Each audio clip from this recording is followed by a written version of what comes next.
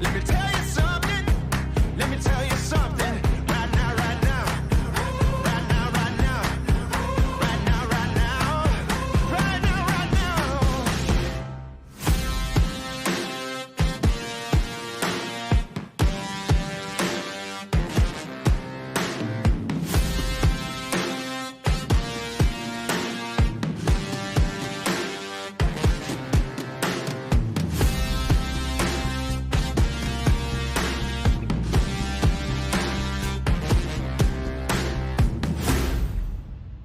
Oh, I got a real good feeling. Got a real good feeling. Like there is lightning deep in my bones. Yeah, I got a real good feeling. I won't hit no ceiling. I'm going higher than I've ever known. Yeah, I got a real good feeling. Got a real good feeling. Like there is lightning deep in my bones. Yeah, I got a real good feeling. I won't hit no ceiling. I'm going higher than I've ever known. I got a real good feeling. Well, ladies and gentlemen, good morning and welcome to the Kingdom of Morocco for this next stop on the Waterski Pro Tour. It is the third edition of the Royal Nautique Pro, and we're so glad to have the pleasure of your company as we get ready and prepared for our tournament that will take place starting at 9 a.m. local time this morning with the women's trick competition, followed on by the men's tricking competition, and we'll continue on to the men's slalom portion of this event. You're watching live pictures of the nation's capital of Rabat in the Kingdom of Morocco. We're breezing past one of the iconic towers around this area, the Mohammed VI Tower there on your left, and zooming in towards the National Theatre designed by Zaha Hadid. And you see the other side, so towards the left-hand side of the picture, you'll see the Mohammed V Mausoleum. And it's certainly one of the great capital cities in all of the world, especially in this part of the world, which is Africa. And a great looking shot over there, as you see all the way in the background is the Atlantic Ocean. We are less than 3 kilometers away from that huge body of water, and we're zooming in and lowering ourselves towards our venue, which is the Royal Nautique Burigeg facility. We are on the Burigeg River. And once again, the good folks here are welcoming some of the finest skiers in all of the world in the tricks and the slalom event, and we will get underway in a few minutes. This competition, the third edition of the Royal Nautique Pro, being brought to you under the high patronage of His Majesty Mohammed VI, and great to have the pleasure of your company. We are less than 11 minutes away from starting, so make sure that you grab your favorite chair and grab your favorite beverage for the action that's to come. But before we do all that, let's welcome in our man on the spot. It is going to be Zane Nicholson. Take it away, sir. All right, shalom and good morning here from Rabat, Morocco. Super excited to be here at the Royal Nautique Pro 3rd edition. We're here by the pool with the skiers area. Lots of things going on. We got a Joe and Juice. You see back here we've got the lake. Great for viewing. Conditions are absolutely perfect here this morning. We're stacked with a lot of competition. This in the men's trick, women's trick, and I'm looking forward to the slalom events. So been big scores in practice, so hopefully we can carry that on in this tournament, and hope you guys stay tuned and enjoy the event. But right now, we'll send it back to you, Tony.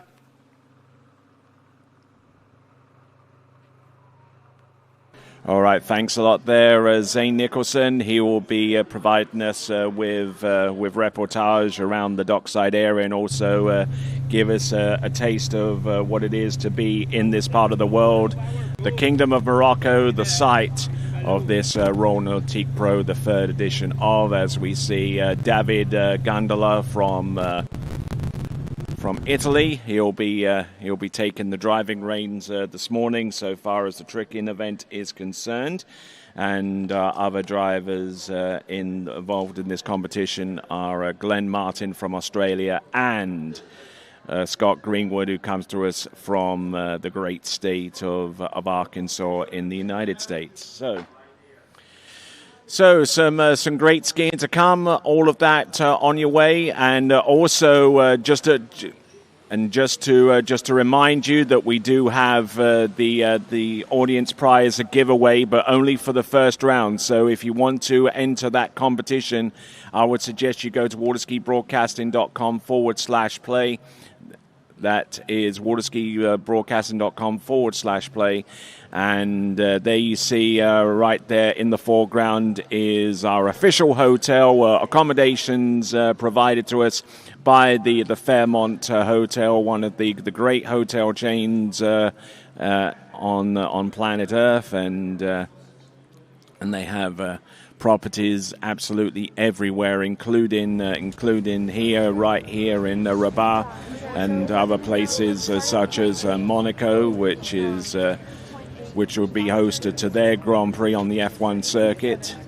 So I would suggest that you grab yourself another monitor or a TV or two and monitor the situation both here in Rabat and also in Monaco right now, as we see a few of our competitors getting ready to go. Our first one is just chomping at the bit to take to the stage here on the Burageg River. It is Hannah Stopnicki, and completing the list of our trickers. We start off with Hannah Stopnicki, and then we'll go on with Kennedy Hansen, and our final tricker, who placed in third last year in the second edition of the Royal Nautique Pro. It's Neely Ross, looking for a little bit of redemption, I would fancy. So that's what we got going on. Our towboat is the brand new 2026 Nautique by Correct Craft, and it is resplendent in its gold accent.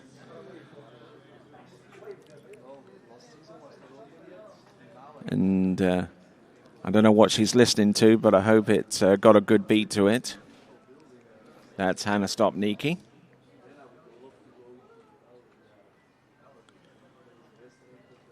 And don't forget to tune in to our live scoring, which can be found with a Google search under IWSF results.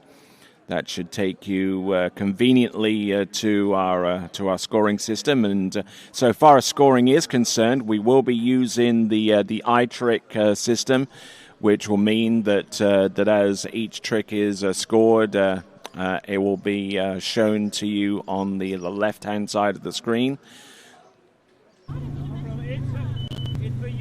And getting that situated right now is Donald Conley, and providing you with almost instantaneous results of our trick skiers. iTrick, your bulletproof trick judging system, and you can find out more by going to iTrick.ski.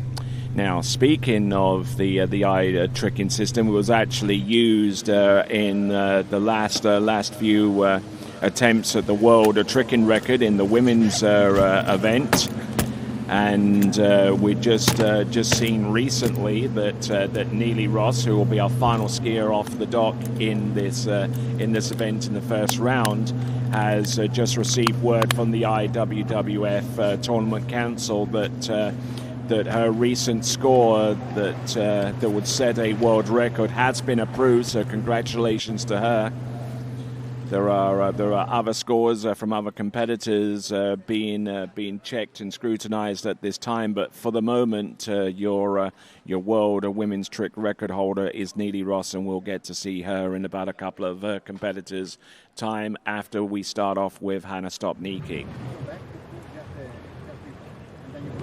Our middle skier, that is Kennedy Hansen. She's warming up her dockside as well. Much easier than the one of yesterday, yeah?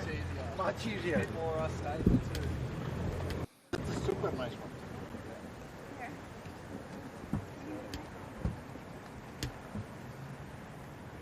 just trying to stay limber, and for those of you wanting to see our schedule, there it is right up on your screen. Women's trick round 1, men's trick round 1, and women's slalom round 1 and men's slalom round 1. And the reason why we're shifting a little bit so far as our scheduling is concerned during the course of the weekend is because of the tide. We are less than 3 kilometers away from the Atlantic Ocean, so any tidal activity has a profound effect upon the action that you will see on the water. We're trying to time it to where the tide is more conducive to performances, high level performances on the water right here. Because tricks is less affected by the tide, whether the water's coming in or going out. That's what we've decided to go with first. And by the time the tricking has concluded in the men's competition in round 1, we should be in a really, really good position so far as our tide is concerned, and to give our skiers the best possible conditions for the best performances that we can muster here on the Burigeg River. For those of you that are just joining us, welcome to the 3rd edition of the Royal Nautique Pro.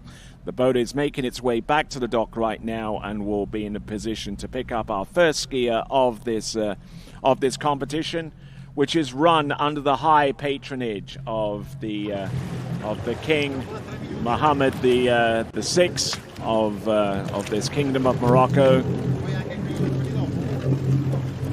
David Gandola in the towboat. Our crew is there. Boat speed set 17.8, A2 I believe. And we'll get all the necessary stats presented to you up on the screen.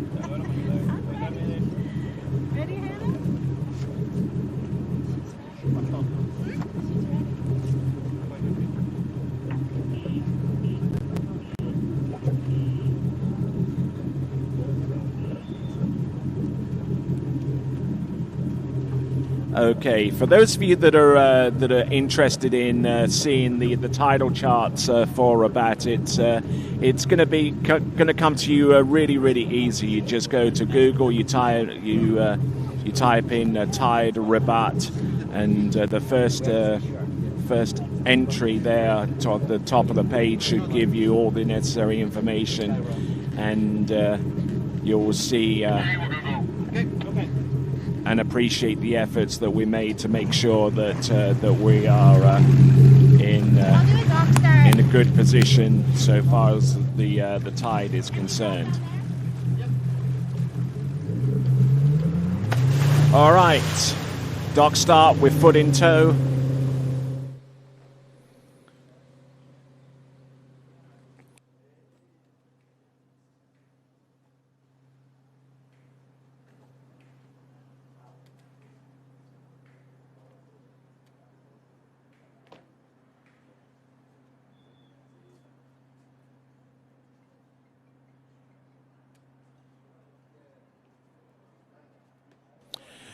All right then, folks, let's go. Indeed, we've got Hannah Stopnicki, comes to us from Canada, a skier for Rollins College, I believe, as has been the case for many of the world's top skiers who have graduated to world-class level. I mean, that college that is head coached by Mark Bedsoe has produced a number of fine competitors over the years. Okay. All right, boat straightened up, line tightened.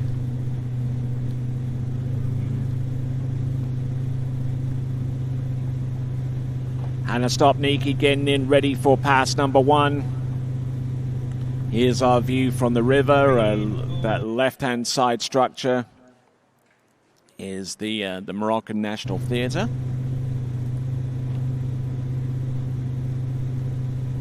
Hannah Stopnicki looking good for a toe 7 front. There she goes, toe 5 back, toe wake back to back, toe wake back to back reverse. Going through the standard array of toe tricks, which includes the toe wake O, toe wake line O, toe wake back, toe wake line back to back, and a toe wake front. A fairly well constructed looking opening pass for her. Just easy as she goes. She knows full well that she will be a part of the festivities in the third and last round. So we have 3 trickers in the event. All of them make it through to the final. So they're each looking to set a pace that can be sustained between now and the end of the competition. And currently, I'm looking at a provisional score of 35-40 that's currently being scrutinized right now. The one trick that they had a little bit of beef with so far as the scoring is concerned appears to be the toe wake lino, and we'll see if that is a scorable. They're in the review stage right now, and once we get all the particulars situated, we will put that score up on the left-hand side of the screen. We're taking a quick look over the marina here at Rabat on the Burageg River, which is less than a kilometer away from the. So here we go. We've got a total score. It's gone through the scrutinization of our review period, and 35-40 on pass number 1. 35-40 on pass number 1. Okay. Which is par for the course there for Hannah Stopnicki. Now let's see how she gets along with her handle pass, which will include flips. Now, the one major trick that wasn't included in that score was the toe wake line back to back. As you can see, it's a no credit on the list. Hence the reason why she scored 35-40. Would have probably been a little bit closer to 4,000 points had she had gotten that trick in. But as I mentioned before, looking to just try and set a decent pace on round number 1, and looking to try and be in a good position to throw out a top level score in rounds 2 and the final. Here she comes. Second pass. There we go. Wake 5 front, that's 310. Wake 5 front reverse, that's another one. 310 points for that as well. The wake 5 back now going into a flip sequence. 500 points apiece for each of these regular flips. Now rocking her way towards the end. She's got about 5 more seconds here. She just about makes that flip from back to front, and a couple of surface back-to-backs. So, opening up the competition, the third edition of the Royal Nautique Pro, Hannah Stopnicki, 2 stand-up runs, superb effort there for her. Getting ready to rock. Wake 5 front there, clean as you like there, with 310 points awarded for that trick, and 310 for that one, 540 degree spins over the wake, 310 points each one, and then going into a flips.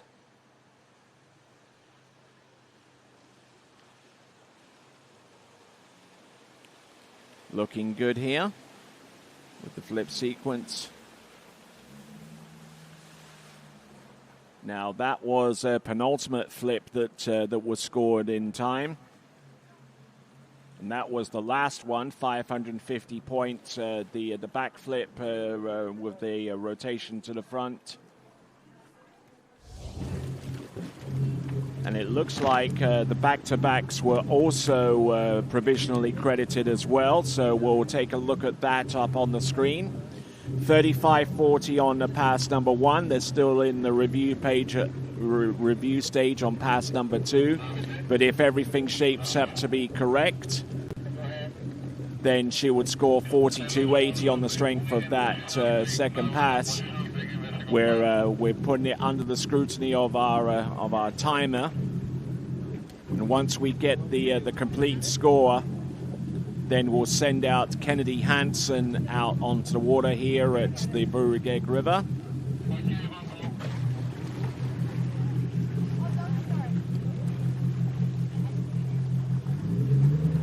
All right, dock start with rope in tow. Committed score of 4,100 points. So obviously timing a bit of an issue there with the back-to-backs at the end and the front and the side slide. The front and the side and the front and the side were basically throwaway tricks anyway. No big loss there. So 4,100 points, giving her a grand total of 76.40. So not a bad start to the proceedings here for Hannah Stopnicki. And on the water right now, a skier who comes to us from Milton in northern part of Florida, that is Kennedy Hansen. But in the meantime, let's check in with Hannah Stopnicki and Zane Nicholson. All right, hey guys, I'm here with our first skier of the day, Ms. Hannah Stopnicki. So out first set, how did everything feel out there? It felt good. I really had to be ready at 9 a.m. sharp. And yeah, the river was a little bit different than what we're used to in like Florida and the rest of the world where we ski on lakes. But every set, I've gotten more used to it. And today, probably, I felt the most settled. Well, awesome. Well, you look good out there for opening up and hopefully, kind of roll with it. Going to do anything different for next round? Hopefully I'll actually do my toe run. I got a little back after toe line O, so I did a toe wig back instead of toe line back and then kind of messed up the end, but it might have worked out for me because the beginning was slow, so it might have helped me get some more points anyway. All right, well, perfect. Well, we look forward to seeing you in the next round, and good luck, and we'll send it back to you, Tony. All right, looks like we got on the water Kennedy Hansen. She is whipping in and out of these tricks. Toe wake O, toe wake line O. Good elevation there. Toe wake line back. Back and front, toe wake line back to back, and she is on fire out there. She's looking to make a statement, and she's just done that on pass number one. That is Kennedy Hansen, who comes to us from Milton in the Florida Panhandle, and a recent graduate at the University of Louisiana at Lafayette. She will continue her studies there. She's currently on an online MBA course through that fine educational institution in central Louisiana, in south central Louisiana. But looking at her go, she is really rocking this. She's practiced here for the last couple of days, so she's had plenty of time to acclimatize to the moving water. The tide is going out at this point, so it's emptying out this venue here. And as it does so, it means that the skiers feel a little bit quicker underfoot, and the slack line is a bit of a present anomaly that they normally don't have to deal with on a lake, as Hannah Stopnicki rightly said.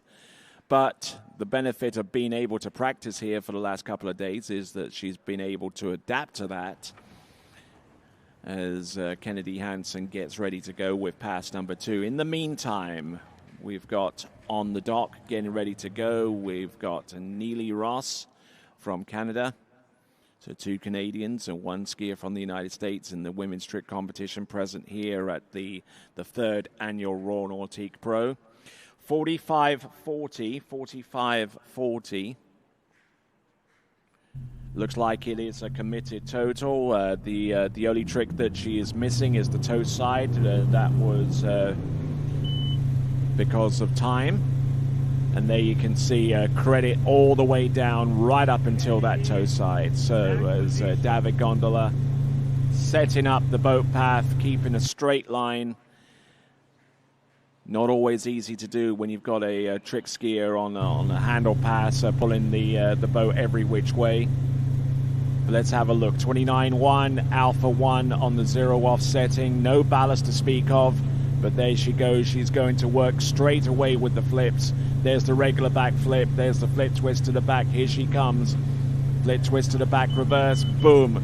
And now she drops the trap door and lowers the boat speed in order to get set for the 5 backs and 5 fronts. Ski line back to back, and she is on fire. 2 stand-up runs for Kennedy Hansen.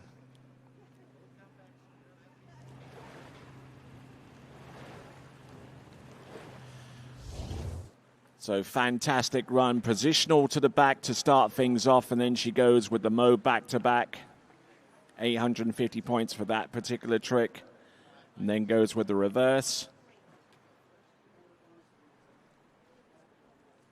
And just seems to be really, really comfortable out there on the water. Really throwing the ski up and around, and just keeping her intensity up and flowing from one trick to the next.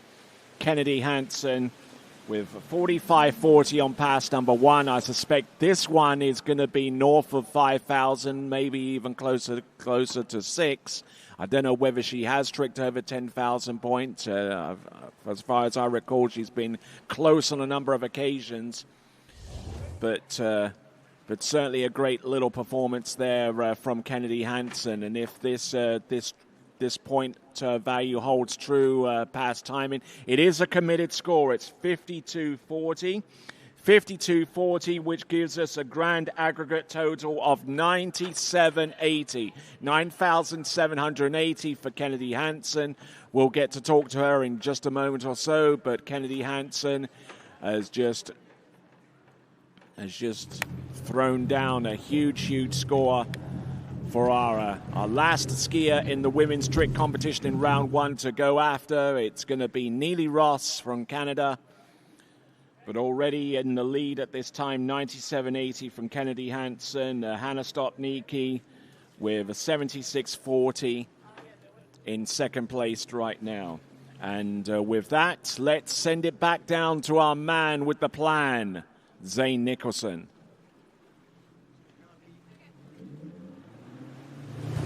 All right, hey guys, I'm here with second skier, Miss Kenna Hansen.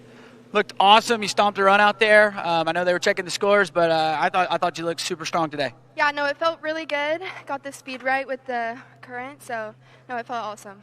Yeah, well, awesome. Nice stand-up run, and then now kind of switching our brain to slalom mode. So looking forward to that. Yes, sir. I'm excited. Oh, well, cool. We're super happy to have you here. At this event, big event, super fun. So great to see you here. We'll let you go get dried off and get ready for slalom. Cool. Thank you. I'm excited. All right, we'll send it back to you, Tony. Yes, absolutely. Great skiing there from Kennedy Hansen. And she mentioned the impact that the flowing water has upon a trick skier's performance, producing slack in one direction and tightening up the line quicker in the other. So being able to adapt and to ski through each of those 2 passes is certainly critical to a skier's success going forwards. So here we are. We are on the Burigeg River and taking a drop at the other end of the course. I hasten to add that this is a river course. It's not a lake, and I just have to kind of stop myself from time to time mentioning the body of water being a lake, but it is a river. And coming to us from the Muhammad the VI Tower, and making its way towards the National Theatre and the Hassan Tower here on the Burigeg River in Rabat, Morocco. Here we go, 29.3 with the speed in kilometers. Alpha 2. And look at the speed here. Boom, bringing it in. One trick to the other. Good spin there. Toe wake ho, toe wake line ho, toe wake line back, back and front, toe wake line back to back. Does she have anything more? Yes, she does. A couple of toe side slides. And normally around about that point, she would probably contemplate doing a toe wake line 5 back. But she probably feels that she's done enough, at least at this point in time, to maybe put herself in a position where she will lead out of round number 1. But it's only halfway done. She's gone through the toe tricks. We'll see what she can do with hands. Certainly a lot of construction and a lot of things have changed around here. Even in the last 12 months, I recall that that during the course of this event, they were driving in the pilings at the Hassan Bridge end of this body of water. But that construction has since been completed, and a beautiful public park deck is now present here on the Burigeg River. And also on the river is Neely Ross doing a fine job there with the tow wake lino. That tow foot a little low to the water, I would have to say. If I was to pass any criticism, that would probably be the one and only thing that may have prevented Neely Ross from conjuring up a huge trick score. However, having said that, 46.70 looks like the tricks that she produced a credit all the way through, right up until the reverse toe side, the only trick out of time. So 46.70, and for those of you who haven't twigged the latest news in the last couple of days, Neely Ross is your new world women's trick record holder with her point score north of 11,000 points. Okay.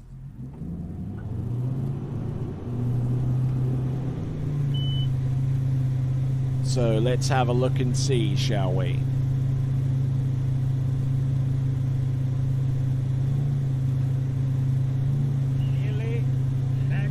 Okay, entering the course, confirmed by our driver, David Gondola, and this is the second and final pass in round one for Neely Ross of Canada, the current world women's trick champion and the current world women's trick record holder as of a couple of days ago. There she goes. She's let herself get a little bit wider than she normally is accustomed to. There we go. 2 front flips. Stomps those landings there. Flip twist to the back. Flip twist to the front. Drops the trapdoor. Goes with the ski line back to the front. Wake 5 front. Wake 5 back. And surface back-to-backs and good pacing. Good skiing there. And that should be enough to possibly take the lead in the competition. Bear in mind that 97.80 is the current lead score from Kennedy Hansen. And judging by those tricks, I reckon that's going to be north of at least 10,000 points. Probably not close to the world record score that she produced a month or two ago. But certainly enough to keep the likes of Kennedy Hansen and Hannah Stopnicki on their toes, so to speak. Good skiing there from Neely Ross, especially with the front flip. Just stomps the landing, doesn't crush the landing by any way, shape, or form, except for that one, which was the reverse, which is the more difficult one of the two. But still able to just edge and just gain maximum elevation and just enough time to let the boat speed drop under her request, and goes in with the 5 front. 5 back, 310 points apiece for each of those 2 tricks, a couple of surface back-to-backs.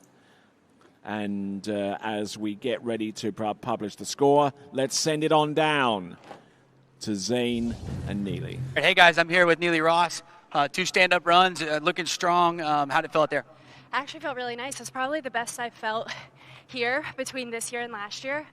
It felt good. I mean, all you can really ask for is to go out there and do a stand-up run. We still have tomorrow before finals, so I'm happy with it. Well, cool. Well, I'm looking forward to seeing you in slalom a little bit later today, and we'll let you get right off and get ready for it. Thank you. Definitely excited to slalom. All right, perfect. And right now we'll send it back to you, Tony. And she'll be pretty excited with the trick score as well. It's 10,950 points, 10,950. Provisionally at the time, it's a 10,950. It's still going through the timing phase, and now because of the timing, one or two tricks have fallen under that scrutiny, and so the point score has been revised from 10,950 to 10,440. So losing out on one of those tricks towards the end.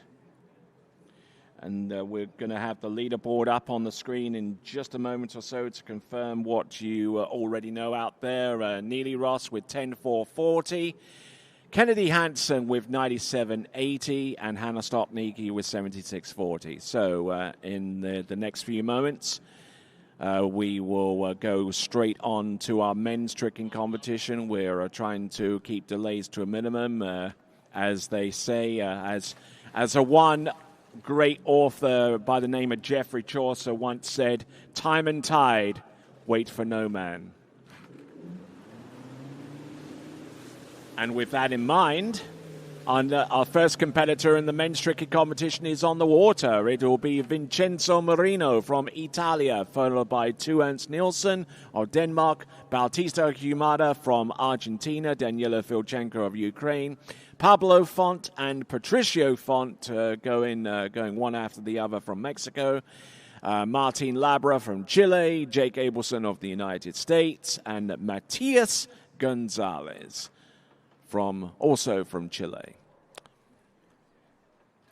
Beautiful shot there of the Burigeg River as our drone heads out towards the Atlantic Ocean. Hopefully we'll get to see it back. Just never know with the limits of technology, but certainly a beautiful part of the world. We have some great hotels. We've got some glorious beaches right here on the banks of the Burigeg River. And there you see on the left-hand side of the screen is our official hotel, accommodations provided by the Fairmont. And there you see on the right-hand side, looking up towards the top there, you see the Muhammad the Sixth Tower. And a little bit downstream of the river is the Hassan Tower and the Muhammad V mausoleum. Oh, and Vincenzo Marino in trouble already with the opening tricks on his opening pass, not looking at all fluid. Toe wake liner a little bit delayed with the recovery on that landing, and you expending an awful lot of time and just trying to get that toe wake line back to back situated. But unfortunately, he started his trick about a few centimeters before he hits the top of the wake.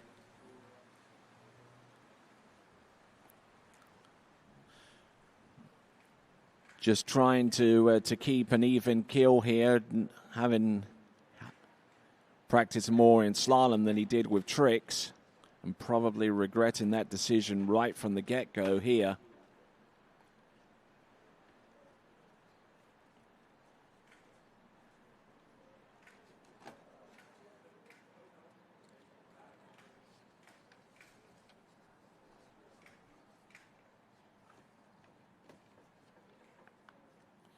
So just looking at these tricks towards the end, and you see the attempt there at the toe wake line back to back, and coming up way short on the wake on that one. And we'll see if he can redeem himself a little bit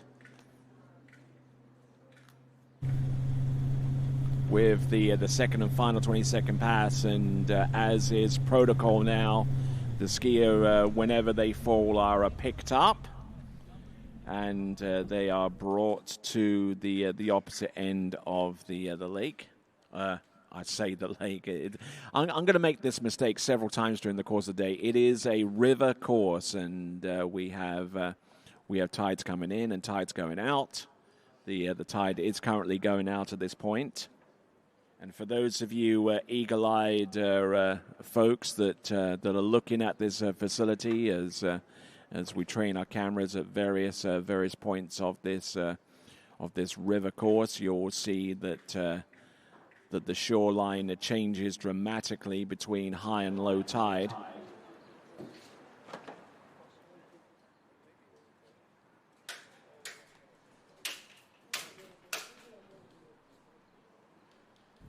Okay. You got it, dude.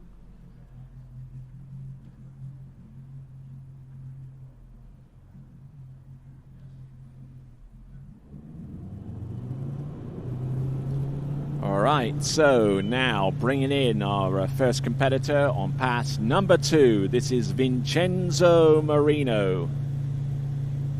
Vincenzo who comes to us originally from Sicilia, which is Italian for Sicily. We go down 5, maybe, or you tell me. There we go, going from flips from one side to the next, flip mode back to back.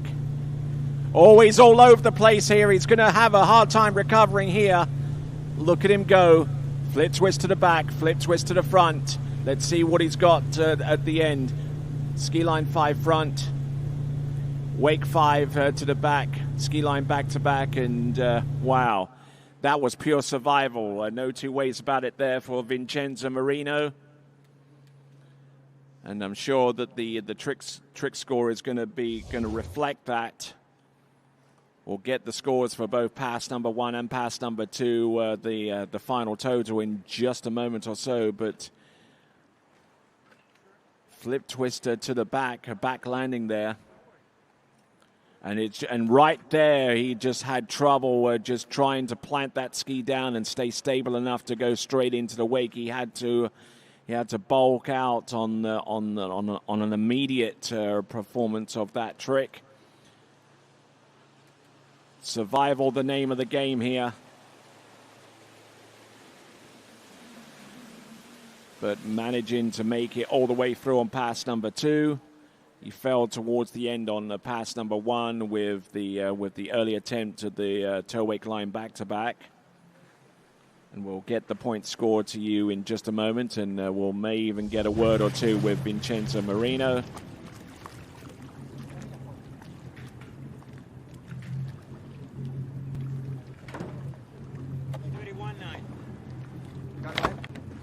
And you see we have our interviewer here, a man of many talents. He's pulling pin for both Vincenzo Marino and our next skier, to Ernst Nielsen. So 33.40 on pass number 1, 5,040 on pass number 2, and with that, let's check in with Zane. All right, hey guys, I'm here with our first men's tricker, Vincenzo Marino. How are conditions out there on the river? Oh, kind of different than what you used to it, but fun, super fun. The current is a little bit strong, but super fun. Happy to be here. Well, I thought you looked pretty good there. You know, kind of going down a little bit early on your toe run. Had a little bobble in the hands, but you know, got that one out of the way, and hopefully we you know, kind of get a better stand-up run next pass. Yeah, I will do it. Thank you, guys. Well, perfect, dude. We'll see you later, and we'll send it back to you, Tony. All right, there, and we've got a total point score for Vincenzo Marino of 83.80,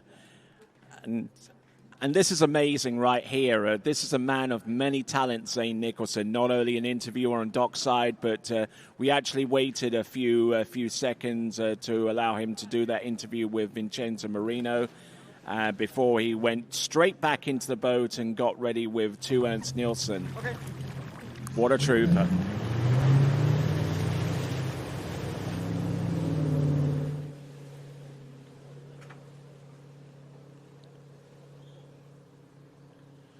So, just a reminder, our opening score is 83.80, courtesy of Vincenzo Marino. We've committed his score. Timing an issue towards the end with the ski line back-to-back being the first of the remaining tricks on pass number 2 to not receive any points due to performing that trick out of the 20 seconds of time.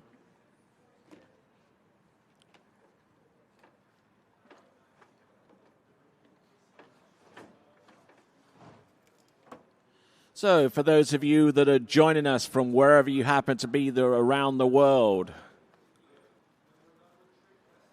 I know it's a little bit of an early rise for some of you folks that are watching us from Central Florida and the Eastern Seaboard, where it's currently 3:30 in the morning right there at this time. But if you are one of those hearty souls, we certainly appreciate your support for the 3rd annual Royal Nautique Pro as we get ready for skier number 2. He comes to us from Denmark. This is Ernst Nielsen. 31.9. Bravo 2. No ballast to speak of. Now Ernst Nielsen, a specialist tricker. would probably openly admit that toe tricks isn't quite his bag. But having said that, it's just wipes his brow towards the end there and just relieved more than anything else that he was able to get through that first pass of toe tricks, as we now reset and bring him back into the course for his handle tricks. As we see a couple of our folks there on dockside, there's Bautista Humada along with Richard Abelson.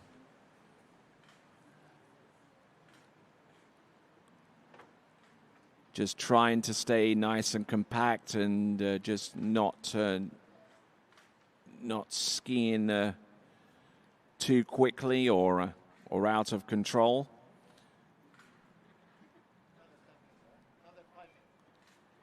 Toe wake lino, and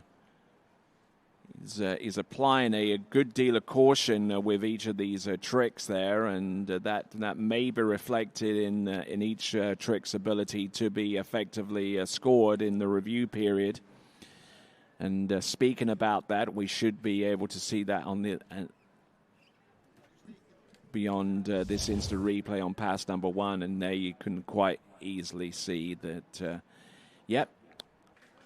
Looks like there's no credit on the toe wake lino, which is going to reduce the amount of points that you produced. It's 34.90 as it stands right now. They're still in the review period.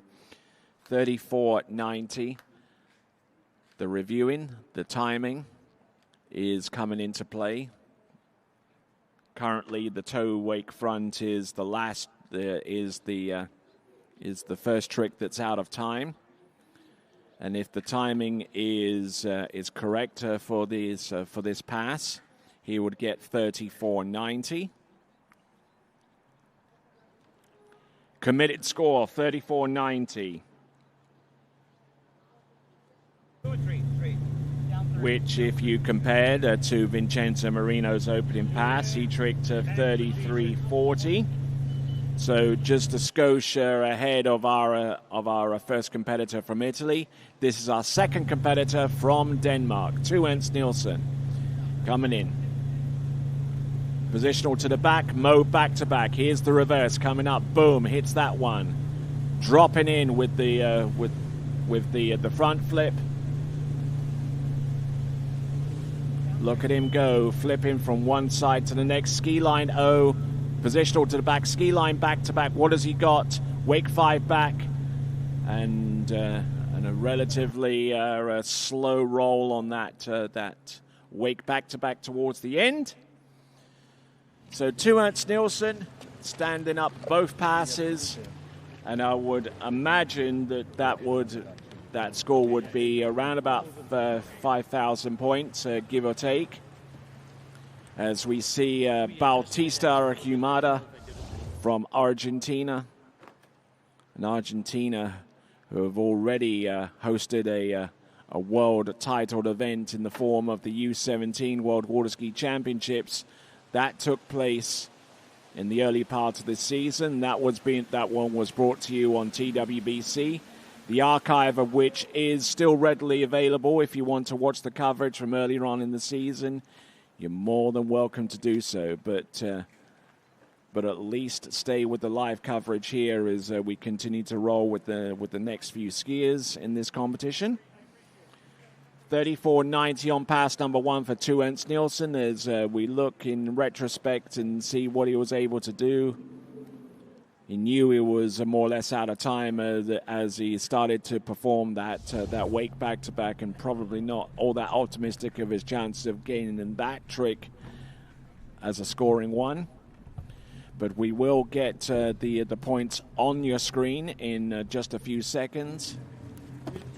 There's David Gundala getting the speed, all the information necessary. Oh, this is a bit of a shocker.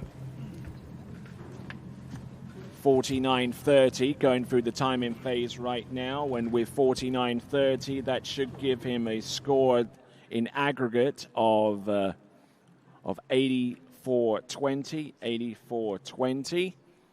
That is a committed score, so 84.20 puts 2 Ernst Nielsen marginally in the lead by 40 points. And our interviewer on the dock side had an upfront and personal look at that performance, 484.20. And in a moment, we should be able to hear from Tuans Nielsen. So with that, let's send it over to Zane and for Tui. All right, hey guys, I'm here with the Danish skier, Mr. Two, arguably my favorite tricker in this event. So saw you get 2 stand-up runs. So how'd it feel out there? It actually felt all right.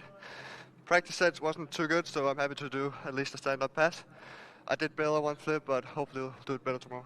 Well, and that was the thing, man. You just need to get a stand-up run and you know kind of get your feet under you and get a little confidence back. I thought it was really good getting through that. So great skiing this morning. Thank you, Shane. All right, perfect. And we'll send it back to you, Tony. Barely one flip. That's the personification of understatement, I would say. He did more than one flip. He did a whole bunch of them. Anyway, that puts him in the lead by 40 points ahead of Vincenzo Marino on 83. On 83.80, Tuans Nielsen with 84.20. Bautista Ahumada from Argentina is on the water now. We have Connor Pesic in the towboat as well, along with Richard Abelson, the pin puller. Hopefully he won't be forced into that particular role. And just another reminder that the first round of the slalom event is the one that we will be awarding the audience prize a ski on that basis. So if you feel like entering our competition at waterskibroadcasting.com/play, then do so. You'll be predicting the top 3 positions after round 1. Both the women's and men's slalom, plus the score tiebreak as well. So full terms and conditions and details can be found at waterskibroadcasting.com/play.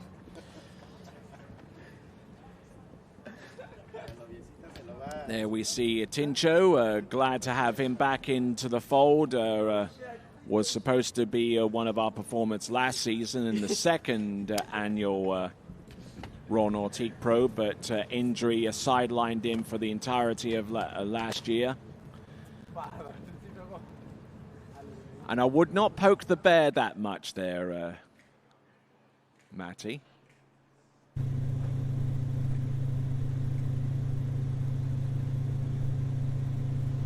Bautista Ahumada from Argentina comes to us from Cordoba.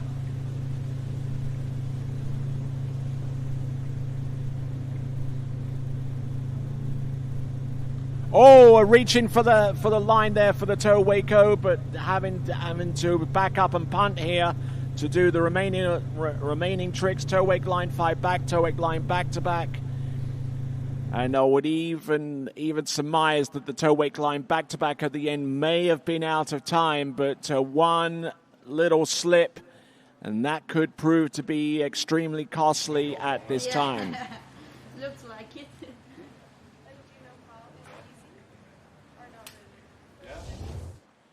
So just a reminder, we have 9 skiers in this men's tricks event and only 8 advance through to the third round final. So we still got another round of elimination round skiing to come for our men.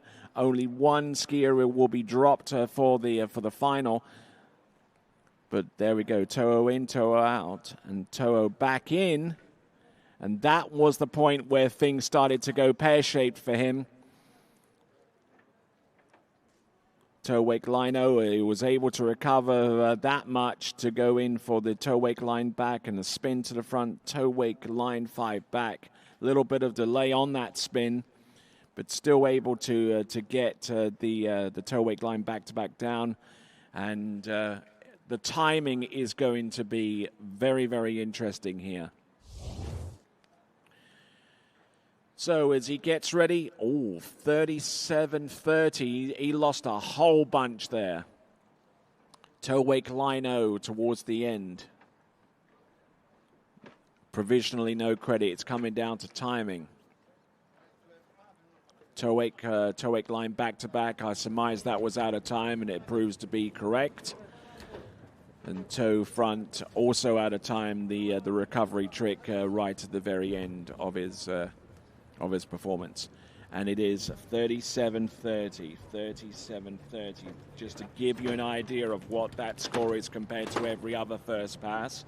34.90 was the first pass for Tuens Nielsen. That's the lead opening pass, and 37.30 has superseded that. So Bautista Archimada still on a good pace right now, but he can't put much of a foot wrong.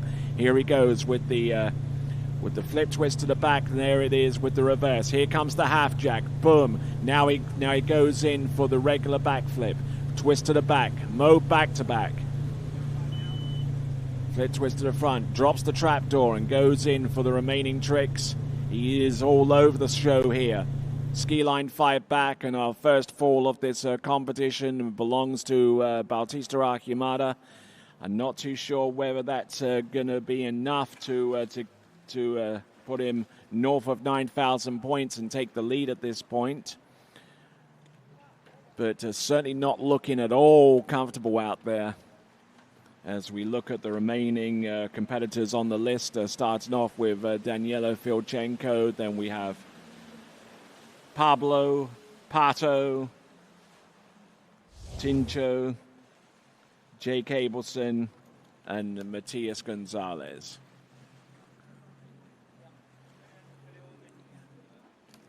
Obviously, just trying to move from trick to trick here without too much fuss, without too many complications. But a lot of what you see here is almost a direct result of the tricking that he produced in pass number 1. Ski line O, positional to the back, ski line back to back, and that's where things started to go sideways on him. But he was still able to at least attempt to ski line 5 back, and had that trick been performed and skied away from him, might have gotten that trick in time and scored. But unfortunately, neither one will be entertained here. Okay, a committed score 48-10, 48-10. Total score 85-40. So that puts him in the lead, 85-40, but only to the tune of 120 points. So still very, very closely matched there with the previous 2 competitors. That was Bautista Archimada. All right, then. So next skier on the water is Daniela Filchenko, but before we join him, let's join our folks along the dockside. All right, hey guys, I'm here with Bautista Archimada. We just saw you get off the water, going down a little bit early there on that second run, but good to see the young gun here, on the trick dock with everybody. Yeah, it wasn't that late, but it was good. I'm here. I'm in Morocco. I feel very, very good, and skiing with all the pros. Well, now you're here on the dock with the pros, so I think you can consider yourself a pro. You've been absolutely crushing it through the junior ranks. It's been fun to watch you, and to now see you here, not only in the trick event, but we're going to see you in the slalom event later. I'm pretty stoked for you, bud. Yeah, thank you so much. Well, cool, dude. Well, we'll let you go get dried off. You switch your head into slalom mode, and, enjoy your time here, and we'll see you in a little bit. Thank you. All right, perfect. And we'll send it back to you, Tony. And a lot of these skiers have actually taken advantage of some of the great surfing conditions that are present here in the Kingdom of Morocco. So they certainly have tried to maximize the time here in the Kingdom. This is the 3rd edition of the Royal Nautique Pro under the high patronage of His Majesty King Mohammed VI. We thank him and the organization here for making this tournament possible. As we see Daniela Filchenko go with the half jack. Nicely done. Flip twist to the back reverse. Let's see what he's got. Front flip. Now he's going to drop the trapdoor here for the ski line 5 back, ski line 5 front, ski line O to the back, ski line back to back. What does he have? Ski line back inverted across the left wake, and absolutely stomping first pass. And actually the first competitor that we've seen in this competition electing to go with the handle pass first. What does he know that the others don't? So there we see making his way towards the dockside, and we've got Pato Font. Already on dockside is Pablo Font.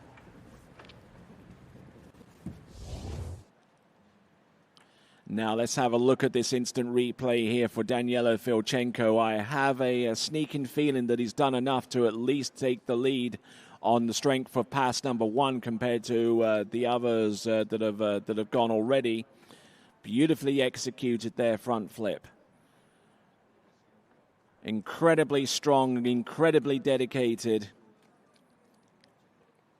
And judging and taking into account where he resides and where he comes from, that aspect of his skiing certainly cannot be underestimated. Boom, there we go. Ski line O, a positional to the back, ski line back to back. And now here's the inverted ski line back. Boom, travels across the wake. And I would have almost thought that that towards the end there, he might have done an inverted O, but I think he has that internal chronometer going and just stopping where he wanted to at that point. And 69.10, 6,910. So that gives him a pretty good buffer going into pass number 2. 69.10, that's only about maybe about 15 or 1,600 points away from the promised land that is the lead score. But I'm sure that he'll want to score a little bit more than a measly 15 or 16 or even 1,700 points at this time. He's looking for the whole Megillah here, the entirety of this pass. Dare I say, the whole shebang.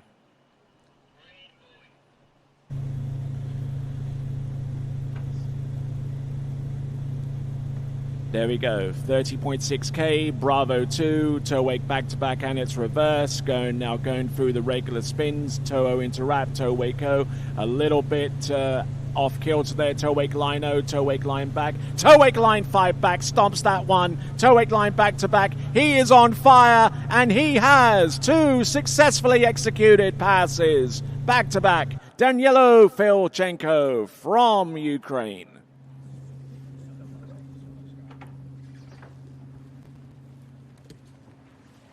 Fantastic effort all the way through. I think that one is going to be north of 10,000. That much I do know.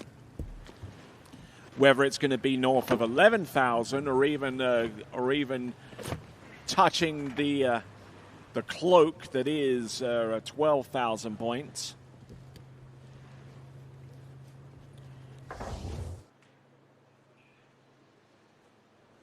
So as we see Danielo Filchenko rocking his way from one trick to the next.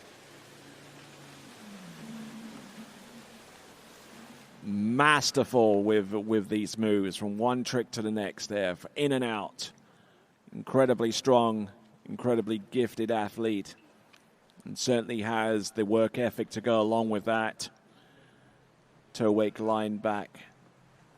Toe wake line 5 back, getting the sufficient enough elevation there to allow him to land and then continue on with the toe wake line back to back, toe wake line back to back reverse.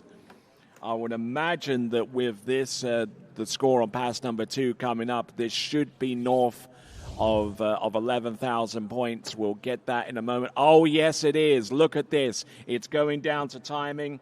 And if the timing is correct, and the point score is coming through as such, it is going to be north of 11,000. It's very, very close to 12,000. It's a committed score of 11,730. 11,730. We'll get to talk to him, but first, let's check in. We'll check in with Zane in just a moment as we see the tower that overlooks the Beauregard River, the Mohammed, the sixth tower. And with that, let's check in with Zane. All right, hey guys, we're here with Mr. Danny Badass, Mr. Danny Villichenko. We just saw you out on the water, committed 11.730, so pretty good tricking out here this morning. Yeah, pretty good. Felt good. TOEIC line, no credit. We'll do better next time. Yeah, great to be here. First tournament of the season. Happy. Yeah, well, it's good to have you back here, man. It's so awesome to be here at this third edition of the Royal Nautique Pro, and super stoked to have you back. For sure, it's amazing to be here. We're a bigger crew than last year. Fortunately, don't have our French guys here. Saying hello to them if they're watching. We miss you guys. But yeah, it's great to be here. Thanks to the organizers. Yeah, I mean, it's a stacked field. All the heavy hitters most of the heavy hitters are here, so it's great. And you know, way to start off your campaign in the first round. Yeah, for sure. The stakes are high. A lot of great trickers out here. You got to be on point. Got to do everything to put pressure on them. So I know that, and I will try to do that. Well, cool, dude. Well, great job in the first round. Look forward to seeing you in the second round, and go enjoy the rest of your day.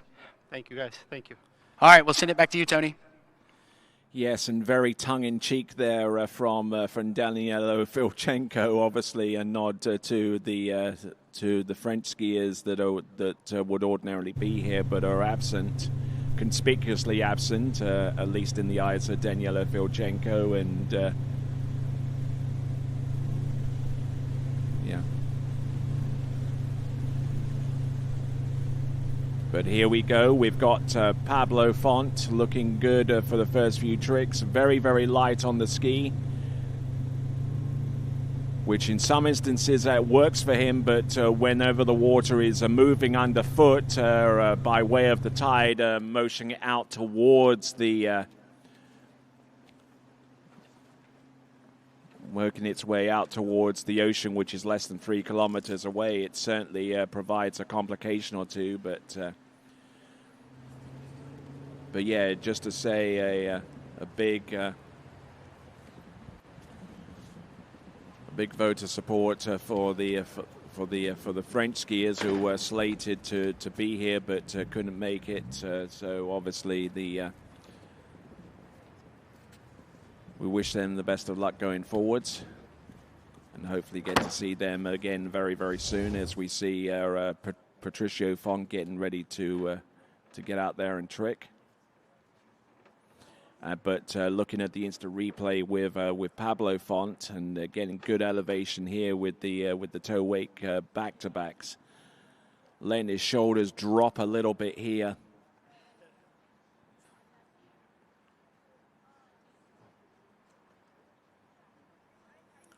But managing to stay upright with these tricks. And as you can see, the water probably not all that easy to see with this camera shot, but we can imagine with the water flowing out, it makes keeping the line tight extremely difficult with toe tricks, as we see a nice shot at the mausoleum of Mohammed V. And there are a number of wonderful sites here in and around Rabat. The mausoleum is a breathtaking showcase of Moroccan royal craftsmanship, housing the tombs of Mohammed V and his sons. And right beside it is the Hassan Tower, an unfinished minaret that dates back to the 12th century.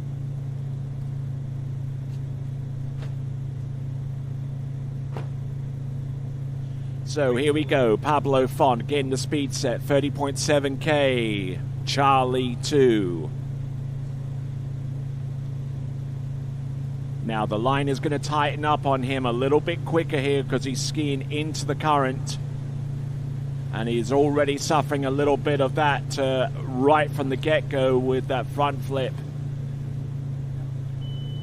Now he's really going to have to hustle here to get the tricks that he wants in time. Ski line 5 front. Does he have anything more? Ski line back, positional to the back. Ski line back to back.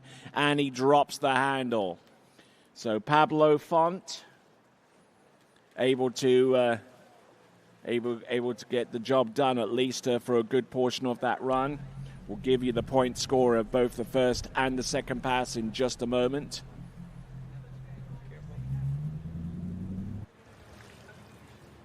As we see dockside Pato Font getting ready to rock, the defending champion here from last season. And there you see right off the first move, very, very close, very, very low, and not getting much elevation off the mode back-to-backs. Oh, did you see that? I mean, how well he extended off the top of the wake to position himself for the front flip. Certainly having to work a little harder with handle tricks here with the water, with the current flowing against him. There really isn't that much wind to speak of, so I mean that factor is not all that present here. But towards the end, he just gave us a little bit of that resigned look, knowing that you did your best, but unfortunately not coming through with anything close to what you'd be previously accustomed to. 45.20 on pass number 1, 58.70 pass number 2, grand total 10,390, which slots him in second place at this time.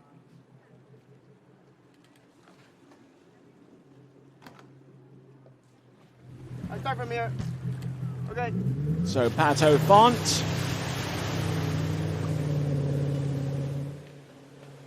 setting himself up for toe tricks on pass number 1. As you can plainly see, he's come off the dock with foot in toe. And a reminder to you good folks out there that are watching this that each of these competitors are trained professionals, and so please do not try anything at home. All right there. So let's send it over to Pablo Font and to Zane. All right, hey guys, here with Pablo Font. We just saw you get off the water. 10.390, so pretty good. Going down a little bit at the end of your hand run, but still pretty big score here for the first round. Yeah, I'm excited. That's a good score. That was the last trick for my hand run, so it was quite solid. I think I'm good with that. Well, good. Well, awesome skiing, and super stoked to see you here. Added a new face to the dock from last season, so super happy to have you here. Thank you, Zane. Appreciate it a lot. Well, cool. We'll let you go get dried off. Enjoy the rest of your day, and we'll send it back to you, Tony. And just a note there, 10,390, the current second slot right now. Daniela Filchenko in the lead with 11,730. So Pablo Font could be one of those competitors into the third round final. There is a second round as well, so let's not forget that. Alpha 3, 29.6 for Pato Font, getting these tricks under his belt. Very, very rapidly spun toe wake line back to back. Look at him go with the toe wake line back to back reverse. Toe wake line 5 back, nicely done. Toe wake front and a spin to the back. Fantastic effort there. Touch move. Where? So fantastic skiing all the way through for Pato Font, the defending champion, and looking to replicate that effort from last season. Needs to be on his toes in order for that to happen. And speaking of which, he is performing toe tricks, or at least was performing toe tricks on pass number 1. Keeping the toe foot close to the standing leg. And just trying to keep good line tension, especially given that the water is flowing with him at this point. Which makes keeping the line tight a monumental task. Toe wake line front and spinning free of the line for the positional to the toe back in order to suck up the slack of that line and in order for him to continue skiing. Careful, don't fall in the water. There's Matty Gonzalez. Yeah, better if you find it. I need it.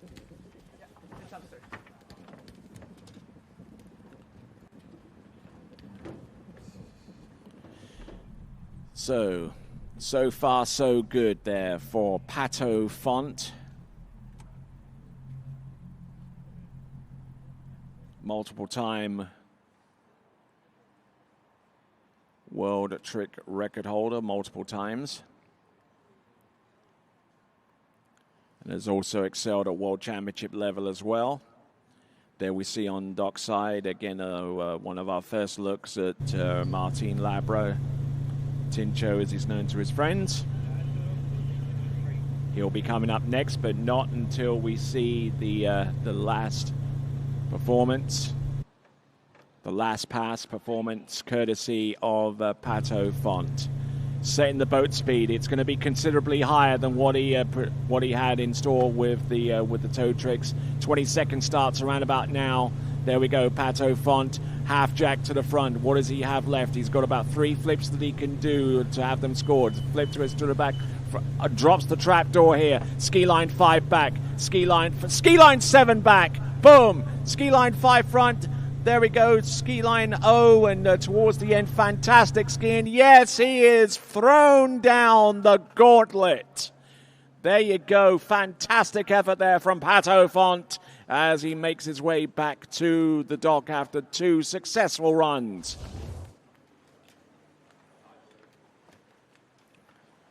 Looking good for the Mo back to back, and it's reverse. Spinning into the line and getting set up for the half jack. That's half of the 6 flips that he can do. There's the flip twist to the back.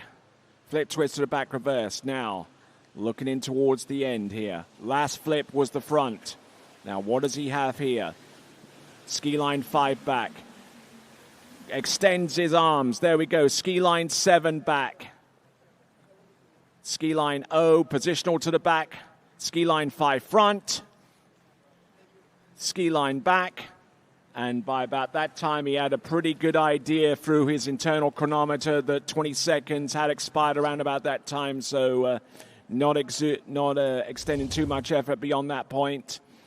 And Pato Font just absolutely on. Oh, look at this. It's going through the review period. We've still got a little bit of time before we will commit the score. But it is north of 12,000 points, 12,690. It's still in review. We'll get the point score shortly. 51.30 on pass number 1. And 75.60 provisionally on pass number 2. We're just waiting on the point score. This is already north of 12,000 points, so he has the lead. Now, to get it exact, we're just waiting on the review from our officials. And while that's taking place, Tincho is on the water. And we'll send it over to Zane while we try and get the points total. Over to you, Zane. All right, hey, guys, we're here with our defending champ, Pato Font. Dude, looked great out there. Put up a big score. I saw they were reviewing the scores. It was 12,690. Still in the reviewing stage, so tell us about your trick run. I mean, yeah, it felt great. I think last year I told you that saltwater is so easy to trick. It's a little rolly, but honestly it feels super, super, super good to ski. I think the last 4 can trick super good, so yeah, just waiting to see their scores and hopefully trick a little bit more the next few rounds. Yeah, well, I'm going to tell you, dude, I absolutely love watching your ski line 7. I think it's so sick. You stomped it down, looks super easy. Kind of looks like, ski line O for everybody else. So it's super fun to watch you out there. Yeah, thank you. I've been working a lot. Honestly, last year I got a cut a few times, so definitely went back home. Kind of mad, but I think it's better than ever. So I feel great about it, and I feel pretty confident doing it. Well, you look locked in, man, and super great skiing, and I'm looking forward to seeing what you can do second round. Yeah, thank you. Thanks, Zane. All right, perfect. And we'll send it back to you, Tony. All right, then. So an aggregate of 51.30 combined with 75.60. Grand total 12,690, a committed score, and the new lead courtesy of Pato Font. Skier on top of the water now is Chile's Martin Labra. Electing to go with toe tricks. Now, keep an eye out on his very first trick, or one of his very first tricks.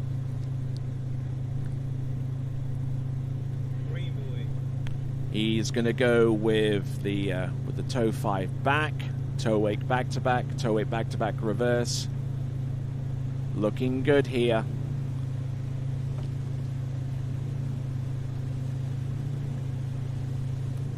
Looking good from trick to trick there. Toe wake line back to back, toe wake line 5 back. Boom, there we go, and recovers well there.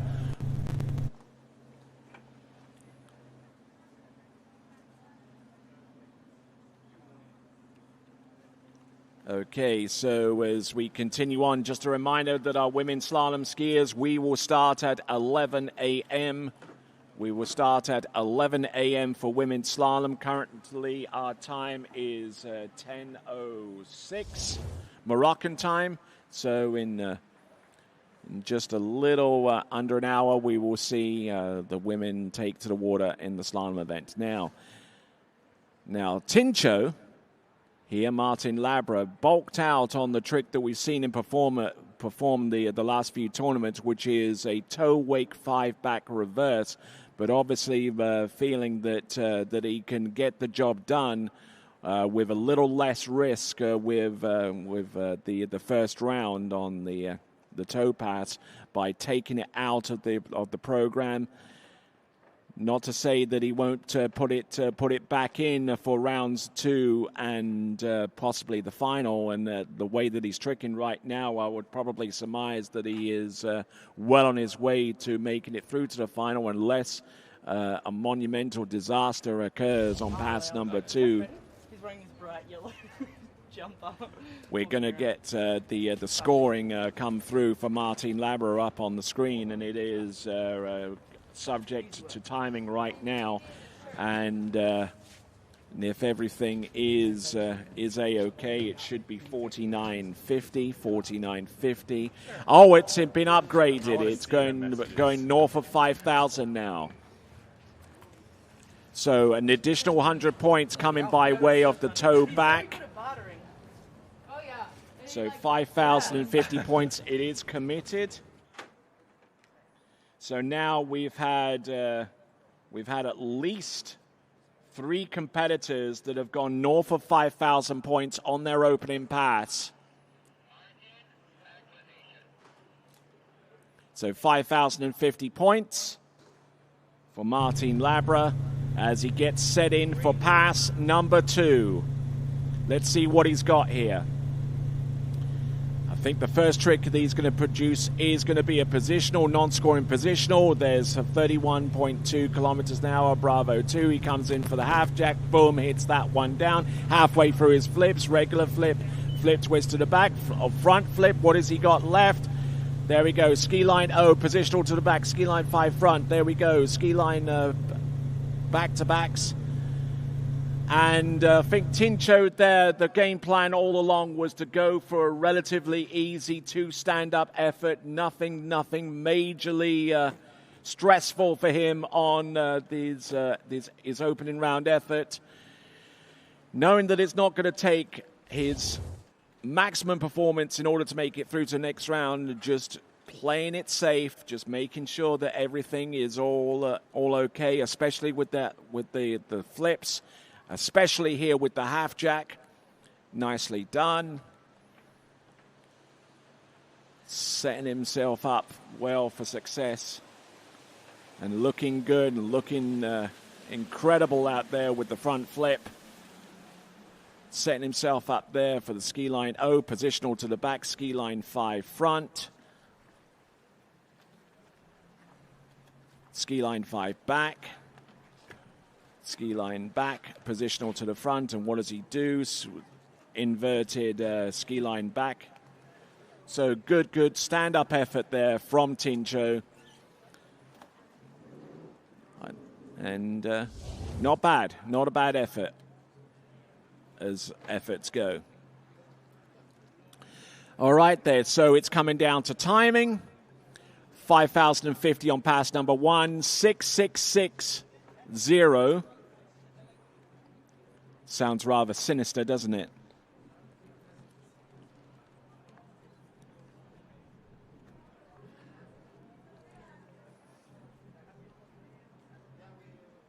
Okay, so we've got a point score 11-7-10.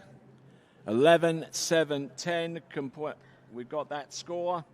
And not only does he have that score, but he has the opportunity to talk with Zane Nicholson. And let's go. Zane and Tincho. All right, hey guys, I'm here with Martin Labro. We saw your trick 11-7-10. I know you're coming back off an injury, so it's good to kind of have you back. We missed you last year. Yeah, thank you. I mean, felt not very good actually. Just like had a big problem with like figuring out the speed and everything. But Richard did an amazing job. But yeah, just didn't feel very nice. I had to change a lot of things. So in the middle of the run, so yeah, I mean at 11-7 is not a bad score. So to not feel that good, so yeah. Yeah, for it to not feel that score, that's an absolutely huge score. Right now that would be sitting you going into the finals. So, and you got another round, so kind of got that one out of the way, and it'll start feeling better each time. Yeah, it's always nice to stand up on the first round. So, yeah, not very happy with the score, but happy with the feeling and everything. So yeah. Well, cool. Well, I'm happy to have you here, dude. It's awesome to see you back on the dock, and we're looking forward to seeing what you can do, in the later rounds. Thank you. All right, perfect. We'll send it back to you, Tony.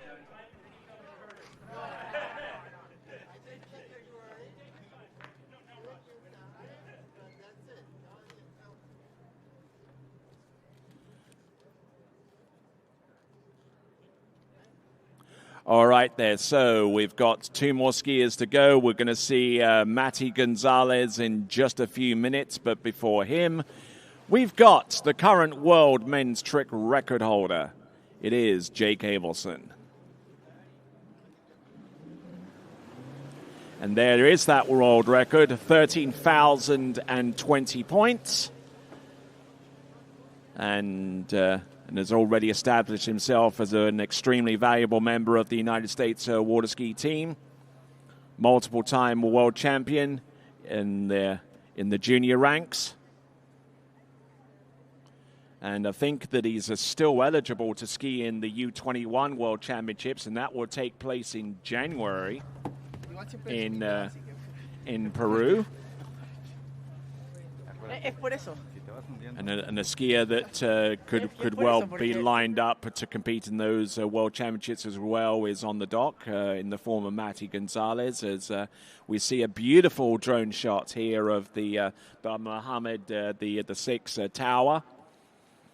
And a lot of construction, a lot of development is going on, because this part of the world will be the host of the FIFA World Cup in 4 years' time, along with Portugal and Spain. Morocco will be hosting some matches. And speaking of the Morocco national football team, their first match in the upcoming FIFA World Cup will take place on the 13th of June. They'll take on the powerhouse that is Brazil. And that match will actually will take place at New York, New Jersey Stadium, otherwise known as MetLife Stadium for the current tenants. So a lot of excitement in play for this summer. Not only with soccer, or football as most people around the world call it, but also for tournament water ski tricks. Toe 5 back, toe 8 back to back, toe 8 back to back reverse, surface toe back to backs, toe 5 front, toe 0 out, toe 0 in, toe wake O. What has he got remaining? Toe wake line O. What does he have left? There we go. Toe wake back, toe wake line 5 back, toe wake line back to back. What does he have with the reverse? Boom, hits that one. Toe wake line front and recovers well. Fantastic effort there from Jake Abelson. Now, typically when he recovers on that toe wake line front, he does so in a rather unusual way. We didn't get to see it performed as he normally does, but he's a man that's got plenty of firepower where it comes to toe tricks, and a lot of ways that he can get himself out of some tricky situations, as it were. Current point score that's in the lead right now, 12,690 from Tincho. Actually from Pato Font, I would say, my mistake. Tincho, for his part, scored 11.710. And it's very, very close with the likes of Daniela Filchenko, who scored 11,730. But just look at these tricks towards the end. Toe wake line back-to-back, toe wake line front. And then just slips in a toe back. Now, normally what he does there with the recovery phase of the toe wake front, he normally pulls on that line and brings it up towards his body and extends his toe foot out behind his ski to suck up the slack rope. And there we see another glorious shot of Salé, which is the city or the township that's on the opposite side of the Bourigeg River from Rabat.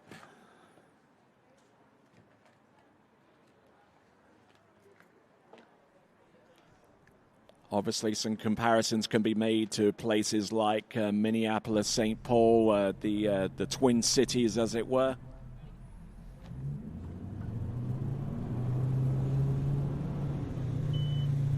Now, 5,300 points, 5,300 points, committed score. So 5,300 points is our top score after pass number 1 from all of our competitors. So he's got a little bit of buffer to work with.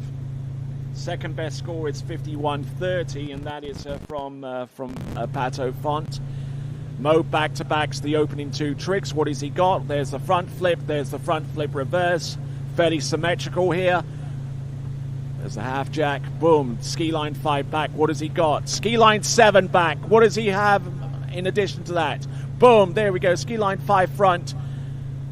And some good tricking towards the end. Iron fist at the end of that effort, and a good sign of a brilliant score to come there from Jake Abelson. So 5,300 points on pass number 1, and I reckon that one is going to be north of about 7,000 points.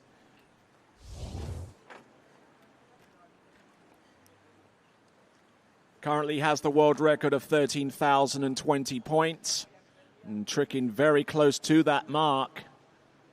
Whether he gets there or not probably doesn't matter at this stage, because he knows that he has a shoe-in for making it through to the final round. Even without a score in round number 2, he'll be in a good position to be one of the 8 finalists. There's the ski line 7 back-to-back. Ski line 0 positional to the back. Ski line 5 front. Ski line back, traversing the wake, turning inverted, and there just slipping a surface back. And by that time, I think that he knows that he's knocked one out the park. All right, we're down to one final competitor. It is going to be Matias Gonzalez from Chile.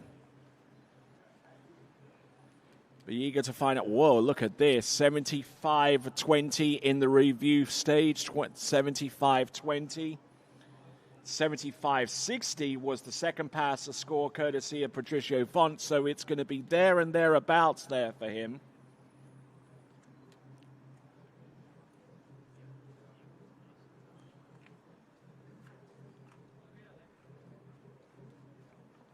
So interesting to see the comparisons between each pass, between each skier. Patricio Font with 51.30 and 75.60, giving him a grand total of 12.690. And it looks like we are still reviewing at this stage. Our judging wanting to make sure that it's correct. And as that takes place, let's send it over to Zane and to Jake. All right, hey guys, I'm here with Jake Abelson.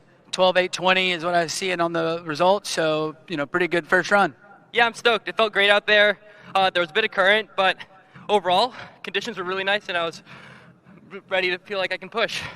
Yeah, well, it looked like you were pushing out there, and I mean, you know, it's stoked to have you here. I know we missed you last year, so it's great to, you know, have you here on the dock, you know, with everybody, big heavy hitters here in the trick event. Yeah, it's an awesome trick event, and it should be really fun to watch. I was bummed to not come last year, but I saw how much fun it was, and I had to make the trip. Well, I'm looking forward to hopefully seeing you go over 13. You know, that we've seen you been tricking huge scores lately, so hopefully we can get one in one of these next few rounds. That would be awesome. I hope to go over 13 too. Well, cool, dude. Well, go get dried off. Enjoy the rest of your day. We'll see you tomorrow. And right now, we'll send it back to you, Tony. All right, then. It's 12-8-20. 12-8-20 on that effort. So well done to him.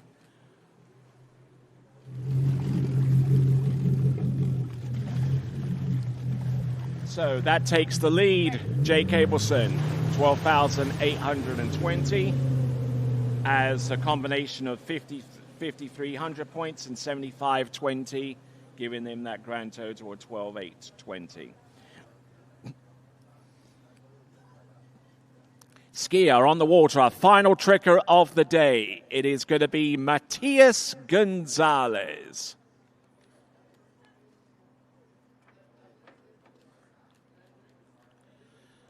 Working his way towards the Muhammad, the six tower, one of the most impressive structures I've seen in quite a while.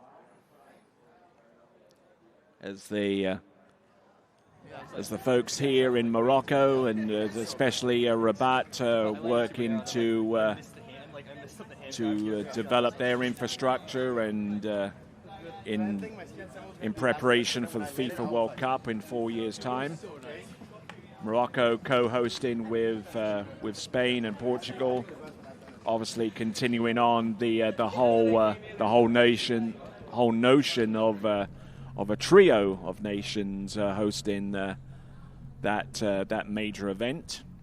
Of course, I'm making reference to the fact that this year's FIFA World Cup is co-hosted by the United States, Mexico, and Canada.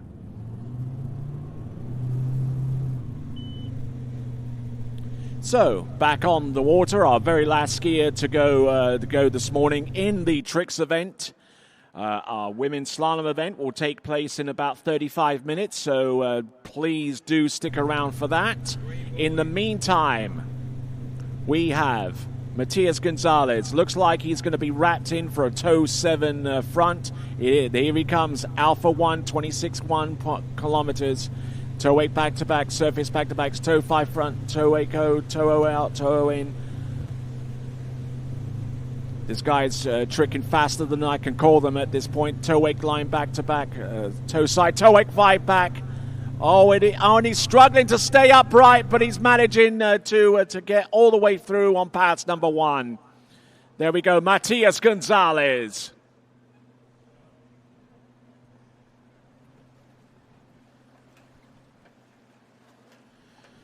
So fantastic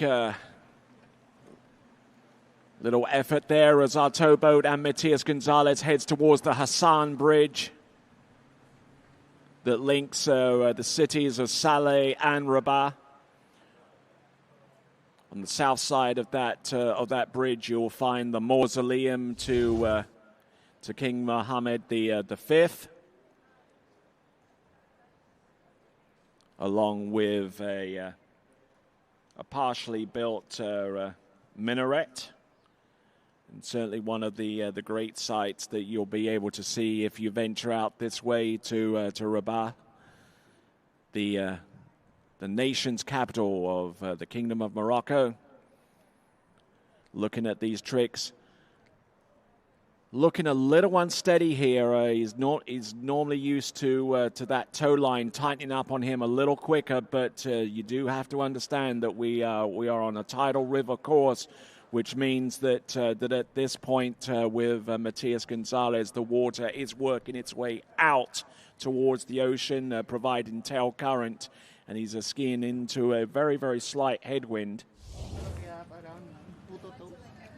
As we see our folks there, there's Pato Font, there's Tincho Labra.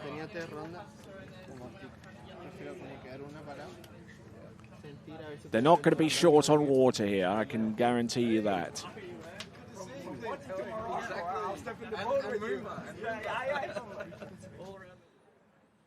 So we've looking to get the point score for Matias Gonzalez on pass number 1.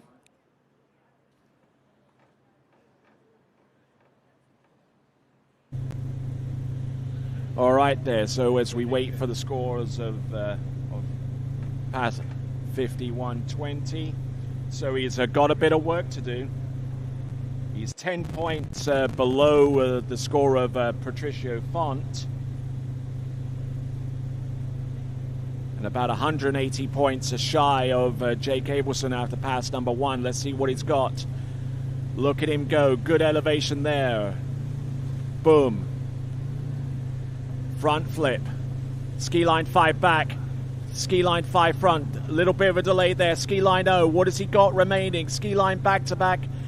And not a bad little performance, although I suspect he may be a little bit disappointing with the pacing towards the end of that run, having to spend a split second or two to recover off some tricks that came up a little bit short. But Matias Gonzalez, 51-20 points on pass number 1, putting him about 180 points shy of the first pass total that was produced by Jake Abelson, who went on to trick 75 at 20 additional points to give him 12,820. But looking good and looking fluid here, at least for the first parts of the run. The tide is moving towards him, which means the line is going to tighten up on him maybe a little bit quicker than he's comfortable with. But having said all of that, he's still a remarkably adaptive tricker. And a fantastic effort there. Ski line 0 towards the end, positioning himself, that line tightening up super hard there with the ski line back to back. And as Matias Gonzalez removes piles of tape around his ankles, I can tell you that as we go through the timing phase, it is 69-10, 69-10. It is a committed score of 69-10 on pass number 2, giving him a grand total of 12,030. 12,030, which currently puts him in 3rd place at this time. And with that, let's go to the dock one last time in the men's tricking competition with Zane Nicholson and Matias Gonzalez. All right, hey guys, we're here with Pro Tour leader, Mr. Speedy Gonzalez. Been on fire this season. So you got there, I think it was 12:30, so pretty good first run. I know you probably wanted a little bit more, but kind of got that one out of the way first round. Yeah, I mean, I felt pretty good. I messed it up a little bit in toes. The start was really good, and then I wanted to do my big toe run. So I was going to try to put toe in front, and then toe in 5 was then great, and then messed it up. But so I feel first round feels good, so we have 2 more to go, and I'm going to try my best. Well, if I know anything about you, dude, you're going to put it together. You seem to come through clutch when the time is right and when you need it. So looking forward to seeing you in the later rounds. Thank you. Yeah, I'm going to try my best, and tomorrow hopefully I can put a bigger score. Cool, dude. Well, I'm expecting it. I know you can do it, and look forward to seeing you tomorrow. Thank you. All right, and we'll send it back to you, Tony.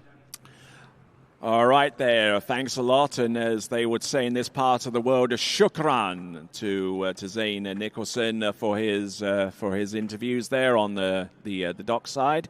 Jake Abelson, your current leader after round 1 with 12,820. Pato Font with 12,690.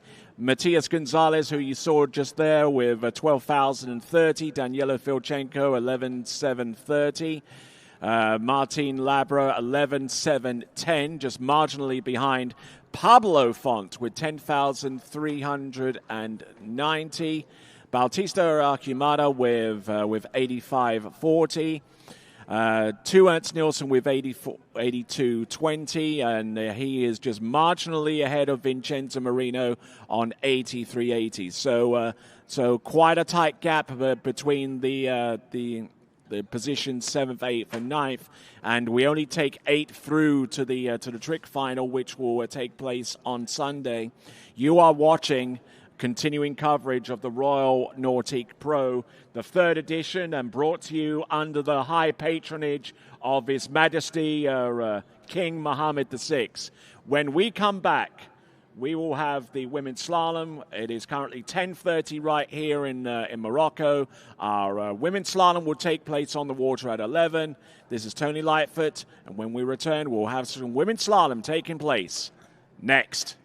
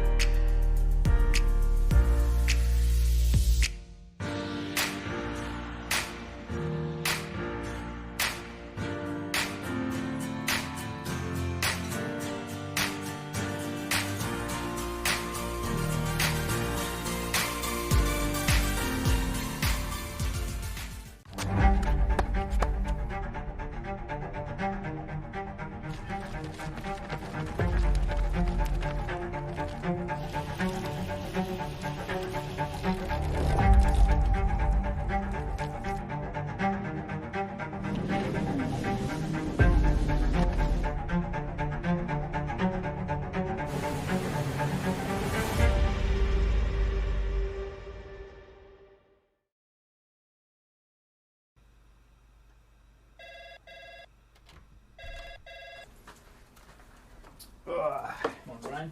Hey, morning. You have a good weekend? Yeah, got out on the water a couple times. How about you?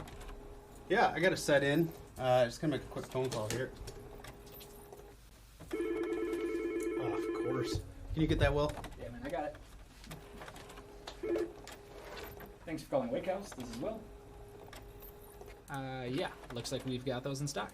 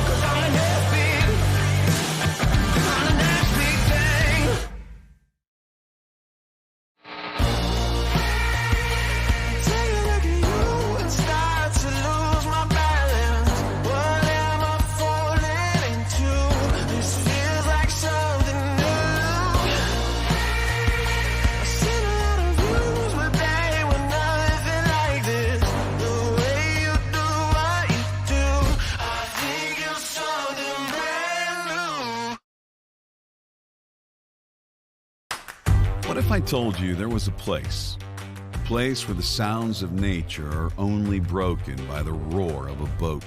A place where that summer feeling lasts all year long. A place where the Florida sun is only outshined by the smiles of the skiers.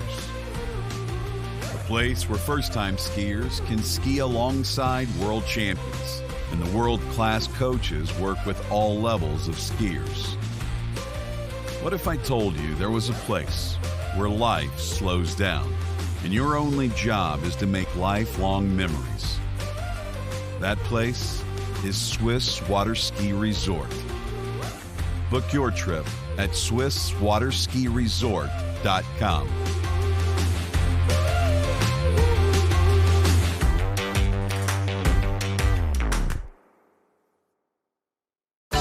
For 30 years now, Canada's #1 water sports pro shop, Shuswap Ski and Board, has been supporting the sport they love through extensive athlete and event sponsorship, donations, and prizes. Having watched the best water ski action on the planet for years, the crew at Shuswap Ski and Board is now helping TWBC bring that amazing action to you. To discover more about one of the world's top pro shops, visit Shuswap Ski and Board online at shuswapsnb.com. Old logic says success is determined by wins. It says you can't be a mother and a professional athlete, that you can't take on giants. New logic says watch me. Watch me become the most decorated track and field athlete in the world. Watch me start a brand designed by women, for women. When old logic holds us back, it's up to us to defy it. At Houston Cadillac, at the moment you arrive, you will notice dedication to excellence.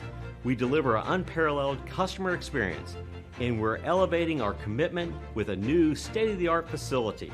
Explore our selection of new Cadillac cars, crossovers, and SUVs designed to meet your needs. We are redefining the luxury experience and investing in the future.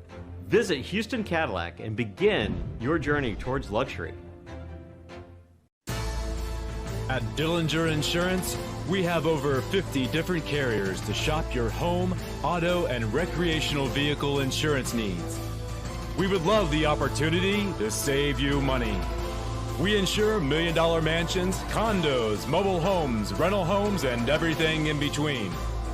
We know all about wind inspections, 4-point inspections, and how to get you the right coverage for your particular home. You've got questions, we've got answers. Can you remember the last time you had a rate decrease with your auto insurance? Let's take a look and see what we can do. We know all the ins and outs of getting our customers the best rates, coverages, and discounts, so put us to the test. Don't monkey around with your insurance. Call Dillinger Insurance today. We've got tons of companies to help find you the best prices and the best coverage for your particular needs on home and auto insurance. Go Knights!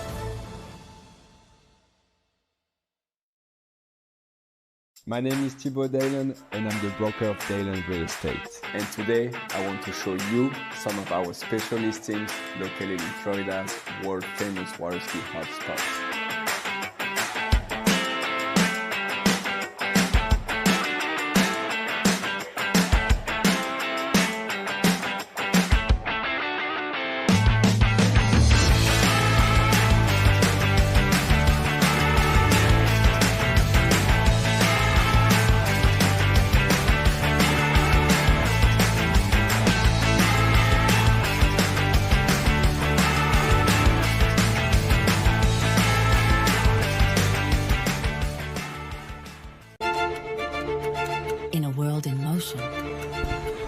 DNCA Finance has grown through crises and transformations.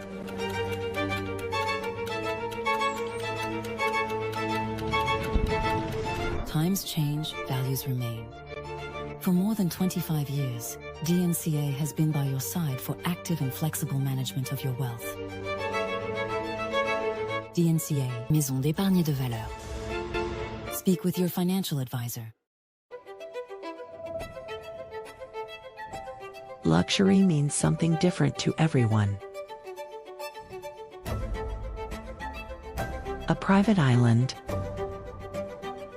a hidden villa, a journey designed around you.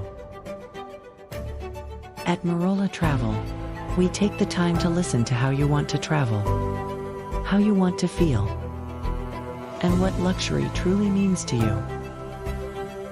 Marola Travel. Wherever you're going, we'll make it easy.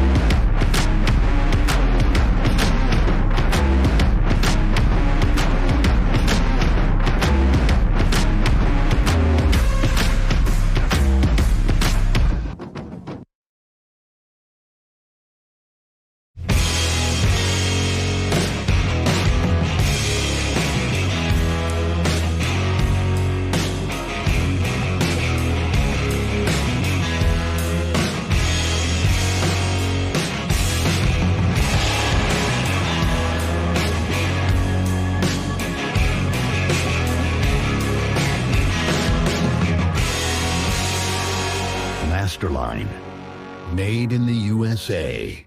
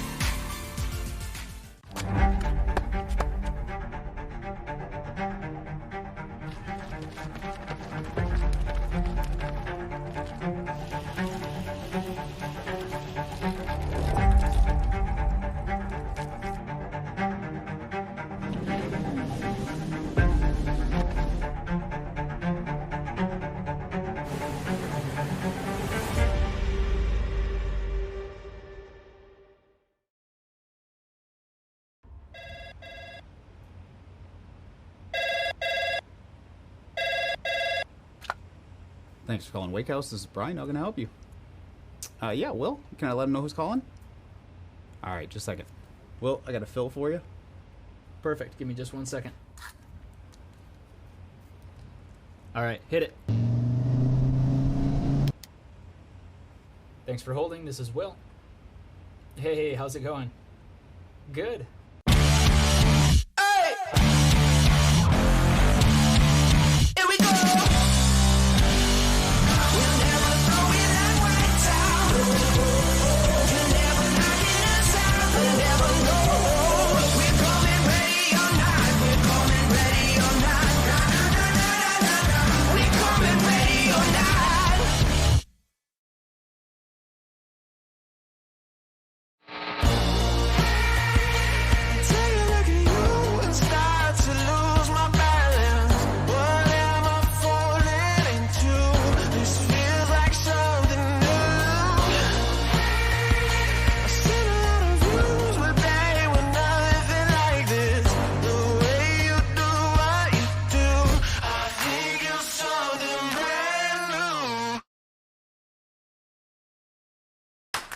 What if I told you there was a place where the sounds of nature are only broken by the roar of a boat?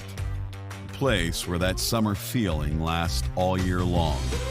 A place where the Florida sun is only outshined by the smiles of the skiers. A place where first-time skiers can ski alongside world champions, and the world-class coaches work with all levels of skiers.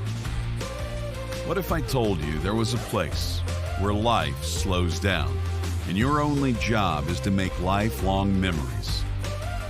That place is Swiss Waterski Resort. Book your trip at SwissWaterskiResort.com.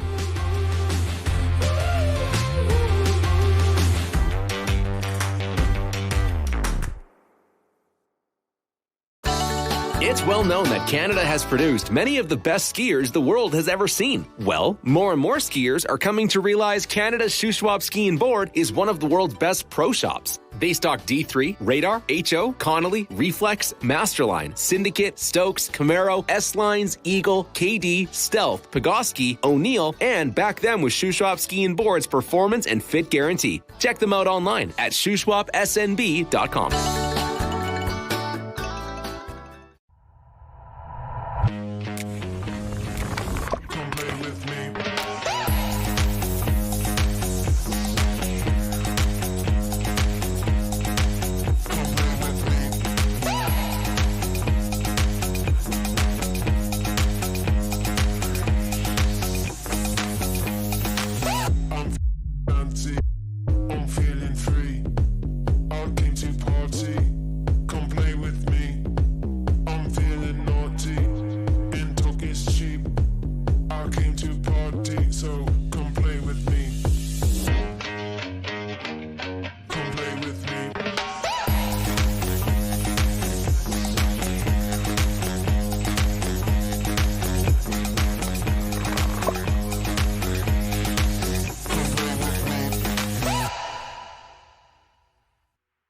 At Houston Cadillac, at the moment you arrive, you will notice dedication to excellence. We deliver an unparalleled customer experience, and we're elevating our commitment with a new state-of-the-art facility. Explore our selection of new Cadillac cars, crossovers, and SUVs designed to meet your needs. We are redefining the luxury experience and investing in the future. Visit Houston Cadillac and begin your journey towards luxury. At Dillinger Insurance, we have over 50 different carriers to shop your home, auto, and recreational vehicle insurance needs. We would love the opportunity to save you money. We insure million-dollar mansions, condos, mobile homes, rental homes, and everything in between. We know all about wind inspections, 4-point inspections, and how to get you the right coverage for your particular home. You've got questions, we've got answers. Can you remember the last time you had a rate decrease with your auto insurance? Let's take a look and see what we can do. We know all the ins and outs of getting our customers the best rates, coverages, and discounts, so put us to the test. Don't monkey around with your insurance. Call Dellinger Insurance today. We've got tons of companies to help find you the best prices and the best coverage for your particular needs on home and auto insurance. Go Knights!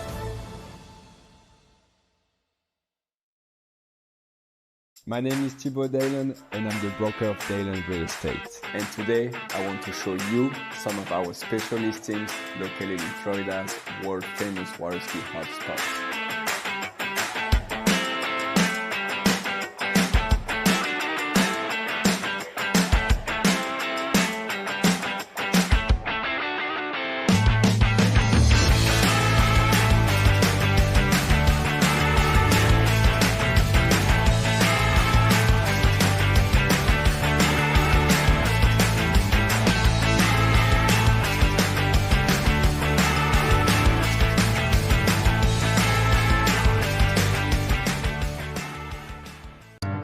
For over 20 years, because times are always changing, the men and women of DNCA have been invested in future-oriented solutions through active and flexible conviction management. Times change, values remain. Entrust your savings to an asset management firm to meet your long-term financial goals. DNCA, Maison d'épargne de valeur. Speak with your financial advisor. The perfect holiday isn't a destination. It's a feeling. That's why we don't sell packages. We listen. We design. We create journeys as individual as you are.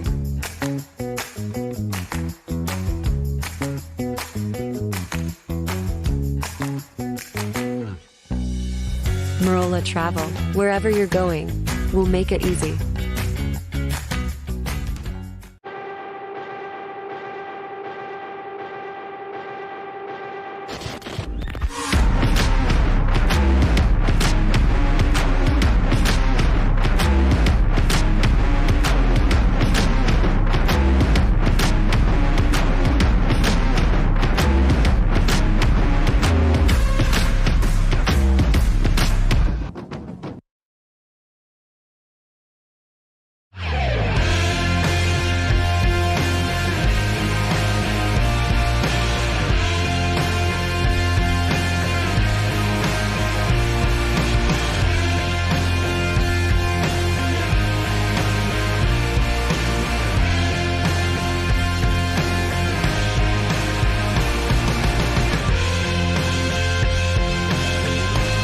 Eagle, made in the USA.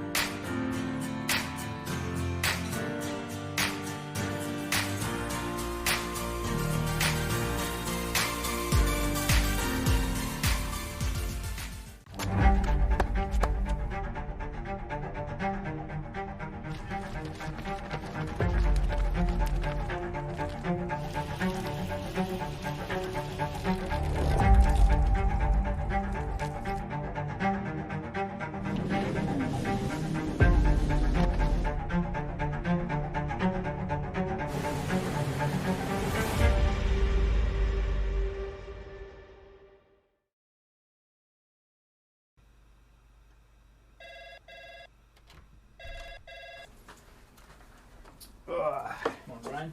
Hey, morning. You have a good weekend? Yeah, got out on the water a couple times. How about you? Yeah, I got to set in. Just gonna make a quick phone call here. Oh, of course.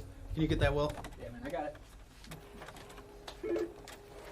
Thanks for calling Wake House. This is Will. Yeah, looks like we've got those in stock.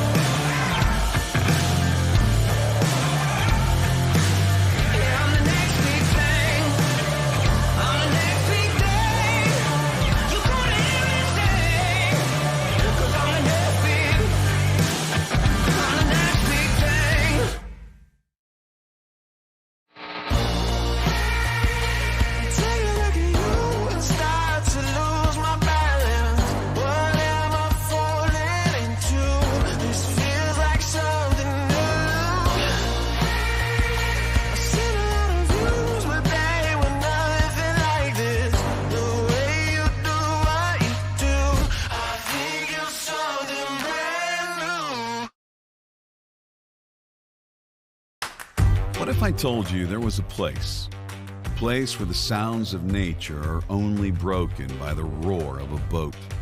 A place where that summer feeling lasts all year long. A place where the Florida sun is only outshined by the smiles of the skiers. A place where first-time skiers can ski alongside world champions, and the world-class coaches work with all levels of skiers. What if I told you there was a place where life slows down and your only job is to make lifelong memories? That place is Swiss Waterski Resort. Book your trip at SwissWaterskiResort.com.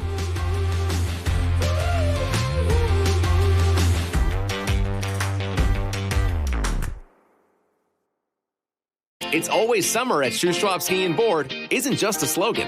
It's been a way of doing business for 30 years. Shoe Schwab Ski and Board keeps more summer gear on hand than any other shop in Canada. More wake surfers, water skis and wakeboards, more wetsuits, ski and board vests, water toys, and tons of pickleball gear too. Not only Canada's best selection, but the guaranteed lowest prices as well. To discover more about one of the world's top pro shops, visit Shoe Schwab Ski and Board online at shoeschwabsnb.com. Old logic says success is determined by wins. It says you can't be a mother and a professional athlete, that you can't take on giants. New logic says watch me. Watch me become the most decorated track and field athlete in the world. Watch me start a brand designed by women, for women. When old logic holds us back, it's up to us to defy it.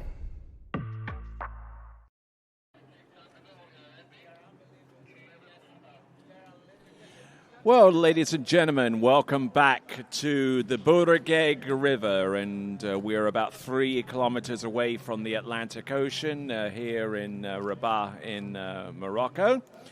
And we're about ready to take on our women's slalomers in Series 2. But before that, the women's trick leaderboard is up on your screen.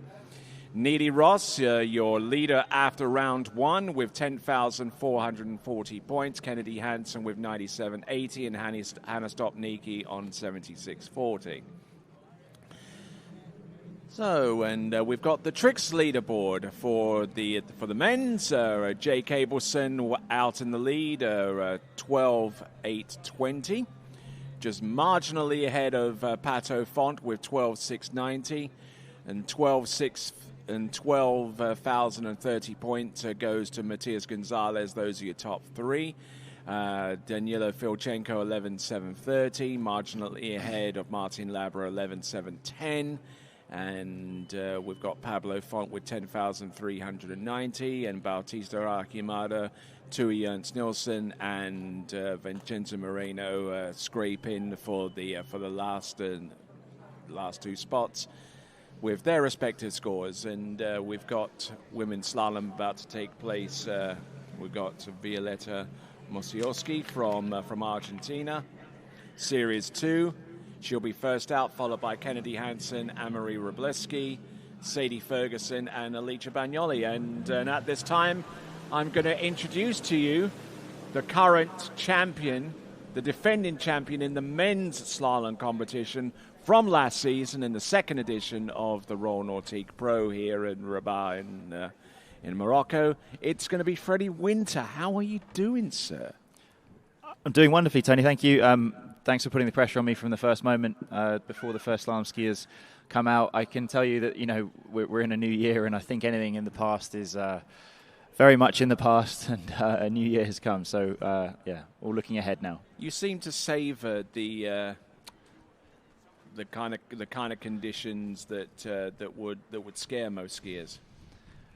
I don't know if that's true. I mean, I think I'm just as scared as anybody else. I mean, I think I've made some effort in the last few years to try and make my skiing a bit safer than it was at the start of my career. I was probably a little bit too aggressive. So I think, hopefully, I think what works out here, and we'll see this during the women's field, is to be able to make safe turns on both sides, and I've hopefully done that, and that's allowed me to, as my career's progressed, to do a bit better in these sort of conditions where I think at the start I struggled. So yeah, I mean, it's not by accident that I've hopefully. I mean, I don't want to talk myself up before going out to ski, but I mean, went one of the Masters a couple weeks ago. So, look, let's have a look and see what happens. But safe turns is the way to go here. So, in reference to a movie that I always watch on the transatlantic flights, the F1 the movie, you kind of built yourself up for combat. To a degree, I guess. I mean, these are very tricky conditions. We're going to see Vio come through here, and we're not used to skiing on these rivers. We do ski at Moomba in March, but even a lot of the ski at Vio, I can't imagine has ever skied at Moomba. You can just see it. We've got tide. I think the tide is pretty low right now, but she's getting through this first pass. You can see it's chattery. There's quite a lot of wind. It's not people are not guaranteed to run their first pass, and that was not the pass she probably would have wanted to run for her first pass, but she's through. But I think she probably breathed a bit of a sigh of relief. First pass out of the way, for even skiers that only aspire to ski at this kind of level of international competition, they'll always tell you that the most difficult pass is the first one.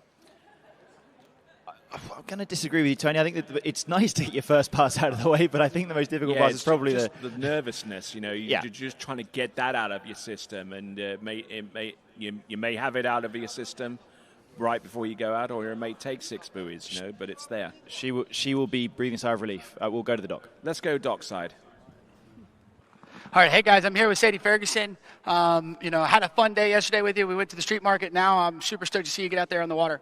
Yeah, I'm pretty stoked. First time in Morocco, and I'm excited to see what I can do out there. Yeah, and I mean, last time I saw you ski, you came out and I think impressed the world. You had an awesome score. I thought you ran 5 at 10.7 at the Worlds, and kind of blew up. Everybody now knows who you are. Yeah, definitely. Had a good run there in Italy, and I'm hoping to see what I can bring to the table here. Well, I'm expecting big things out of you. Super stoked to have you here, and we'll let you get ready for your ski set. Thanks, Zane. All right, we'll send it back to you, Tony. All right, so we'll see Sadie Ferguson in about a couple of skiers from now, but Violetta Mosioski from Argentina. Low current, tailwind, quite a lot of chop on the water. We're going to see her, she's going to need to make sure she keeps the line tight, but that's a much better buoy 1 than she had on the previous pass, and she's like, oh, God. Oh, and getting a... Oh, that did not look all that good.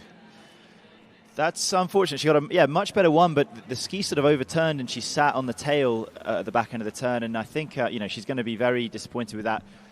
I didn't fully catch her practice, but I had a word with her. I think things probably went a little bit better yesterday, so she's not looking super happy, as you could expect, but probably gives us a clue that the conditions are quite tough out there. It is quite windy, Tony. Yep, it's a little on the inclement side in that regard. Let's have a look and see what she does on turn number 1.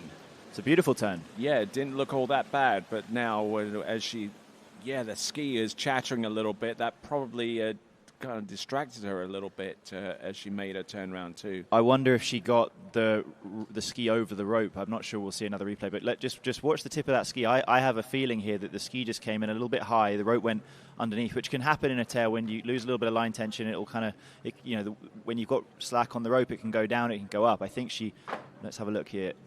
Yeah, it did. Underneath the rope. And that is so frustrating because you just can't, the ski was turning, and if the rope had just been a little bit higher, hadn't nipped under the tip of that ski, she'd have been going. So unfortunate for her. She will be very unhappy with that score, and I'm going to say, I think we've got 10 skiers for 8 places, I believe, in the final on the women's side. So that's, you need to beat 2 skiers, but it's not so good for her, but it does mean that someone later in the list has got, only just got a fairly low score to surpass in order to get into those top 8-9 spots. All right, so our next skier to take to the water. She's already excelled this morning in the tricks event, and trick in north of 9,000 points in her effort a little bit earlier on. This is Kennedy Hansen, comes to us from Milton in the northern panhandle of Florida, and she's decided not to go in on 14.25 meters, but stepping it up to 13 meters. Now, what would you suggest would be the reason and rationale behind that there, Freddie? We've been seeing her do it, I believe. I mean, Kennedy, in terms of slalom, really got onto my radar at the Worlds last year, where she was, getting mid 10.75, and I think she was starting at 13 then. So she knows here that she's got the headwind. Maybe there's some tactics. Vio has just gone out and got 1.5 13. So if Kennedy can run this first pass, she needs to run it to get the score ahead of Vio, because of course if she misses the pass, then her score will be on a start, and that'll mean that I think the start speed here, the start line length here is 16 as a minimum, so it'll go back to 16. But if she runs the pass, she'll have a full 6 buoys scored at 13 meters, and then she can come back and see what happens at 12. All right, so let's focus in on what Kennedy has in store for herself here on pass number 1. You see on the left-hand side that picture, that glorious structure that is the National Theatre. It's quite an imposing piece of architecture, wouldn't you agree? It's beautiful. It's beautiful. So beautiful, in fact, that your friend Nikki not Antonsen, drew it on the whiteboard this week, and he's very proud of his creation there. He's quite talented. Some would say that. Anyway, 13 meters. Very good buoy 1. Let's see this offside, how she can deal with that. Yeah, pretty good. Shoulders a little bit low, but that's fine. And this is very composed. She's looking strong. I mean, Kennedy's a 3-event skier. She's very strong, compact. Got you can see going through the wakes, she's just not moving at all. And I think that's a big asset in these sorts of conditions. And by default, she's taken the lead with a 6 buoy count at 13 meters. And with that, let's send it over to the dockside. All right, hey guys, I'm here with our second Argentinian skier of the day, Miss Violetta. First skier out. No, probably wasn't the score we wanted, but we got the jitters out on the first round, and you got another one coming up tomorrow. Yeah, definitely wasn't the best I could do, but conditions were a bit rough. We skied yesterday. It was feeling a little better, but current was going the other way, so this was kind of new with the current one way, wind the other way. It was a bit like I didn't know what to do, and I was just had to be a bit more aggressive, and well, there the ski went over the rope, so there wasn't much I could do, but just unlucky. But yeah, looking forward to getting out there tomorrow, hopefully get some better score.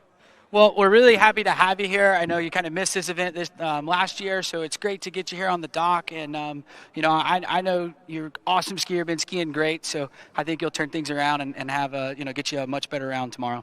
Yes, thank you. Yeah, definitely really happy to be here this year. So it's a cool event, and looking forward to the rest of the tournament. Well, perfect. Well, go dry off. Enjoy the rest of your day, and we'll catch you tomorrow. Thank you, guys.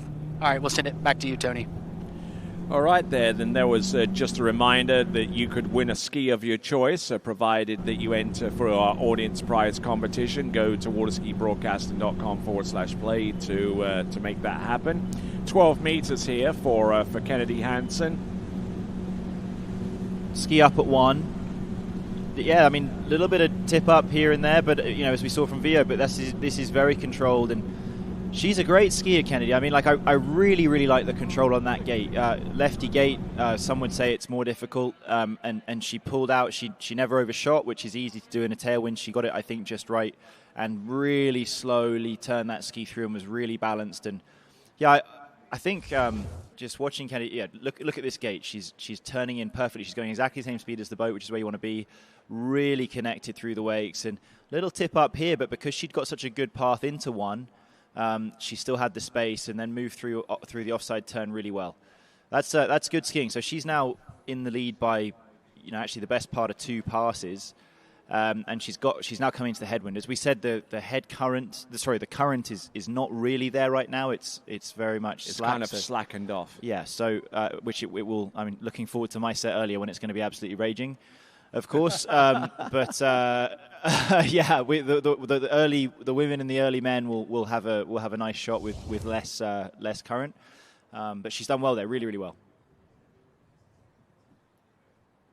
Yep, the sights and sounds here at Rabat on the shores of the Bourigeg River, and the Royal Nautique Pro for its 3rd edition.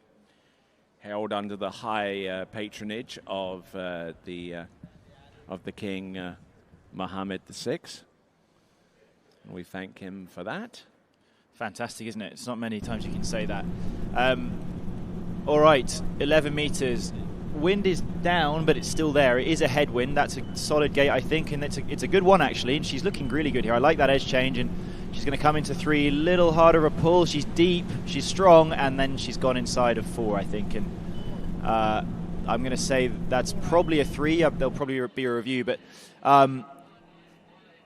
yeah, I mean, I thought it was actually a really good start. I thought she did a really good job into 2. Out of 2, she dropped the shoulder just a little bit, but, big turn. Oh, they've given her 4. Sorry, okay. What do I know? Let's have a look at this. All right, let's have a look at this. Through the entrance gates, barrels in a little bit with her shoulder, which could have affected her balance into number 1. She is a lefty, which means that she can get a pretty decent advantage off her 135 side. Nicely done on number 2, but took a huge shoulder hit there off number 3, and that just discombobulated her. Super smart skiing. Yeah, no, ignore the commentator. It was terrible analysis on the initial run. She did a really good job because she came on a 3. She was in pretty bad shape, but she did just enough to get to 4, and then really straight lined it. But that's all you need. And 4 is a really, really, really good score on this river. I mean, there's, I'm looking at the end of the field. Jamie Bull's going to be feeling pretty good about beating that. She did run. Wow, look at that. But yeah, this is really, really smart. Kennedy's pretty young. I think she's in her early 20s. But yeah, she recently graduated from the University of Louisiana. But to have that ability to, sort of that peace of mind to be able to go, oh, I'm completely overloaded, but then just go, okay, right, don't try and overpull, just get through to the first wake, and then flat ski to get to buoy 4 and get that extra buoy. I mean, that could be very important. I'm going to say she's almost certainly made the final, but even for seeding, she wants to be up near the top end as much as possible. Again, as we go through the week, the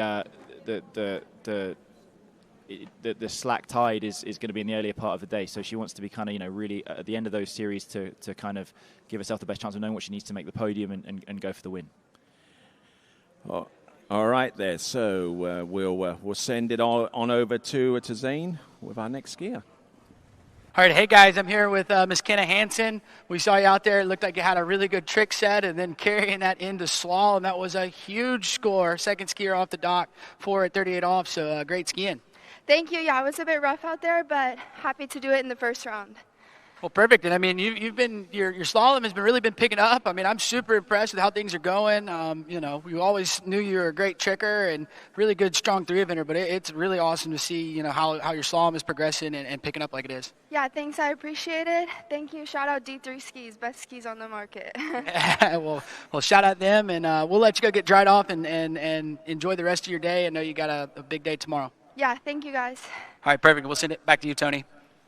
Excellent stuff. And looking down the list of our skiers, there are 5 in this Series 2, and all but one of the skiers on this list has either been to the University of Louisiana and graduated or has yet to graduate from that fine institution.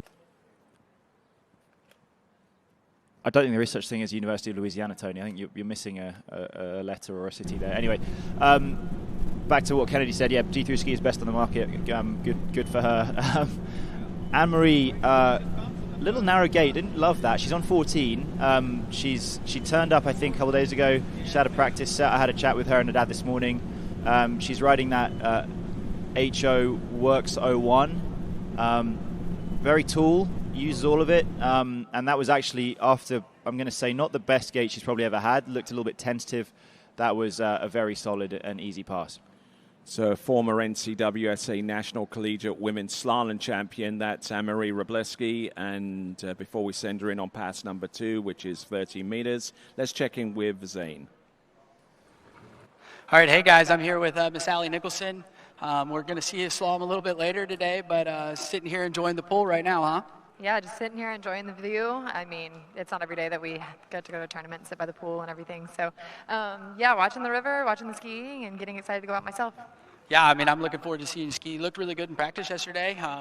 Looked nice and strong. So conditions are kind of shaping out, looking a little bit better. So hopefully we'll see something big out of you. Yeah, I mean, I think we're going to hit it at a good time today. So practice was good yesterday. Get off the plane. It's always good to have that first set. So, yeah, I'm excited today. Well, cool. I'm excited to get you on the water. And shout out Mom and Dad. We know they're up right now. So see you watching, and we'll see you in a little bit. Perfect. Hi, Mom and Dad. Hi, Asher. All right, Tony, we'll send it back to you. All right, there. Good to see Ali Nicholson. She'll be getting ready fairly soon. She's going to be in Series 1 in this first round of slalom. There you see the current lead from our first couple of skiers. And Anne-Marie Robleski coming into the course right now, 32 off. Anne-Marie going to have to run a couple more passes before even having a look at that lead, but that looks like a better gate. That tailwind getting her a little bit higher up on the boat. We're seeing in this tailwind there's just a little bit of tip rise at the back end of the turn. We saw that with obviously VO, and she's in a bit of trouble here. Let's see about this buoy 5, and she's going to be in. Will she be able to get this? And she's inside. Oh my word! That's going to keep it rather tight there. At least maybe not for the top score, but for second and third place right now. Yeah, it's very disappointed with that. I mean, I have to say, I've seen her get over there, but I think as much as we look behind us and the wind's really not doing a whole lot compared to what it can do, it's it's obviously tricky. Like when we see the skier coming, with that tailwind behind on that second and fourth pass, the nose of the ski does come up just a little bit. So I think it puts into focus just how well Kennedy did there to get through that 12 in the tailwind and to do it second pass. And here just grabbed on the hand a little bit early and really got her weight on the wrong side of that ski to move across. She had no acceleration. She was not on the accelerating edge at all. And yeah, you can see from her body language there, just disappointed. So Anne-Marie Robleski, who's originally out of the U.S. state of Ohio, but trains more often than not in North Carolina. I'm just looking at with the instant replay once again, and just trying to get settled in, and the line doesn't seem to be cooperating with her at all. And we saw a bit of it on 3. And even worse on number 5, and got thrown towards the back and couldn't really get that tip of the ski working for her the way that she wanted to. All right there, so that is Anne-Marie Robleski with 5 on 30 meters. That currently puts her in second place behind Kennedy Hansen. And the skier on the water right now coming to us out of Australia, it is going to be Sadie Ferguson. Sadie's a fantastic skier, and I think she came 4th at the World Championships last year, which wasn't on many people's radar. I mean, to the extent that when people were writing her name on the practice board this week, they didn't know how to spell her name, but I told her she's going to be well known after these next couple of weeks. All right, then, let's send it on over to Zane. All right, hey guys, we're here with Anne-Marie Robleski. A little tough out there. I know it kind of caught you off guard there at 5 ball, so kind of tell everybody, kind of what happened. Definitely very interesting conditions, unlike anything I've ever skied before. And quite honestly, I wasn't expecting that. The pass before was really good, and then 5, I don't know what happened there. I didn't make it to 6. Yeah, and definitely different than Ohio. They don't have salt water there, huh? Oh, yeah, definitely not. Lots of fresh water up there. Well, best thing is you got another round tomorrow. Kind of know what to expect, and I'm expecting you to turn around and get us a big score. Yeah, hopefully. Although I heard you can't expect the same tomorrow. Yeah, I mean conditions will be a little bit different, but at least you now know you got a little more saltwater practice, and you're kind of a little bit more ready for it tomorrow. Yeah, for sure. Well, perfect. Well, look forward to seeing you in round 2, and enjoy the rest of your day. And right now, we'll send it back to you, Tony. Why, thank you very much. As we see Glenn Martin at the helm of that Nautique towboat. Glenn Martin, Aussie in the seat and Aussie behind. Glenn Martin obviously has driven Moomba since he was about 4 years old. He's got about 103 Moombas under his belt, so he knows these conditions. I mean, he's probably the best river driver there is in the world. So a good guy to have, and Sadie looking really good. Very choppy. We can just see that ski there, Tony, especially at buoy 6, the chatter she had there. So not looking so easy. No, definitely not easy, and by any stretch of the imagination. That was Sadie Ferguson on pass number 1, and I think she has a pretty darn good idea of what it's going to take from her technically to be able to run the next pass coming up, as we see a first look of Italy's Alicia Bagnoli. Well, she has just put herself into second place by running that 13 meters, which she started at. So far, Kennedy and Sadie have started at 13 and run it. Let's see what she'll do in this on this 12-meter pass. She practiced well. She's a gutsy skier. She's done a lot of Moombas too. So there's going to be I think Sadie's going to do well. She's a really, really good skier. I'm excited to see what she can do in the next few weeks across this leg of the tour. Okay, so we have a whole bunch of skiers situated for the women's slalom event. We split them off into two series, or two separate series, to ensure that if the conditions do go into the realm of being unskiable, then we at least have skiers that have been able to get a full set in before we go into the next series of the slalom event. You can probably explain that a little bit better than me, but in the meantime, let's have a look and see. Sadie Ferguson, 12 meters. Looking pretty good here. I mean, it's tough out there, as we've seen, but she's moving well. She's over to 4. She'll need the 4. Oh, she's just about got it. Big 5 coming up.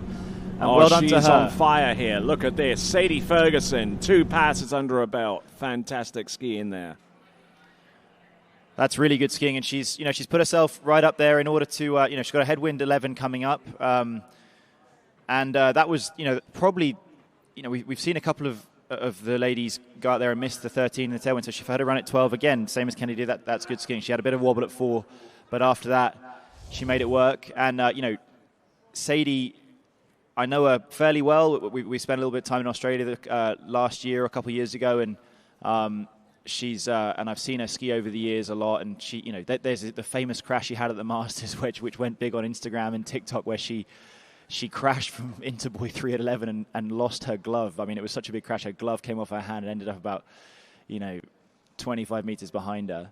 I was introduced to Sadie for the first time by Ryan Green in Australia, and he says, "This is Sadie. She grew up on a farm wrestling pigs, so she's she's a tough girl, and you can see that." And I think that she's sort of this is an environment for her to really show what she can do, for her first time in Africa. And dare I say, she could well bring home the bacon. Very good, very good. That was one of your better ones, Tony. I'll give you that one. Yeah, that's good stuff. All right, well, so the lead is 4, as we see Neely Ross getting ready. She'll be one of our later skiers. The lead is 4. Sadie ran, I think, 4.5 or something like that, or 5 at 10.75 in the World Championships last year, so she can run this. Headwind 38, let's see what she can do. Bit of a slow gate turn. She's over to 1. She's actually got a really good one. Let's see what this offside does. Stood up really well. Come on, Sadie. This is great skiing. Over to 3, 4. Will need a big turn. Is she going to stand it up? No, she's just stopped. And she ties for the lead. That's good, though. I mean, I have to say, coming out of 2, she looked really, really good. And I thought she was going to get the big 3, but just probably grabbed the handle a little early there at 3. Didn't get her weight moving to where it needed to be to get the ski on its accelerating edge. And from that point, 4 was probably all she was going to get. And a good idea. Because of her seeding, she's seeded higher than Kennedy, so she has now gone above her. She will, whatever happens next round, she will ski after Kennedy, so she will have more information than if she had fallen at 4 and got the 3.5. Good skiing from Sadie, very good. She'll be very happy. Yep, so she's definitely well placed after this first round of slalom performance, and apparently they've scored it as 3 at 11. So let's see. I was convinced that she got 4, but she definitely gets 3 here. Oh, yeah, definitely inside. So definitely 3 buoys there. Kind of play. They need to upgrade my screen, I think, Tony. I'm obviously seeing things the wrong way here today. I'm surprised because she definitely looked good for 4. And but anyway, it's not a huge deal. I think she's going to make the final with that anyway. But I'm a bit, I guess. But that does put Kennedy Hansen in a one buoy advantage above her. It does, and again, it goes back to I said said about Kennedy how smartly she skied it. She had a much worse of a 3 than what Sadie did, but just kind of managed to flat ski her way all the way there and got the full 4. So Sadie will probably be a little bit frustrated that she didn't get the 4. I think she thought she got it, but anyway, that's why it's so good. I mean, me as a skier, I can tell you when you see that a score goes away that you didn't think it should, you actually go back and watch it with really good high definition cameras and see it. And I think Sadie will do that and probably not feel so bad if she is frustrated about that buoy 4 not being given. And looks like we're going to go dockside, so we'll go to Zane and Sadie. All right, hey guys, I'm here with my new friend, Miss Sadie Ferguson. Awesome skiing out there. I thought that 11 was going, and then just popped off the handle a little bit early into 4, huh? Yeah, definitely. I had a pretty good start and was set up to get through the pass, but unfortunately, made a silly mistake. Something I'll fix in the next round. Yeah, but the thing is it's a pretty good score here for first round, so you kind of have something to build off of, and I think you kind of know what you got to do, but you look super strong, so I'm expecting a huge score from you tomorrow. Yeah, definitely, that's the plan. Thank you very much. Well, we'll let you go get dried off and cleaned off. Enjoy your day. Maybe we'll hit the market again later today, and we'll see you tomorrow. Thank you. All right, we'll send it back to you, Tony. All right, then. Thank you very much. And the market to which he's referring to is the Medina of Rabat, which is quite common across the Islamic world. Most of the major cities around the world have such a facility, have such a place. We'll tell you more about it in just a moment. But in the meantime, coming into the course right here and now is our next skier. This is Alice Bagnoli from Italia. Alice, a favourite of us in the booth for sure, and everyone at TWC. She does a lot of work, married for all her sins to Vince Stadelbauer, who runs TWC, and a more patient person than I am for sure. As you can see from that pass, really patient, letting the ski come underneath the rope.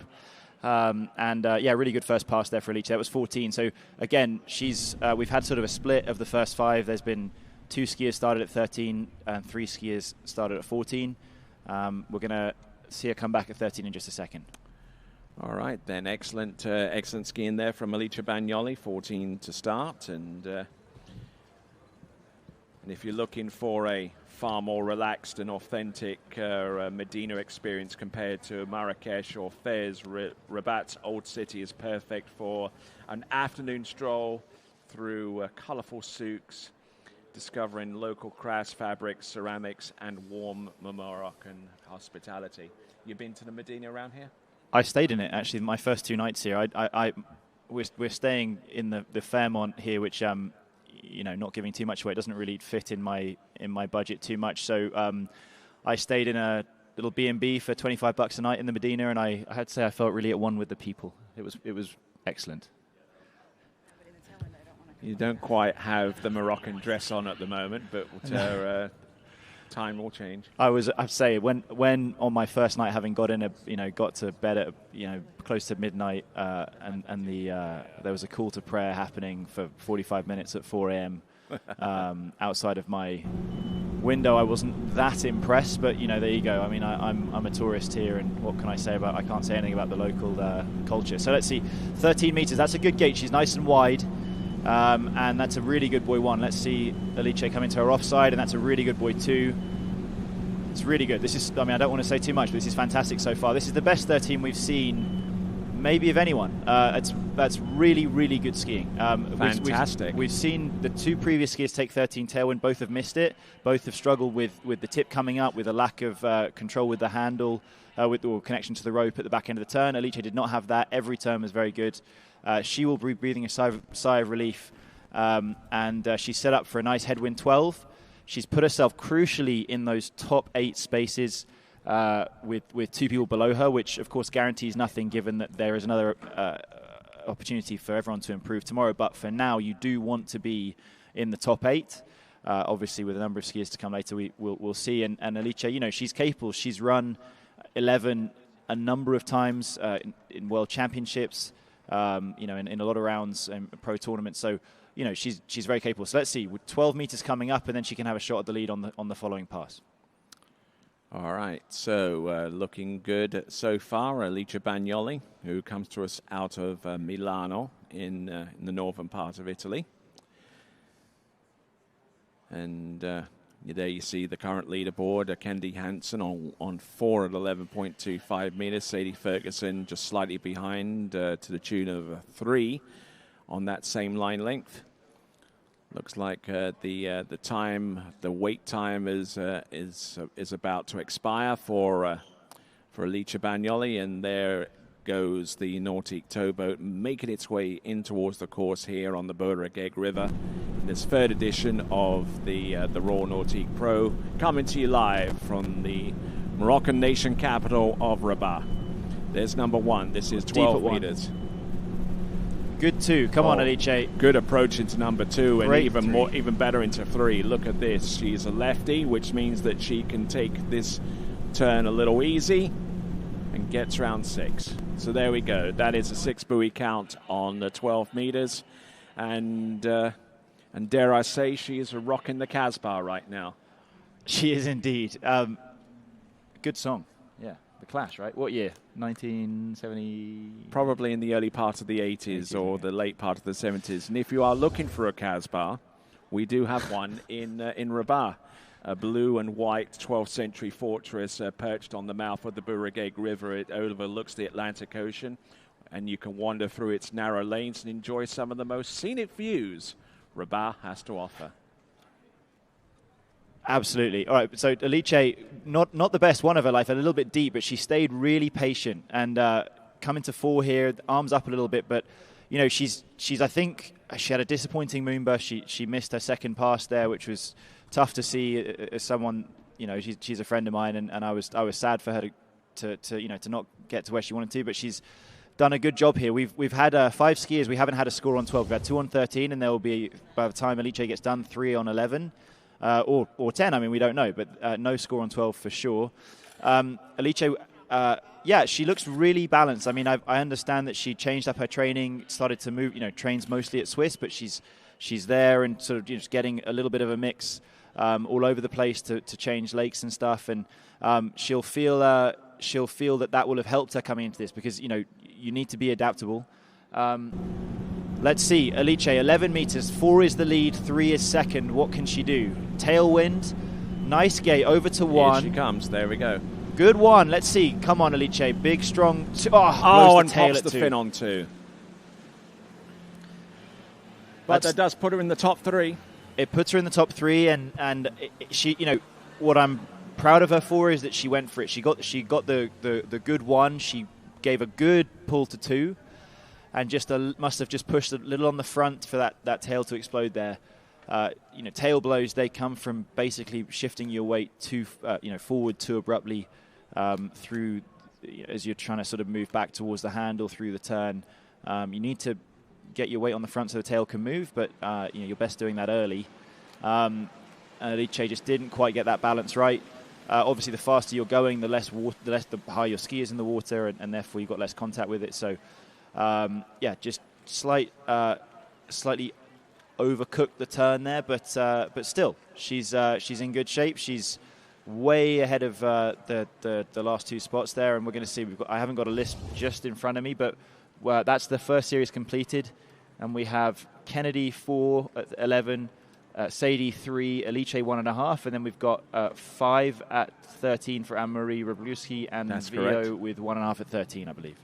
Oh, a dramatic crash there. The final scenes of Alicia Bagnoli, round number 2 on that 11.25 meter run. But she still keeps herself in contention, because we do have a number of skiers to go in this in the next series, which is Series 1. Looking at her once again. Just moving forward through the back end of the turn there. So just not quite, you know, keeping her ski balanced. Anyway, that's the first series done. So we're on to our second series with 5 skiers remaining, as I understand. Yeah, and there's your leaderboard by request. There, Kennedy Hansen, your leader, Sadie Ferguson in second, Alicia Bagnoli in third, And 4th and 5th belong to Anne-Marie Wroblewski and Violetta Maziolski, respectively. Now here is Series 1. Elizabeth Montavon will take to the water first, followed by Ali Garcia, Neely Ross, Ali Nicholson, and Jamie Bull. North America. 3 Americans, 2 Canadians. Oh, yes, and to answer your question, 1982. Oh, really? Okay, I was way off. Yeah, Rock the Casbah. Not my favorite Clash song. What's your favorite Clash song? Should I Stay or Should I Go? Really? Mine's London Calling, as you can imagine. As we go to Zane. Yes, indeed. Let's check in with Zane. All right, hey, guys. I'm here with Miss Alice Bagnoli. I know coming off an injury last season, had a big off season, newly married, and, you know, going out there, kind of getting an okay score there. Got a little deep out of 1 ball, popping the tail there at 2, but that's still a good, you know, first-round score. Yeah, definitely. Before me, there were some girls that skied great, some girls that had a bit of a weird score, so I wasn't sure what to expect. So I was just kind of like not really overthinking, just be strong, you know, close my eyes, pull and turn. And that's what I did. I thought I did a great 12 and a great 1 at 11. It just kind of blow out at 2. I don't really know why, but I'm really happy about it. Well, if there's anything we know about you, Alice, you are strong. You are synonymous together. So, you know, looking forward to seeing. I think you're going to put it together next round and get you that huge score you're looking for. Definitely. I think the more you ski on this river, the more you kind of have a better feeling of it. So the more I can ski, the better. Hopefully until Sunday. Well, perfect. Well, hopefully we see you Sunday. I'm looking forward to it. Go get cleaned up, dried off, enjoy your day. We'll see you tomorrow. Thank you. All right, we'll send it back to you, Tony. All right, then on the water, as it stands right now, we've got Elizabeth Montavon on 13 meters, elected to go with the slightly harder option here between coming in on 14 and attempting the same opening pass on 13. And now here's a skier that's definitely seen, you know, an increase in her fortunes over the last few months, having changed from one ski brand to another. And seem to be doing extremely well on that D3 slalom ski. D3 Neo 3, no less. Yes, best ski in the world. Yes. Yeah, she's doing well. She ran 10.75 for the first time last week in a International Federation sanctioned tournament. So that was a big thing for her, and I think, you know, she'll be looking to do that. Well, probably not this weekend, although she'll take it. But yeah, I mean that's a big thing for anyone to do, and you know, shows that she's really up there in terms of the possibility of a score in pro skiing. So yeah, she's done well. I mean, moved to a new ski and seems to suit her. She talks very highly of it behind closed doors. You know, I had a chat with her about it at the Swiss Pro, and she's very happy. So that's good to see. Just looking at the conditions, Tony, the wind is up. There's a lot of wind chop. We saw there coming, you know, on her first pass, that 13 meters, there's a lot of wind chop, and she looked pretty comfortable, I have to say. But I think when it starts, you know, this tailwind, she'll be, you know, slightly, she won't want to be overshooting the gate. She won't want to be doing too much. She'll need to keep, you know, good line tension. But as we've seen, the people that have got through their first pass, or their 13 meters, they have all ran 12 so far. So she'll feel good about that. As Alice said, the more you ski on this river, the more you feel good about it, the more you have a bit more confidence. She, I think, had 1 or 2 sets yesterday. Little on the tail through the gate. It's a good one. It's a very good one, actually. Let's see the offside. That's good, but she's skiing somewhat tentatively, but it's very safe. And that's kind of the aim here, is she wants to be just safely turning buoys. And I'm going to say it's a pretty damn good pass. I mean, a little bit of tip rise. She never turned with a lot of angle, but she was very balanced on her ski at the end of the turn, so she could then move and accelerate. And again, that's when you're in rolly conditions, you don't need, it's not 41 off. You don't need to be, you know, the top scores are going to come down. You don't need to be turning backwards. In fact, that can actually hurt you. So she's done a really good job here of just doing enough. And doing enough and getting through the pass is exactly the aim of the game. Conserve the energy and don't fall in is the main thing.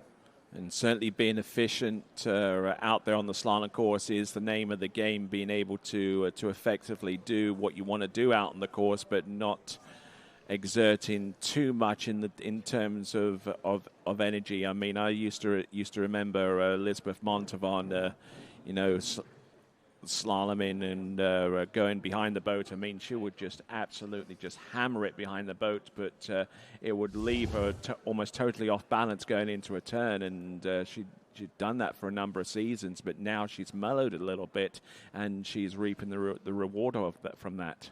Yeah, well, she used to put her efforts in a less efficient manner, let's say. She was always way more on the tail of the ski. So if you're sitting on the tail of the ski and you're pulling really, really hard, then you're not going to, it's almost like putting your foot on the accelerator with a little bit of brake as well. You're going to burn up energy without getting where you want to go. But she's moved her weight forward. She's riding the middle of the ski through the wakes a lot more, and that's definitely the way you want to go.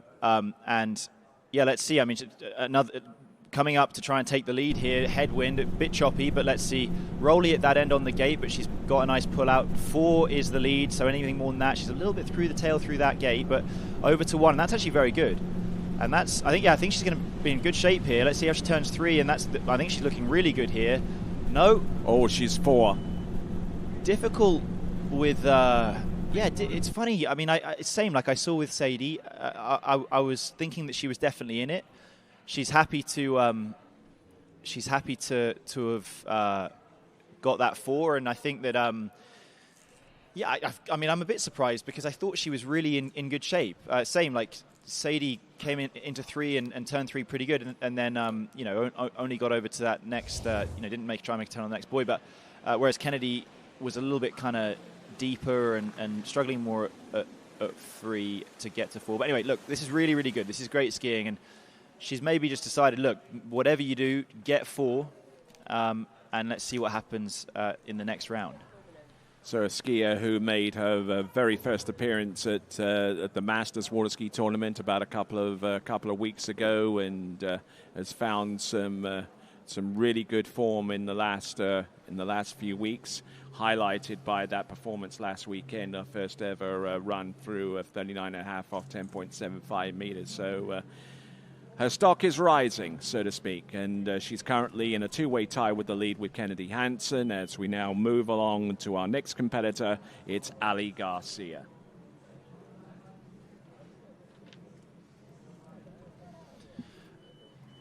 It's good skiing. I mean, yeah, like just struggling to get the width there, but does what she needs to do, and she's not in the outright lead, but she is in the sort of the leaderboard lead, the seeding lead, because she's seeded higher than Kennedy, so she'll go ahead as we go to Zane. Yes, let's send it over to Zane. All right, hey guys, I'm here with our last skier, Miss Elizabeth Montavon. We got you a new stick in the off season, and man, I thought you were going to run that 11. You were crushing the start.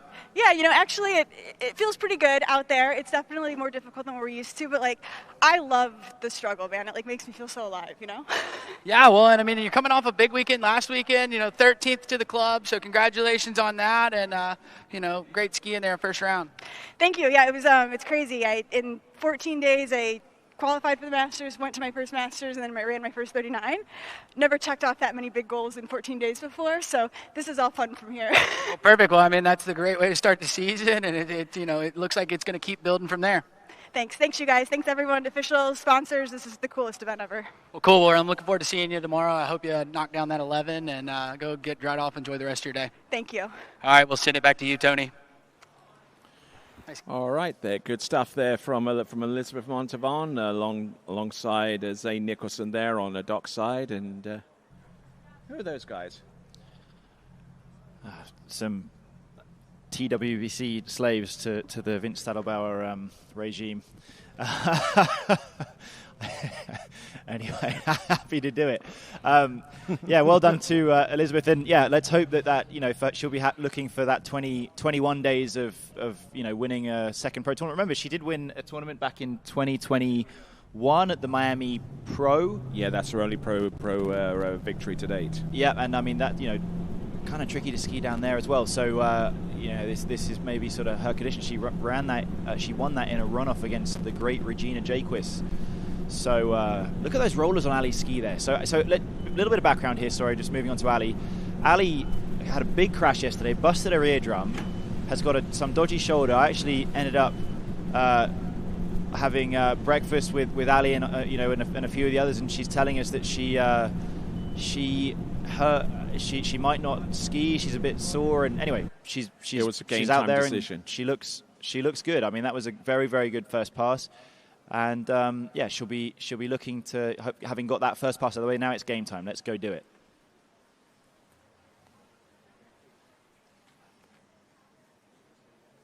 All right, so that was Ali Nicholson on the opening pass. As we see a few of our friends on the port side, and with that, let's send it over to Zane.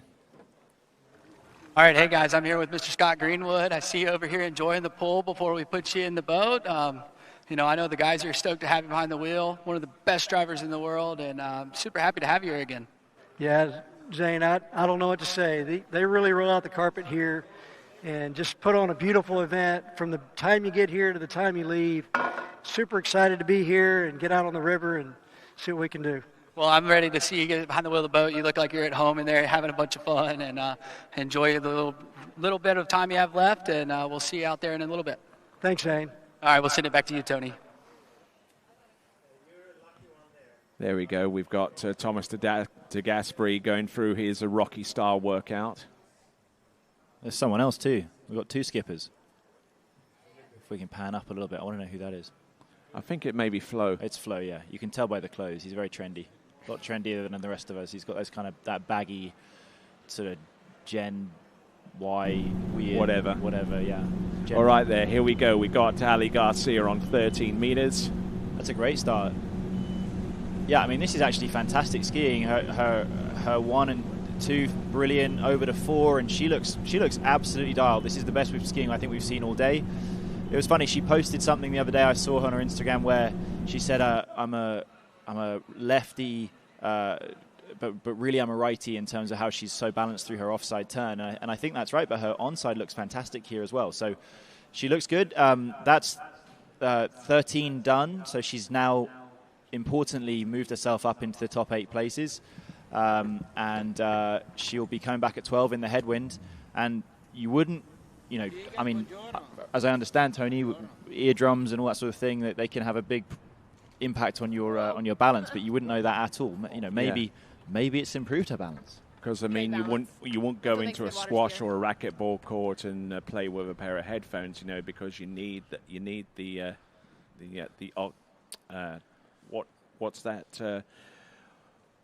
what's that deal inside your ear which basically regulates how you balance and that kind of stuff. Your brain's in between your ears. Yeah. But they have something in the ear canal. I'm sure that there's a doctor or somewhere out there that can probably help us out with that definition. All right then. So we've got Ali Garcia out on the water, and she's good to go for the opening couple of passes, and we'll see what she can do on the third one.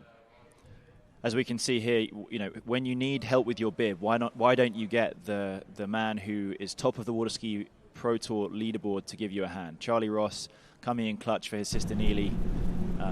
Bibs are tricky. You do, I mean, I'm joking, but you do want to have them nice and tight, so she'll probably tie a knot in the back. Anyway, Ali Garcia, 12 meters headwind. She's looked great so far. That's a fantastic one.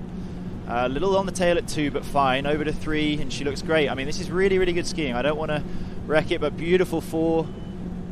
Yeah, this is, I mean, I'm sure this is the best skiing we've seen so far today. She has absolutely... And she is enjoying the heck out of that one. Yeah, it looks easy breezy. And again, I think we're on skier number 7. We haven't had a score at 12. We've had 2 at 13. We've had 4 at 11. 4 at 11 actually being the lead. So we'll have another score here at 11.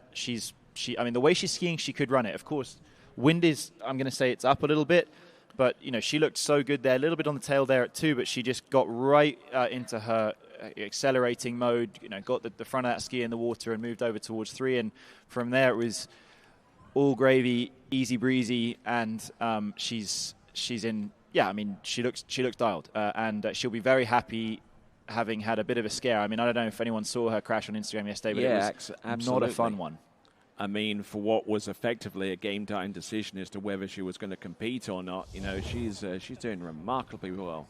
I mean, sometimes that can be helpful. I mean, you know, when you sort of feel like you're down and out, you can almost just tell yourself, let's go enjoy it. Let's go and give them hell. The pressure leaves you, and you can just go and, you know, do your best. And I think she's doing that. So good job to Ali. Now, she is the only person that's taken, well, sorry, that's not true. Alice took this 11 tailwind. She ran 1.5. Ali will have a little bit more of a tricky time with that wind behind her to get that buoy 4 that she needs to get in order to tie the lead. But let's have a look. She'll need to get high on the gate, but not too high to be overshooting. I'll leave it to you to commentate it, Tony. All right, then. Here we go. 11.25 meters. I'm sure she has fans here, right here and across the world checking this out. This is number 1. There's and she tries to make a play on number 2. I'm not too sure whether she actually made it outside 2, but we're getting early indication to suggest that she did. So 2 at 11.25 meters. That would put her behind a couple of skiers who have already skied at this point. That would be Kennedy Hansen, who still has the lead with 4. With Elizabeth. With Elizabeth, and then you got Sadie Ferguson on 3. Let's have a look here. She I thought she was going to be in this, but she's come into 2 and just decided not to go for it. She's, probably she's feeling a little she looked like she came into it narrow, but I thought she was sort of okay, but maybe she just didn't want to, risk a crash. I thought the gate was good. I liked that she was high up on the gate. She turned in well. Maybe she's just dealing with a little bit of slack there on the gate and a touch out of 1. But yeah, comes into 2, and I thought she was going to go, but no, that's enough. You can see just 6 feet before the bush, like, no, I'm going to stick with this. Easy S turn, and for someone that wasn't sure she was going to ski this morning, that's very, very good skiing.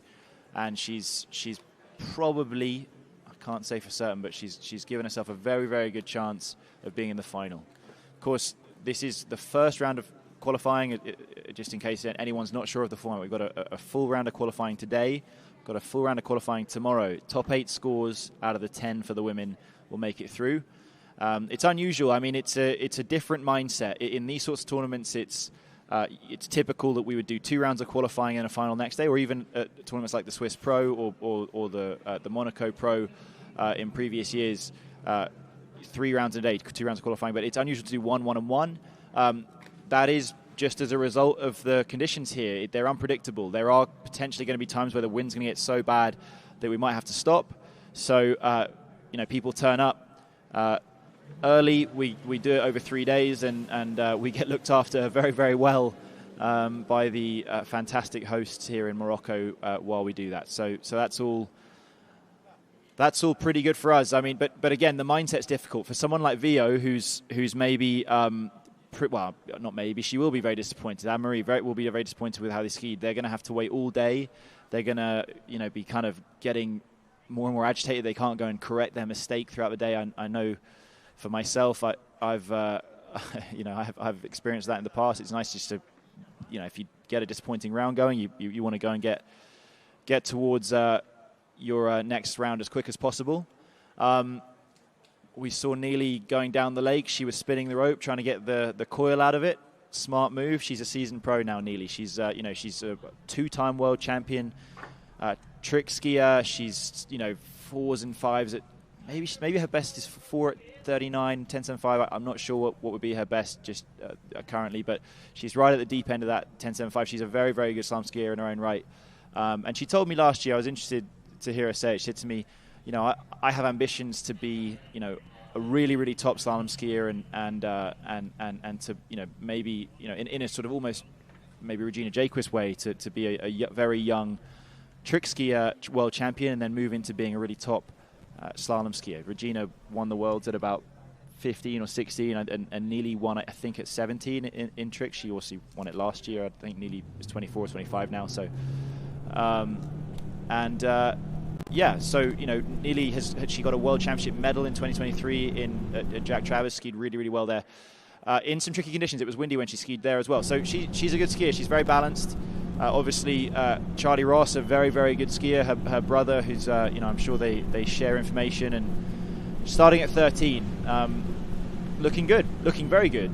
Over to 4 and 5 that's a beautiful pass. You can just tell. I mean, you're looking for symmetry. You're looking for people to come into the turn, balance, not suddenly doing a jerky handle movement. And Neely had all of that. It was nice and smooth. Move the ski out, roll through, and she's through this pass as we go to Zane. Indeed. All right, hey guys, I'm here with Miss Ali Garcia. I know how practice went yesterday. I think everybody kind of saw the video on Instagram, and you know, it was kind of up in the air if you were going to ski. You know, your eardrum and your shoulder, and I thought you really toughed it out. You came out, and that was a really good score considering that we didn't know if you were going to ski. So, you know, I'm super proud of you. I thought that was awesome to see you get back out there. Thank you. Yeah, I was like trying to get my shoulder moving. I couldn't really lift it. It hurt, but it's manageable. I think like the worst thing is I've never had like real crash PTSD before. I've never crashed and been scared, and this is like the most scared I've ever been to get on the water. And I think that I kind of was trying to look at it as like this is an opportunity to do something I don't think I can do. So that could only be a win, right? So I was like, hey, this is your chance to, you know, prove yourself wrong. And tried to.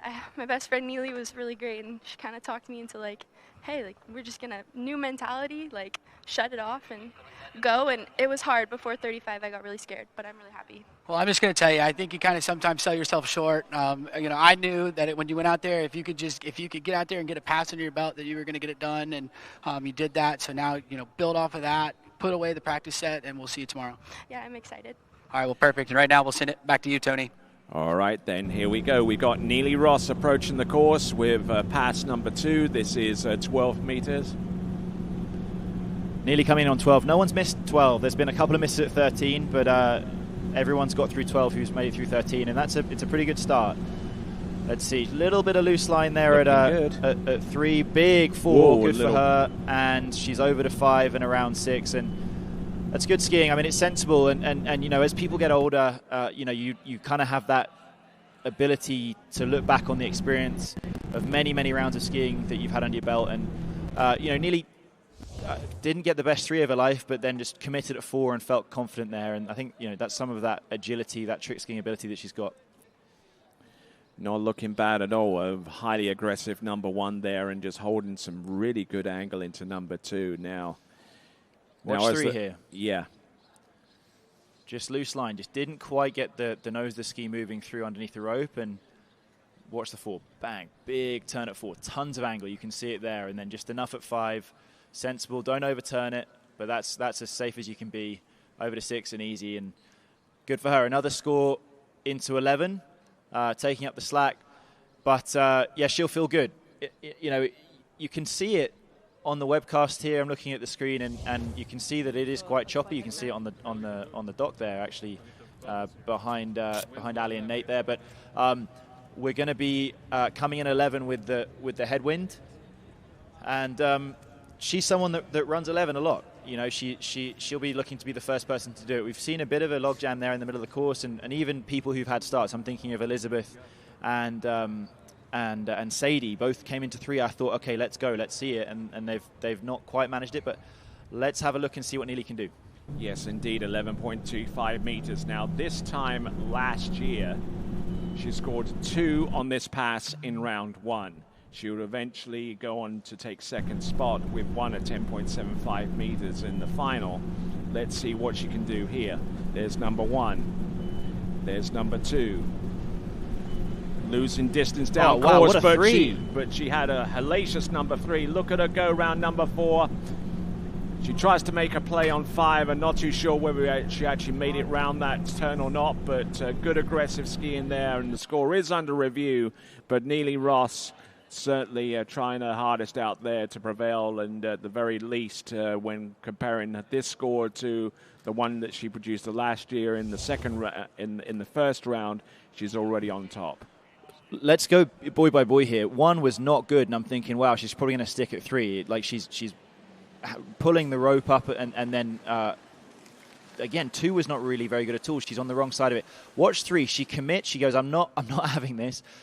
Perfect turn, nose through, accelerates perfectly out of that turn, and then 4 again. Just did enough to get the rope not full, and then she's taken the lead easily around 5. Good S turn, and Tony, it's pretty interesting here because the people have had the best starts have not got to the far end of it, and then you know, Neely had for sure the worst start 11 that we've seen, the worst 1, the worst 2, and then just absolutely committed at 3, which is converse to her previous buoy 3 on the 12, where she was struggling, she got a perfect 3. Watch this turn here. You do not get a better 3 offside turn in terrible conditions. The ski just came through perfectly, and it gave her the opportunity to take the lead. And good for her. That's very, very good skiing from Neely Ross. Fantastic skiing there. I mean, she got way down course off number 4, but she still had enough space to get round number 5. And as I said, comparing this to what she did last year in the same round, she's already ahead of the game there. But we'll see if she can stay ahead of the game as we get ready for a skier who scored 1.5 at 39.5 off this time last year. It's going to be Ali Nicholson. Not to, I don't know, disagree with you or whatever, Tony. I think that the scores from 1 year ago are not super relevant to today because, as we can see, within 20 minutes it can change. So I think, a whole year, it's going to be so different. But anyway, we'll go down to Zane. All right, hey guys, I'm here with Miss Neely Ross. Saw you do awesome in the trick event this morning, and then coming out here taking the top score so far in the slalom event. Thank you. Yeah, it felt pretty fun out there. There's some wind. The tide really isn't moving at all, so we don't really have any current out there. So that was nice, but I was just telling myself, be strong. I've been working with Bergs, my brother, and my dad on some things, and I felt like it helped me out there. Well, I mean, I know you were a little bit down course there at that 11, but, kind of stuck with it, and you're starting to see that experience, kick in, and that was awesome skiing. It felt really fun out there. Yeah, I feel like I've figured out a couple keys that will help me in a spot like this, and getting comfy with, like you said, being a little bit down course, but trying to keep it moving and buoy to buoy. Well, perfect. That's the best way to do it. Buoy to buoy, get out there, big score. We'll now let you go get dried off so you can kind of get ready to watch little bro ski, and we'll see you tomorrow. Awesome. Yeah, I'm excited to be here. There's going to be a lot of fun things planned for tonight and for the rest of the days, and I'm really excited. Well, awesome. Well, enjoy the rest of your day, and we'll send it back to you, Tony. All right, thank you very much. As we now work our way towards Ali Nicholson opening pass. Now here's a skier that has seen her stock rise for the best part of half a decade now, and I mean, it almost seemed like yesterday that we saw Ali Nicholson run 39.5 off for the very first time in a pro tournament, and that was in Kayafa in Greece, and I mean, that was a tremendous performance there, and she's taken pro titles and ever since, and still looking fantastic out there. That was in 2023, wasn't it? It was the summer of 2023. She as Montalban was talking about, 7 days where you start knocking things off. Ali Nicholson ran her first 10.75 at Kayafas. In incredible circumstances, this amazing pro event, similar kind of to what we have here, just really, really fun tournament, lots of good stuff happening around it. Hopefully we'll be back there one day, but and I think right afterwards she then got at San Gervasio, or maybe it was right before, but she won her first, well, not her first pro tournament, actually that's not true. She had won in 2022 in Norway and in England at the Jewel, but she won, maybe with a fuller field in San Gervasio too. It was huge for her. So she's very, very good. She won the Masters with everybody there. She won the Masters last year. She wore the red bib a couple of weeks ago, and very, very accomplished, very, very good skier, and someone who does well in tricky conditions. She's she's got that robust style. She's very, very strong through the wakes, and she can turn both ways. A lefty, so she's got 3 onside turns, which certainly doesn't hurt you. You've got less opportunity to fall. So let's see what she can do here. No one has missed 12. She went out on 13. Good 1. Over to 2, slightly tip up, but that's okay. Good 3, and this is very, very safe so far. Really, really good 4. I like that a lot. Oh, no! Oh, my word. And getting in a little bit deep there on buoy number 5. And that's very strange. I have to say, I mean, I've got to say, very, very confused. Really, really safe skiing. 1, 2, 3, 4. And I think just shows us just some weird stuff out there. The thing that she'll be happy with, just thinking of her mindset right now, look, she looks disappointed, but she has tomorrow She's also, looking at the positive, she's ahead of those bottom 2 skiers, so she's going to be, at the very least, she'll know what she needs to get. She's the first skier to not make it through 12, but let's watch this pass, Tony. What do you think? Yeah, looks like a great number 1. Good angle, good rotation here off number 2. There's always a little bit of a delay at the tail end of the turn, and that's basically Ali's technique, getting everything flowing. Perfect 4. Yeah, absolutely. No two ways about it. And what happened here? Just brought the handle in just a little bit too soon. To me, just almost overcommitted.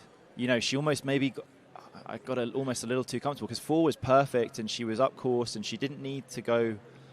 I mean, look, who am I to say? I mean, if she was to look at that back, I think she might say maybe I could have just gone a little safer there. The wind behind with the slight tailwind is going to take the tension out of the rope a little bit. Like 3 was a very good example of a safe turn. She got the angle. It's 12 meters. She doesn't need to do too much. 4 was beautiful, and I'm saying how good it is. And then just kind of drops the shoulder a little bit and just didn't have enough tension on the rope at the end of the turn. Yeah, you're right, Tony. She pulled the handle in, but she was just trying at the last minute to keep the tension on the rope in order that she might pull her out. But yeah, I think that the damage had already been done. She just dropped her shoulder in, and she didn't have enough ski to stand on between her and the boat, and the rope was just not tight. So that's a surprise. Ali's a great skier and someone that you imagine would have run that 12. I wouldn't have put my money on her to be the first to miss it. But she'll be back tomorrow, and I'm going to say that we're going to almost certainly see Ali Nicholson in the final. All right, then with that, let's send it over to Zane and to Ali. All right, hey guys, I'm here with Ali Nicholson. Tell us what happened there. I thought that pass was looking so good, and then next thing you know, you're in the water. So, kind of tell everybody at home what happened. Yeah, I mean, I don't know. It felt fine. I got a little bit down course going. Tail breeze there. I was fine. There's no reason I should have ended up in the water there. I think I just kind of surprised myself, got a little bit quicker out of 5 there than what I was expecting, and I ended up in the water. Yeah, I mean, ultimately I have to hold that, but I think it surprised me and I just wasn't ready for it. So, yeah, definitely disappointed for today. Got some groundwork I'll have some work cut out for me tomorrow. So hopefully the conditions are good tomorrow. I mean, conditions are fine out there. I really have no excuse. Definitely going to leave today a little disappointed. Yeah, well, I think you'll turn around. You've been skiing really good this season. You already got a 39 under your belt, and we've seen you at the Masters. So, going to go out, kind of have a little bit of pressure, but you'll be the first one of the first ones off the dock, and turn it around. I strongly believe you'll do it. Yeah, hopefully that works in my favor tomorrow. Yeah, I have no excuse. I've got some work for me tomorrow. Hopefully we can still put ourselves in the final. But yeah, the practice yesterday went fine. I think the tournament overall will be fine. I just, definitely a little pressure for me tomorrow now. Well, keep your head up. We'll see you tomorrow, and we'll send it back to you, Tony. I think here we go. Ali's let's get through Jamie's first pass. I'm going to say she's going to run it pretty easily, and that's 4 and 5 at 13 done. And look at that beautiful shot. That's excellent. Oh yeah.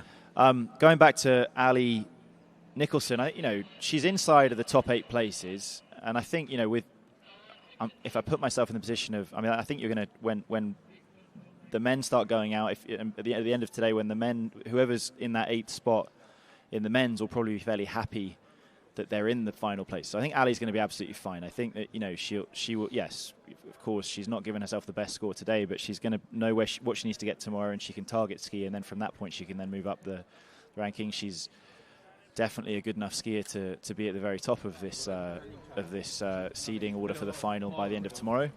So let's see. I think she'll be okay. No, I'm not stressed for Ali Nicholson particularly. She'll be good. Anyway, back to Jamie. Of course, talk about how good Ali is, and she is. Jamie's also extremely good. Jamie won last year. Ali won the year before, right? Ali won in 2024 when we were in Marrakesh. But Jamie was champion from last year and is so strong. She is a 3-time world champion, and she's also, I think, won Masters, and she's won San Gervasio a number of times. She's been a champion basically everywhere. She, comes to Europe and sort of just cleans up more often than not. And just a strong skier. And the thing I like the best about Jamie's skiing is anyone that's watched me commentate her, that's listened to me commentate for her before, and I tell her every time, I'm so jealous of how balanced she is on her offside. She just brings that ski through so well. Coming in at the ocean end of this Burigeg River, this is Jamie Bull riding a brand new Works O2 slalom ski that's just been released to the market courtesy of Syndicate. Not looking too bad out there, and currently the holder of the course record here from last season, where she scored 6 at 10.75 meters this time last year. I know that you mentioned that you should take the scores from last year with a pinch of salt, but anyone who can get that deep into 10.75 meters on this kind of course and these kind of conditions, the major ups.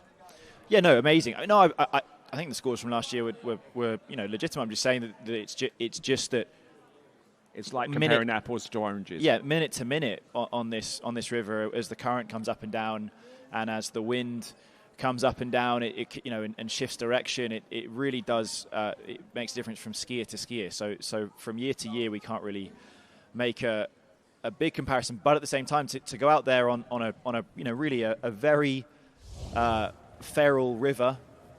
With and run 10.75, where no one water skis in this place. I mean, we drop a course in for 3 days or 4 days once a year. Jamie skied amazingly last year. I was very happy to see her do that. It also made us men look pretty bad that she was able to. Some shots of Ali having a shower here, but I'm not sure that's appropriate. But anyway, I'm not an employee of TWC, so I'm allowed to say that. Good. We're back to the men on the dock. Right, so back to Jamie. Jamie's going to come back in on 12. We've only seen one person miss, which was very surprisingly Ali Nicholson. I'll be just as floored if it's Jamie. Oh, sorry, we're on 11, and the lead is 5. She's looking really, really good, and looking fantastic over to 4, and she's on the tail, and she's going to need a big 5. Which of course she gets because she's Jamie Bull. I don't know how she does that. It's just incredible. It's actually somewhat reminiscent there it's somewhat reminiscent of Neely Ross's Boy 3 at 11.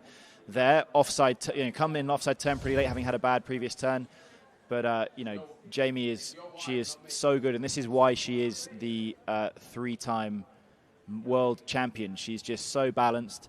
4 would have been a bit of a shock to her because she was doing so well.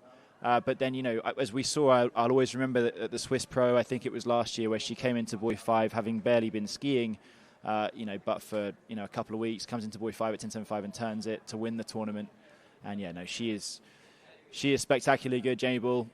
So dialed with her equipment, just great. And so we've got our first skier through 11. She's taken the lead, and we will see someone coming in at 10.75. Now, tailwind. Wind is maybe a touch down compared to where it has been. She did run it last year, as you said, Tony. But let's have a look. I mean, I think she's taken the lead. That was objective number 1. I think that again, she's not probably that bothered about what score she gets for anything besides confidence. She's not, we're not world record level here, I think, and but she'll want to, put her stamp on this first round and make sure she's not just the best by a bit, but the best by a lot. She's wearing the champion's bib from last year. Let's see what she can do. 10.75. Wind is down. That looks like a nice gate. Let's see how she can start. And the conditions here on the Burigeg River are about as good as they can get. Fantastic here. Too. Look at this. This is 1 and 2 and 3. Look at her go. Round number 4. Let's see what she's got. Come on, and Jamie. A skier that currently holds the course record. No! I can't believe it. Kind of the same as last year. She came into 6 in good shape and fell, and that's a 5.5. And she was in such good shape. But I'll tell you something. I had my practice round yesterday, and I was running the same pass going away from the dock, and was kind of in a fairly, not beautiful, but maybe not quite as comfortable a shape as her. But I come into 6, and suddenly I felt a lot narrower than I thought I was going to be, and that's a function of some current. People forget that current on rivers, it's not uniform. It doesn't run totally in straight lines. It doesn't run parallel to the banks. We've got the course this year set up to where it's very parallel to the banks. It's a little bit more in the middle, but you do have where you have some undulations underneath the water on the riverbed where you'll have some kinks in the current. It goes left and right. That's definitely a case at Moomba. That buoy 2 there at Moomba, for example, very hard to get to at short line. And I think there might be one here coming into buoy 6. She's great. And I think just we'll have to ask her. Hopefully we'll get an interview. That I wonder if she just suddenly felt narrow there at 6 like I did yesterday. And I think a couple other people have mentioned it. So, yeah, confusing, but she's at least 6.5 buoys ahead of the rest. Let's look at this pass for its merits, not for its negatives at buoy 6 there. Beautiful gate over to 1. It's a safe one, if not a perfect one. She gets the shoulder down into 2, and then just a beautiful 2. That's the best improvement she's made in her skiing in the last few years has been that her 2.4's improved. She's always had that really good buoy 1, 3, and 5, but comes into buoy 4 and beautiful 4 and much better than her 4 and 11. And 5, I was thinking, yeah, this is easy. I was kind of giggling to myself for how good it was. Over towards buoy 6, and what happens? I was about to call it here. I think she just taps the outside of the buoy. I think she believes that the buoy was going to be more outside of the buoy than it was. I think Zane's going to get us an interview. I hope he asked the question, hey, what happened? You looked so good. But anyway, congrats to Jamie. Huge skiing. That's 5.5 buoys ahead of second place. Slightly upsetting for the rest of the field, but you can't really complain about being behind Jamie Bull. She's shown that she is such a dominant force in women's slalom skiing. Anyway, let's go to Zane. All right, hey guys, I'm here with your defending champion, Jamie Bull, and put on display why you are the defending champion and currently the best in the world. So, great skiing out there. Yeah, thanks so much. Appreciate that. And I have to give you a little of a hard time because you stroked that 10.7, and once you go around 6 ball, there's just these 2 little red buoys you got to get out of, and you managed to do that twice here where you run it and then just don't quite finish it. 2 years in a row. Yeah, it's challenging out there regardless, and I think I was a bit slow into 5, and then I was thinking about last year, and last year I kind of got hooked up, got around 6 and kind of turned my brain off, and then got hooked up and missed the gates on the far side. And so I was thinking about it to 6. I was just be there, kind of balance, stay tall, and then ended up same thing. It's just bringing the ski underneath of me, and I just kind of went too far. You get pitched a bit and bobbled, and I guess I don't know. I don't want to try 41 right now apparently. Well, I think it's impressive that you say it's challenging out there, and then you go and you top everybody's score by 6 buoys. So that's super impressive, and I'm looking forward to seeing you. I think you'll run it tomorrow. Well, I hope so. I think every day on the river is a different day, so kind of just got to go out there and do your best. So I don't have a score in mind for tomorrow, I wouldn't say. I'm just trying to feel good and feel safe out there and push it as far as I can. Well, I bet you'll do it, and look forward to seeing you get out there on the water tomorrow. Thank you. All right, we'll send it back to you, Tony. All right there, so that concludes round 1 of the women's slalom as we take a look at the marina here on the River Burragig. So, Jamie Bull, your current leader on 5.5 at 10.75 meters, the only person to get on to 10.75 meters. After her, it's Neely Ross with 5. A two-way tie for third between Elizabeth Montavon and Kennedy Hansen exists there. Third and two-way tie for third. 5th place, Sadie Ferguson on 3. 6th place, Ali Garcia on 2. Alicia Bagnoli 1.5 at 11.25 meters for 7th. Ali Nicholson 4.5 on 12. And then Anne-Marie Robleski with 5 on 13. And Violetta Mosielski with 1.5 on 13 meters. So, we've got our men's starting list, and this is a series of 3, I believe. Vincenzo Marino will be our lead-off skier, followed by Florian Paff, both of those competitors coming to us out of Italy. Bautista Archimada from Argentina, who is followed by Stephen Island from the United States. Jaime Palomino will be next off after him from Mexico, and Camille Bamra.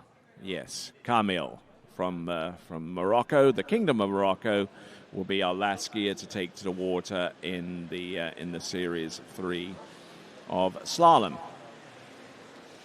So Vincenzo Marino, Italia, getting ready to rock.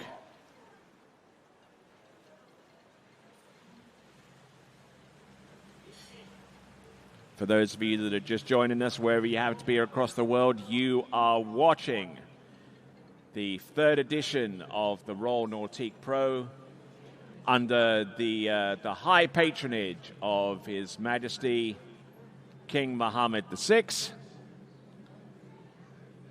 We thank him, and we thank the organization here at this Royal Nautique Club on the Bouregeg River. Our driver now is Scott Greenwood. Our boat judge is Elena Kunert.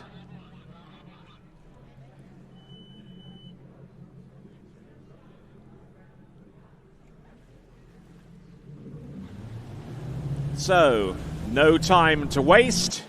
We've got Vincenzo Marino, and he'll be going in, I believe, on the 14.25 meter line. We'll see. We'll get confirmation of that in just a moment or so.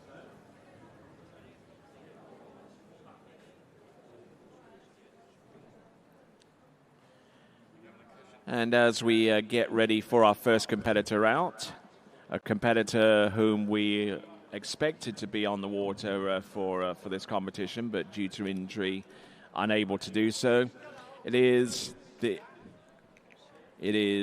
current world record holder, and yes, it is Nate Smith. How are you doing, sir? I'm doing okay, Tony. It's kind of different to join you up here during a tournament, but we'll get front row seats to watching everybody. Yes, indeed. You have the best seat in the house if you're watching this here on the webcast, well, first of all, first things first, let's explain the reason why we're splitting off these competitors into 3 series. Now, you may be able to offer an explanation for that there, Nate. Well, I think just with the changing river conditions, kind of trying to group everybody together and get scores set in each little division here, so that if something does change for the worse, we're able to kind of reevaluate and start a different division as well. Yeah, because this is a tidal river where we're currently at slack tide right now, slack low tide, which means that the water is barely moving at this time, and it would be unfair for all the competitors to get out onto the water in conditions which could change minute to minute. And with that in mind, let's check in with Zane. All right, hey guys, I'm here with Mr. Cole McCormick. Got a little time here, but conditions are laying out to be super sweet here for the slalom event. Yeah, it looks really good right now. Definitely challenging for the earlier girls in the series, but I mean, Jamie just showed us it's perfect out there right now. Big scores are going to go down if it stays like this. Well, and I mean, I'm gonna point you out, like at Masters, last weekend or 2 weekends ago, you ran one of the nicest 39s I think I've ever seen on Robin Lake, and I was just talking to you a little off camera, but man, you have the sickest offside turn as a lefty right now. I think anybody at home that's a lefty should start watching videos and take notes. Yeah, the offside's really been good to me this year. Chris got me a new ski at the beginning of the year, and we're just trying some different things on it, and it's really working well on my offside for me. I mean, I've never felt this solid on my offside in my life, so I'm, it's finally I'm getting used to it and like throwing some good scores down in tournaments now. So. Yeah, well, I know as a lefty, I sit and watch your videos, and I'm trying to replicate what you do because you are absolutely crushing it. So I'm looking forward to seeing you get out there. I'm expecting a huge score out of you today. Yeah, thanks. Practice set went well yesterday. My skis actually showed up. They came in late from the airline, so I'm glad everything's here and accounted for and ready to rip today. Cool, man. Well, we'll let you go get ready, and we'll see you in a little bit. And right now, we'll send it back to you, Tony. All right, then on the water is Vincenzo Marino, who comes to us from Italy, looking strong, looking very, very fluid out there, and good for 6 buoys. He went in on 13. I believe that was 12 coming back. And sitting next to me is Nate Smith. Nate, as I said to the folks just a few minutes ago, we halfway expected you to be competing, but unfortunately, circumstances played a different role in respect to you and competing? Yeah, about a month ago, maybe the Swiss tournament, my back started to bother me the night after that quite a bit, and didn't really ski much through the month of May. Tried to give it a go at Masters. Obviously, that didn't go very well, and things kind of got worse from there. So I did have an MRI this week just before coming over here, and kind of reinforced what I already knew what was going on, just a little bit issues with disc and nerve-related. And my lower back, sending a lot of pain down my left leg and my right one. So just decided to sit this tournament out, being on a river, a little bit, unsettled conditions. It's really unfortunate not to be out there and competing with everybody, but tried to give it a week to settle, maybe see how it feels middle to end of next week before Monaco, maybe try to give it a go. But most likely, I probably won't be skiing for a few weeks. You know what I think? I think it's that first officer's seat. It ain't too comfortable at the best of times. Well, it's a combination, yes, of sitting a lot and then trying to ski. So, yeah. Not totally out of bounds with that one. Probably not. Okay. All right, then we'll hear a little bit more from Nate Smith as we continue to rock along. This is 11.25 meters on the purple loop. Looking good for the first couple of buoys, and nicely done round number 3. Broken over a little bit on 4, but he's a strong lad here. This is Vincenzo Marino, and first skier off the dock, able to get through 11.25 meters. Will now have an attempt at 10.75 meters as his fellow Italian Florian Path gets ready to take to the water. So, take it away, Nate. Yeah, watching this replay here, I mean, the conditions seem to have laid down on the wind just a little bit here, but, kind of watching, not getting to see him ski a whole lot, just kind of the confidence that he had on this pass. It wasn't always the best turn, but he was very patient there on the backside of the buoy, making sure to work, be strong and aggressive through both wakes, doing the work in the right places, and just letting that ski finish and come around. You kind of see everybody have just a little bit of a delay there going that direction at 4-ball. But, his patience just kind of paid off there in the end. So nicely done there. That is Vincenzo Marino, fully under control there. A skier that's become a stalwart for the Italian waterski team, as too is Florian Path. Now, they both come to us from opposite ends of Italy, whereas Florian Path comes to us from the German-speaking area of Italy. Vincenzo Marino actually comes to us from Sicilia, which is Sicily. Okay. I've never been there. You've never been to Sicily? I've never been. Oh, it's a beautiful place. Food there absolutely magnifique, as indeed most food is in Italy. It's probably my favorite country to eat in, for sure. All right, then, here we go. This is Vincenzo Marino. 10.75 meters. Let's see what kind of start he gets. It's a decent start. Look at him go. He's round number 2. Oh, he's early for 3. He's good to a little bit. The back ended on number 4, but can he make it round 6? Oh, just one minor mistake, and that cost him the 6-buoy count at 10.75 meters. But sterling effort out there, Nate. Yeah, that's some really impressive skiing, kind of being, right at the beginning of the event here to go out and put that score for everybody to chase. On the gate here, I saw him maybe just get a little slow, a little narrow, kind of had to edge back out, but it really worked out well for him here in this 1-ball. He just committed to it, turned, came out of it. I know the 2-ball can be a little bit tricky. I know I had trouble there last year, but he came right through it, and just, skiing on the river is a little bit buoy by buoy. You can't really get yourself in a rhythm. If you're standing up tall, you're ready out of the backside of the buoy, you pull and, hope for the best. But we saw it with the girls here at that 5-ball. Just everybody gets caught up just a little bit. I don't know if that's the current or, the conditions or bumps over there, or simply him just being excited. He almost clouted that white support buoy as well. You wouldn't want to do that. No, it's that would stop you pretty quick. Yeah, get kind of messy. But anyway, opening skier, first skier out in the water, and he gets as much as 5 on 10.75 meters, and that is a pretty sterling target for our remaining skiers to chase. Florian Path will be the first of those to try.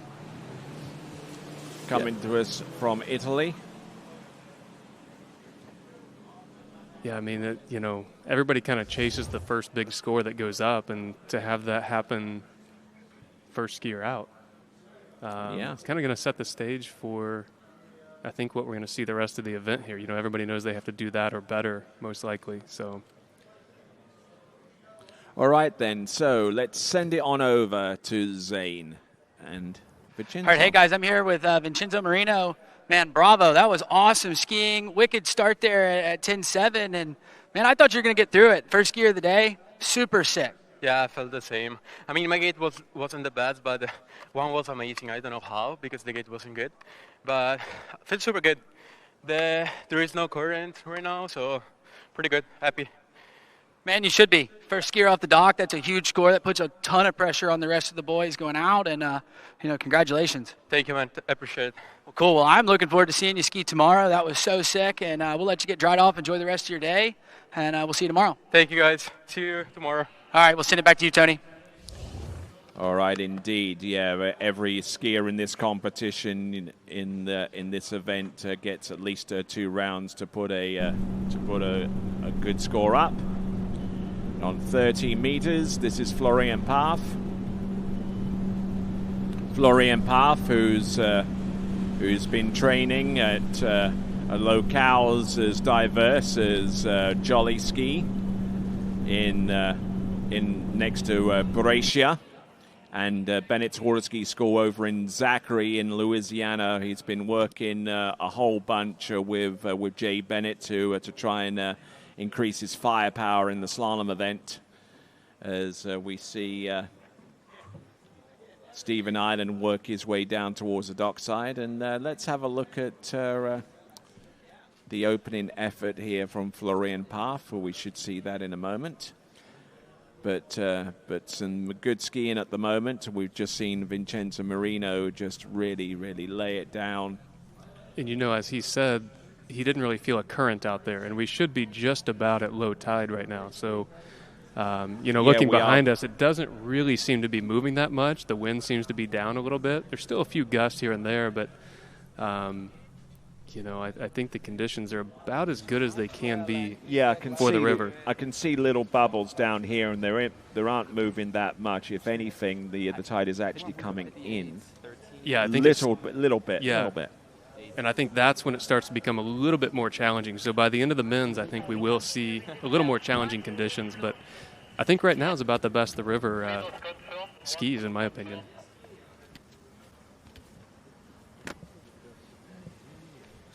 So we've got a little bit of a delay before Florian Paff comes back in. And I think the competitors, like you said, are chomping at the bit to get out into the water and go while the getting is good.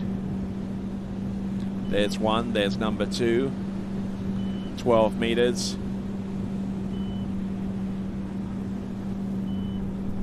Fantastic skiing. Florian Paff, skier for the University of Louisiana at Lafayette. Yeah, I don't think it gets much better than that pass right there. I mean, looking at both him as a skier and then the conditions as well. I mean, the water had just a slight texture on it, next to no current, and then just a nice, easy 12-meter, 35-off pass for him there. It's when the water gets like really, really shimmery and shiny and loses a bit of its texture that way. That provides a challenge or two. Yeah, I think as the current starts to come back in, you're going to have that current moving the same direction that the wind is. So it can be kind of a double whammy there. But, this morning the current was going opposite directions of the wind. So you kind of see the waves roll over the current a little bit.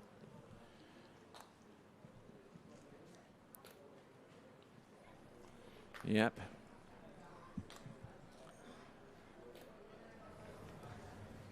As Tina sang on her signature song, Proud Mary, rolling down the river.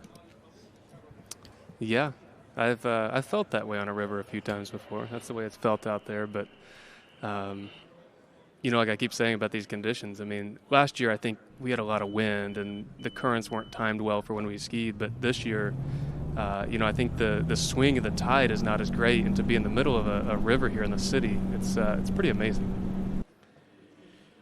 Yep, some amazing skiing going on right now. We've got Florian Paff, and this is 11.25 meters. It is the purple loop.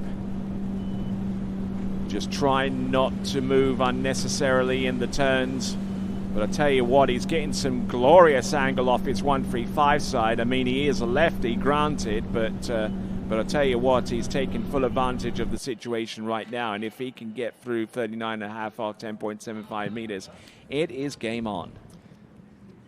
Yeah, I mean, that looked like a pretty great pass. A little touch and go, like you said, on that 135 side. I wish I could come into one ball and commit to it that hard. But to me, it seems like a little aggressive on the gates. Hard early, kind of swing and standing there at one ball. But, he has that confidence there on that onside turn just to get after it. You can see the ski bouncing a little bit into two, but, he stays balanced, patience, works behind the boat. Never really saw him out of this pass by any means, but I think he's got in his head that what the score was before, that this pass has to be run. There's no question. Yep, certainly keeping himself in good contention at this point. Florian Paff, a member of the Italian Waterski team, and also, as I briefly mentioned, a member of the University of Louisiana at Lafayette.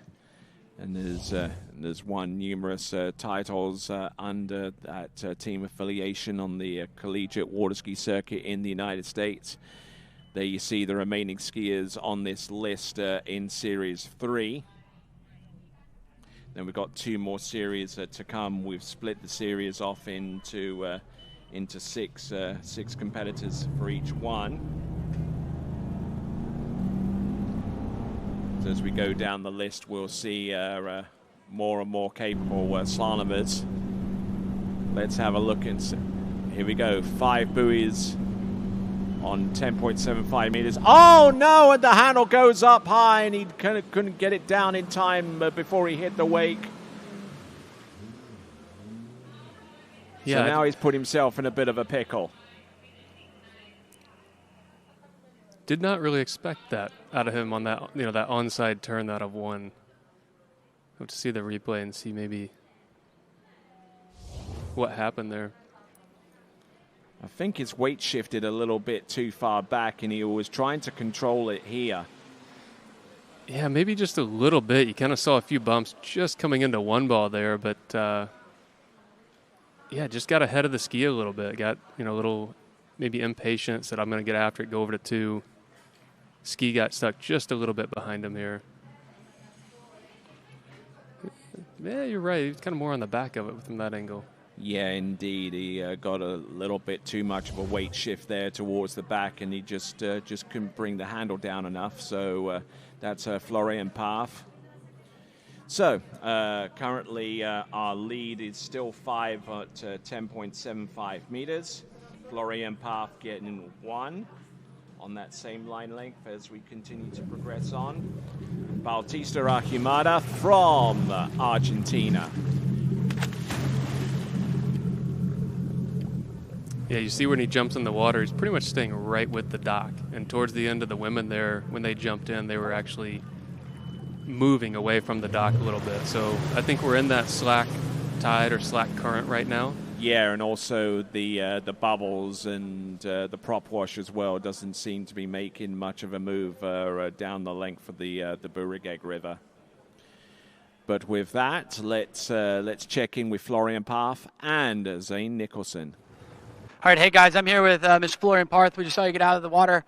Man, you were looking really good. Just kind of looked like you unloaded the ski a little bit heavy into one. Yeah. But how did it feel out there? I felt pretty good. I'm happy to be here. It's a really nice competition. Bummed for the score, but there's another day. Yeah.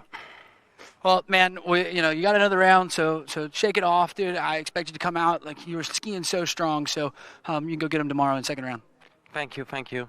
All right, we'll send it back to you, Tony.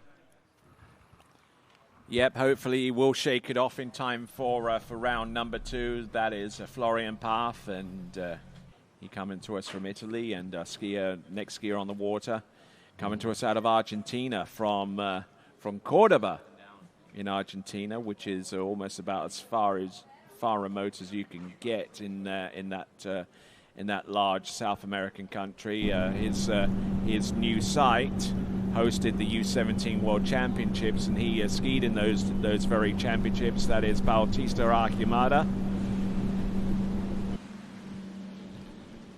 And one of the things that I loved about his site and the venue which he skied in the Junior World Championships is basically you can go there and you can ski anytime, day or night, because they have it totally floodlit 24/7. That's pretty nice. There's a handful of ski lakes around the country in the U.S. that have that. You just walk down, flip a switch, turn the lights on, and ski.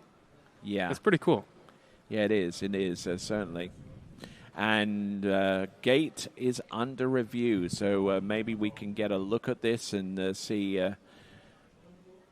how close he was. Now, for those of you, especially those picky slalom fans from around the world, we are using Moomba gate rules, which means that you tell them what. Yeah, it means. so really, the Moomba gate rule came about just because of it being a river and the buoys moving around a little bit more. As long as you're touching the buoy, any part of your ski touches that buoy, inside, outside, wherever, the gate is good. Where traditionally you would have to be, on the inside of that buoy. So, we just heard that was a good gate.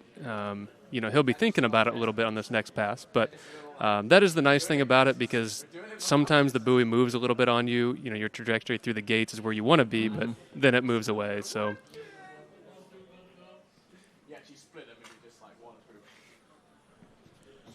All right, there. So gate is approved for Bautista Archimada from Argentina. Okay, so second pass, 12 meters.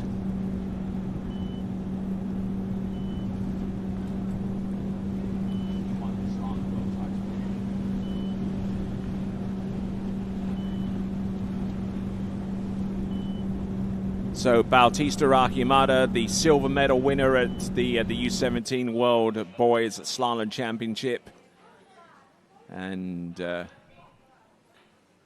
was involved in a runoff situation for that. But looking to see if he can rise his stock a little bit as we proceed forward. That is Bautista Archimada. So we see a few of our folks are getting some lunch, while one or two people are waiting to just knock some buoys down.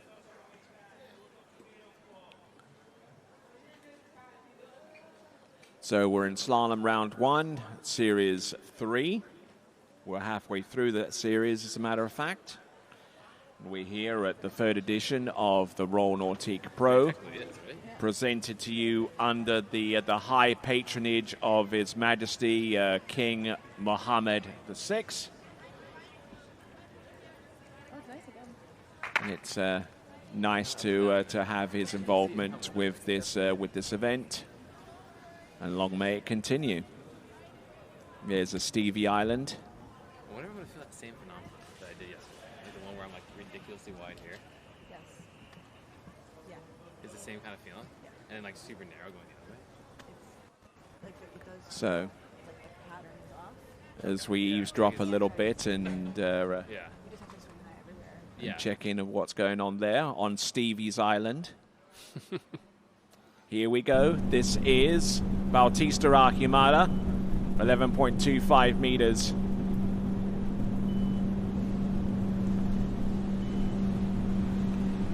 Or a little bit of slack there off number 3 into 4, but managing to suck it up. And a little bit of JT rodeo action there through the exit gate. Yeah, I feel like that has evolved as the years gone by. You know, it's something I picked up from a skier I grew up with, Cale Burdick, back in Indiana, that now lives in Michigan, that we used to see at tournaments.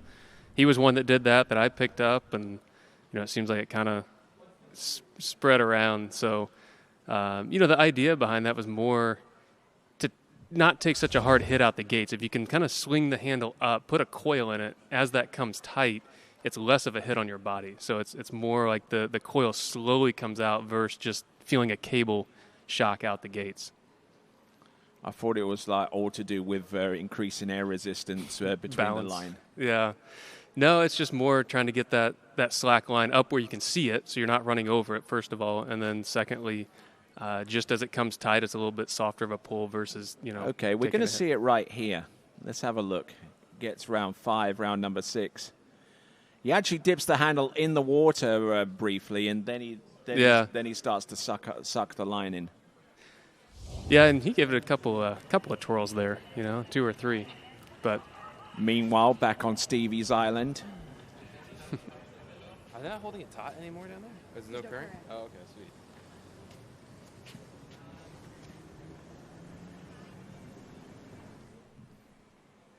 All right there. So now 10.75 meters. This is Bautista Archimada. Edging out a little bit just before the gate shot. He's round buoy 1, and I think he got round number 2. Yeah, that does put him in second. Yeah, I think he got around 2 for sure. He looks somewhat satisfied with that score. Wasn't the greatest start in one ball we see on this replay. Kind of edging back out, getting a little bit slow down there.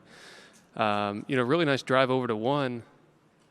Just right here, a lot of loose line. Kind of had to reset and get after it here going to 2. And just coming up narrow a little bit there on 2. But it looks like he kind of played it a little safe to me at 2 ball. And the conditions here are about as good as they get here on the Burigeg River. I'm just watching the bubbles in the water behind me, and they ain't moving at all. Round number 1, and just getting a little loose into number 2. Managing to get the ski round number 2. That puts him in second spot after 3 skiers at this time. That is Bautista Archimada. And as we get back to the dock and get ready to see Stephen Island about to take to the water. And in a moment, no doubt, we'll get to listen in on Bautista Archimada with our good friend Zane Nicholson.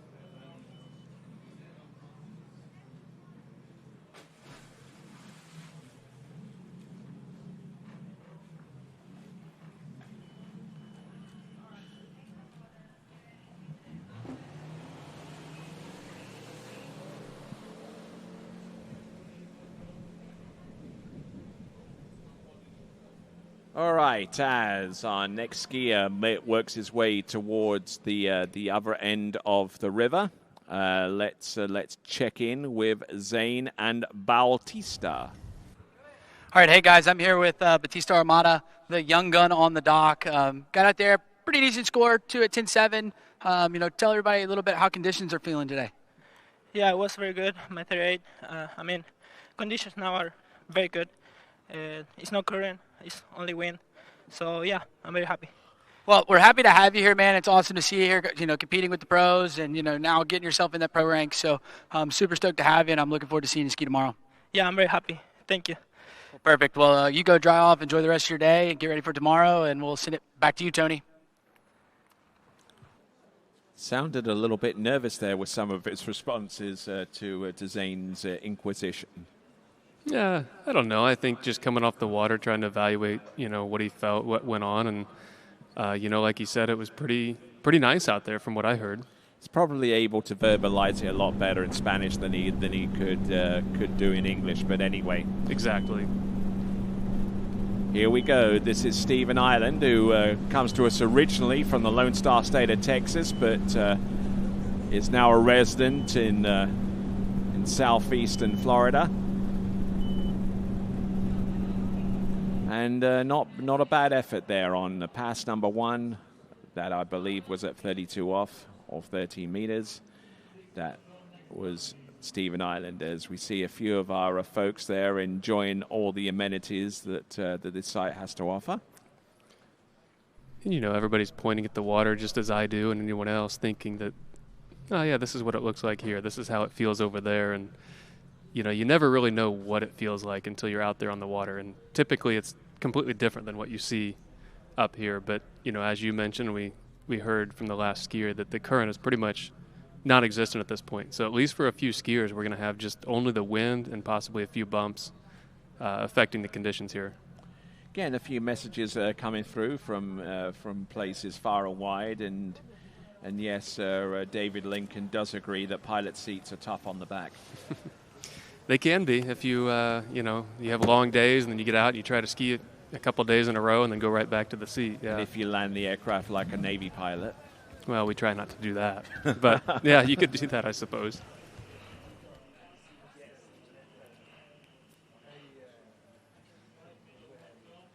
So it kind of looks like Ali Garcia is watching on her phone when it's right in front of her there. Yeah, and she's icing down her shoulder as well. Yeah. But, maybe she'll move to the pool and watch from the screen later. Yeah, that'll be cool. Here we go, Stephen Island. This is 12 meters. Oh, a little bit loose there on number 1, but still managing to make a play on number 2. Now, being patient is the name of the game here on this river. The little few bumps going into the pre-turn, but nothing that he can't handle. So now it is 11.25 meters coming up, and sometimes it probably pays to just get in there and not overthink the situation.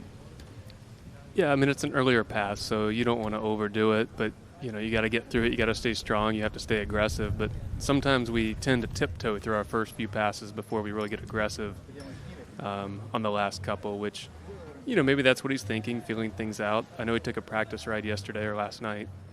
He said it went okay. So just see if he can straighten a few things out, feel a little bit more confident on that 135 side. The onside seems to be looking pretty good for him.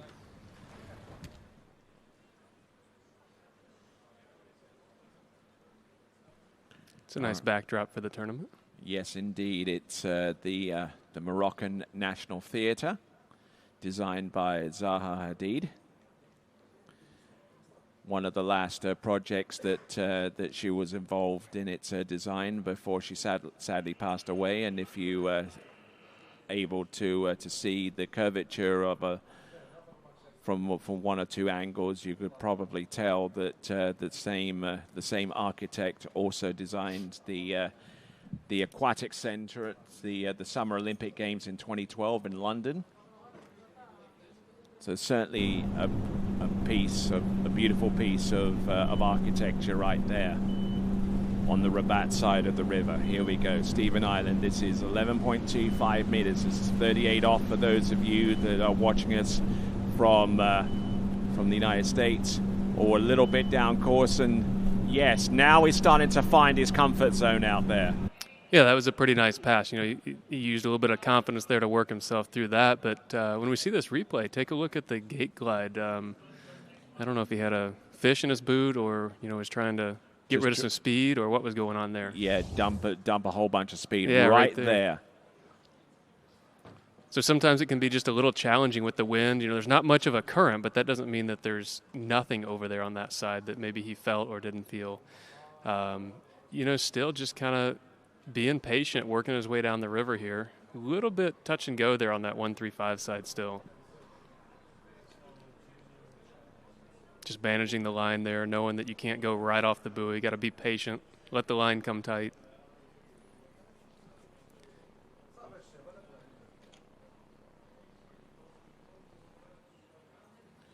Just looking back behind me just to see if there's any change in the current as we progress on. Pretty decent conditions out there. I don't see too much movement in the water, and so for Stephen Island, it's make hay while the sun still shines, or rather in this instance, while the tide is still slack. Exactly. Yeah, take advantage of it. But we don't always know that no tide or no current is always better. You see good scores in all sorts of conditions. Here we go.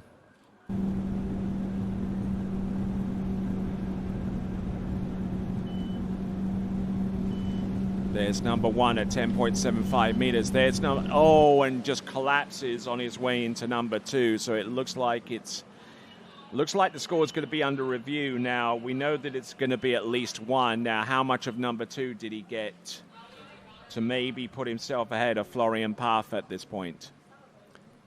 I would think that's 1.5. Kind of a Same little gate there, though, at the 38, you know, unsure there at the top of the glide.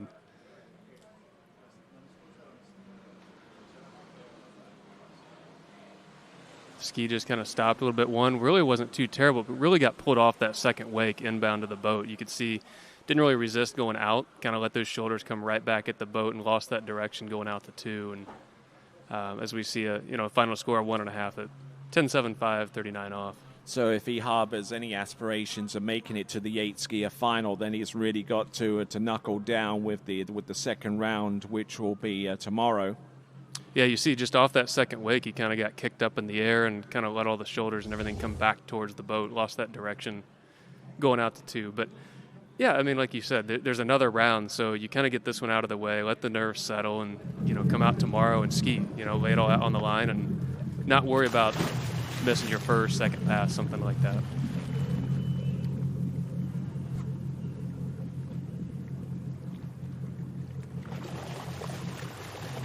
All right, so moving right along, skier in the water at this time is Jaime Palomino.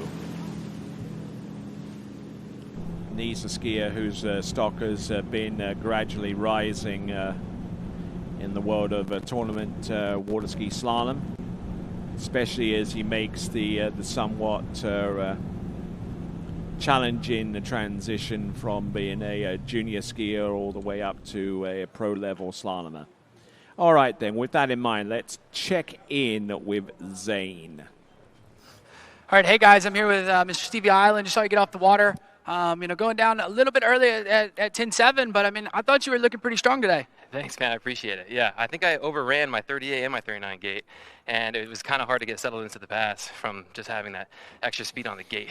But I'm happy with it. It was fun out there. Yeah, I definitely saw you at your 38 gate. You kind of checked the ski, you pushed it in, but you managed it really good out of 1 and 2, and then kind of never thought that 11 pass was in doubt.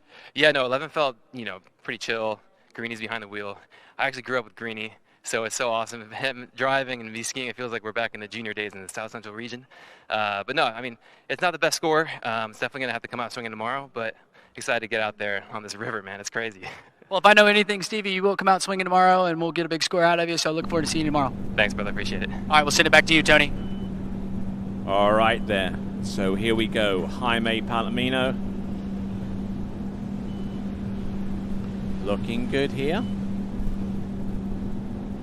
Whoa, a little bit aerial there into number 5. Kind of loaded up and released all at one point there.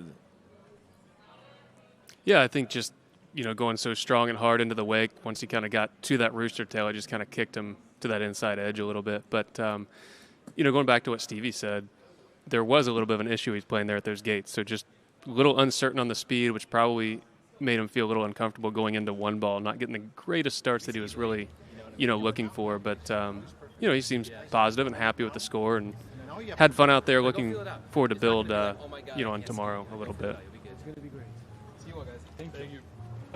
Yep, just trying to get a little bit of recon type information on the starting dock between Camille Bamra and our first skier in Series 2, who is going to be Nikki Antonsen. Not a single person in the pool over there, it looks like. Well, that'll change. Think we could move this desk to the pool? I think that Vince might have something to say about that.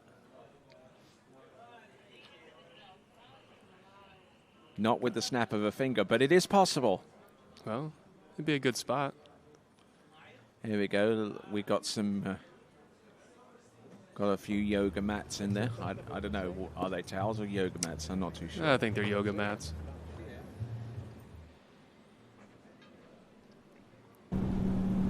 All right, there. Here comes Jaime Palomino. This now is 12 meters.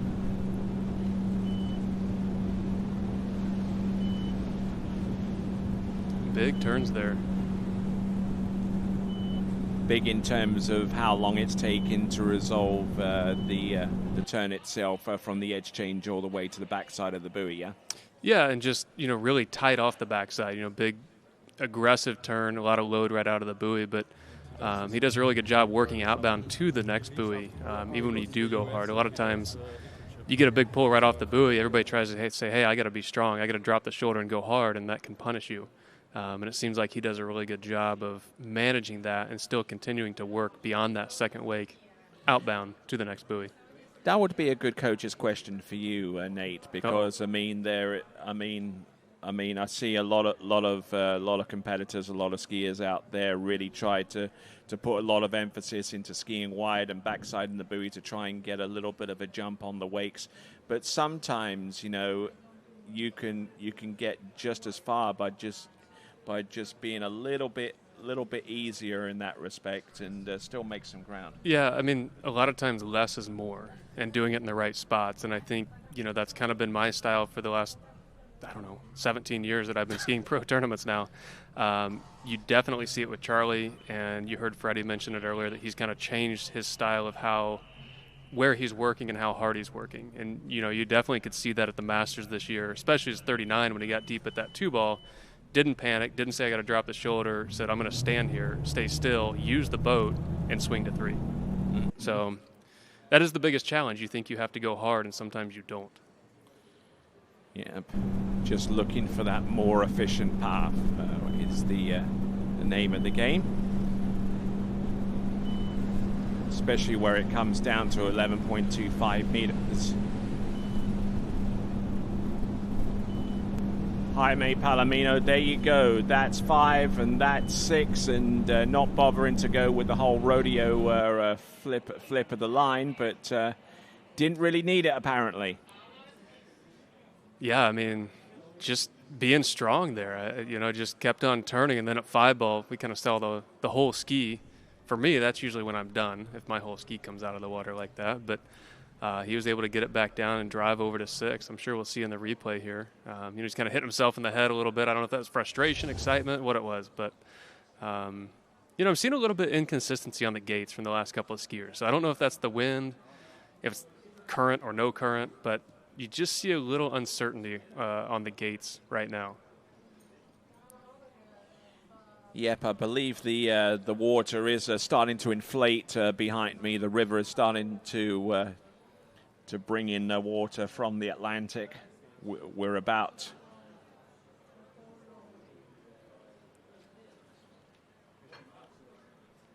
So we're about 3 kilometers away from open ocean at the mouth of the Beauregard River, and that water is going to start coming in and start to increase the pace of that water coming in, which is going to complicate matters for a few of our skiers, but we'll see how things turn out. Here we go. This now is Jaime Palomino.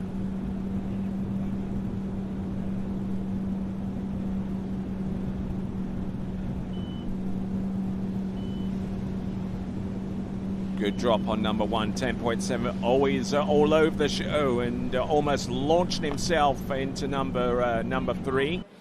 But that could be a critical moment there for Jaime Palomino, because 2 at 10.75 meters, if it's confirmed as that score, is good enough to put him into...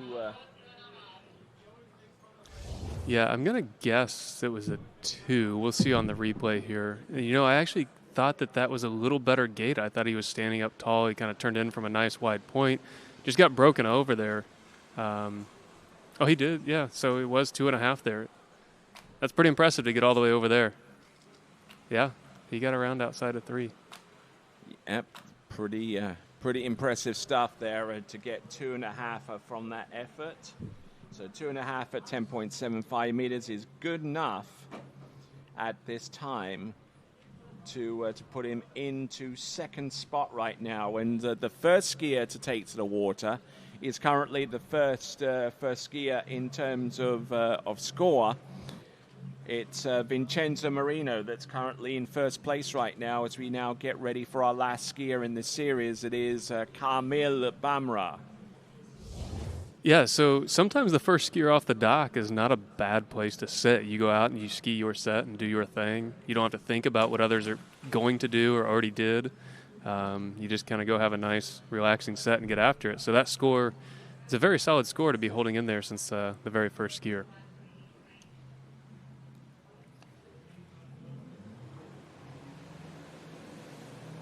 And as Jaime Palomino exits stage left, we now see Camille Bamra. Now, Camille Bamra has had his more than his fair share of injuries and stuff like that has kind of prevented him from practicing or training as much as he would like. But we'll see. He would never lead you to believe that there's an excuse. I talked to him on the dock yesterday before he was skiing, and he's just happy to be here. He's always smiling. He's always friendly to every single person that comes in here and anywhere that he is in the world. So we're going to head over and check in with Zane. Absolutely. Yeah, 2.5. Okay, bro, I don't know how I made it. They gave me 2.5. All right, hey guys, I'm here with the Mexican boy wonder, Mr. Jaime Palomino. Man, I know that probably is not the score you want, but if there's one thing I do know about you is when you get a little bit of pressure on you, you turn out and kick ass.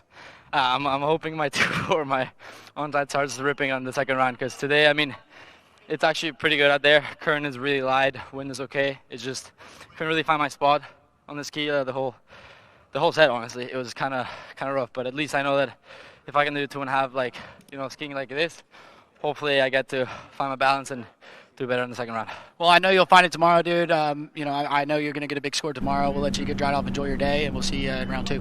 Thank you, Sam. All right, perfect. We'll send it back to you, Tony. All right there. So not looking too bad for the first half of the course on 13 meters. This is Camille Bamra skiing right here in his native land, the Kingdom of Morocco, here at the 3rd edition of the Royal Nautique Pro under the high patronage of the King Mohammed VI. So we see Aaron Davies getting ready for his go out there, and something that you briefly mentioned to me off microphone, Nate, is that the first 6 skiers, all of our Series 3 skiers, are all out there, barring one competitor. They're all on D3. Yeah, and looking over my shoulder, the next skier's on a D3 too. I used to be the sole survivor out here on a D3. Everybody's kind of like, what is that? Yeah, and D3 have recently released a new version of their Ion ski, the Ion 4. Yep. Charlie and I got on that ski at the exact same time for a photo shoot. He went on to almost tie or break a world record that weekend. I skied on it at Swiss, ran 41 both rounds. So it's been a pretty good ski for at least the 2 of us. So what's the difference? I mean, is it just like little tweaks that you may have mentioned in passing, to the design boffins at D3? Yeah, I mean, you're always trying to improve and make things a little bit better. It's hard to completely redesign something every single time, but just a little bit different inside the layup of the ski. So as we see Camille Bamra on this next pass, it is 12 meters, looking fantastic there for Camille Bamra of Morocco, looking to lay it down, and let's see if he can muster a score that would get somewhere close to the score of Vincenzo Marino, who leads with 5 at 10.75 meters. We've still got 2 more series of slalom to go, Series 2 and Series 1. Yeah, I thought that was a fantastic pass by Camille, and if you said he hasn't been skiing that much, it sure doesn't look like it out there on the water. I mean, he's such a smooth, consistent skier, and I know you're one of keeping track of a record book. What type of Moroccan record, or is it something he holds? Is that? Oh yeah, absolutely, he does. 2 at 41's the Moroccan national record, and he pretty has impressive. it.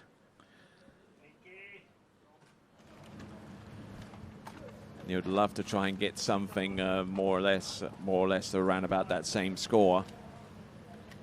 But it's ABCs. You've got to get through the passes that lead up to that point. Starting off with 11.25 meters coming up next for Camille Bumrah.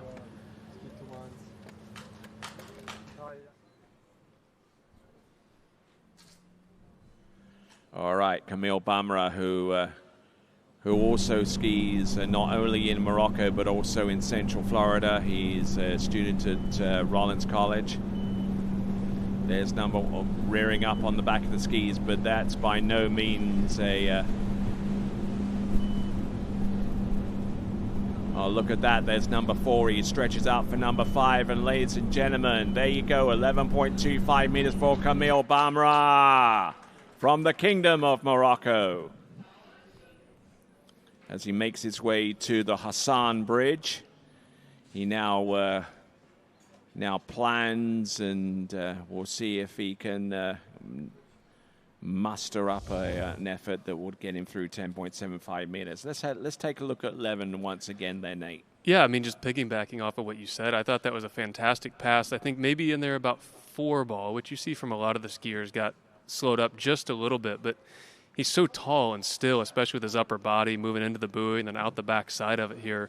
I think we saw him kind of check up a little bit at 4, just a little bit, but didn't panic. He, like we talked about earlier, made sure to work and be aggressive in the correct spots, swinging over to 5 ball, and then just stayed calm. So it seems like there's a little bit of a stretch and reach for everybody over there at that 4. I'm not really sure why, but you kind of see it from the last few. But other than that pass doesn't get a whole lot better. All right, let's have a look and see. We've got Scott Greenwood at the helm of that Nautique towboat. Also inside that towboat is our boat judge, Elena Kunert. Yes, sir. Here we go. And about 10.75 meters approximately behind that towboat is Camille Bumrah of Morocco. Let's see what he's got. Rolls in here. There's good start off number 1. He's there on number 2. What can he do off number 3?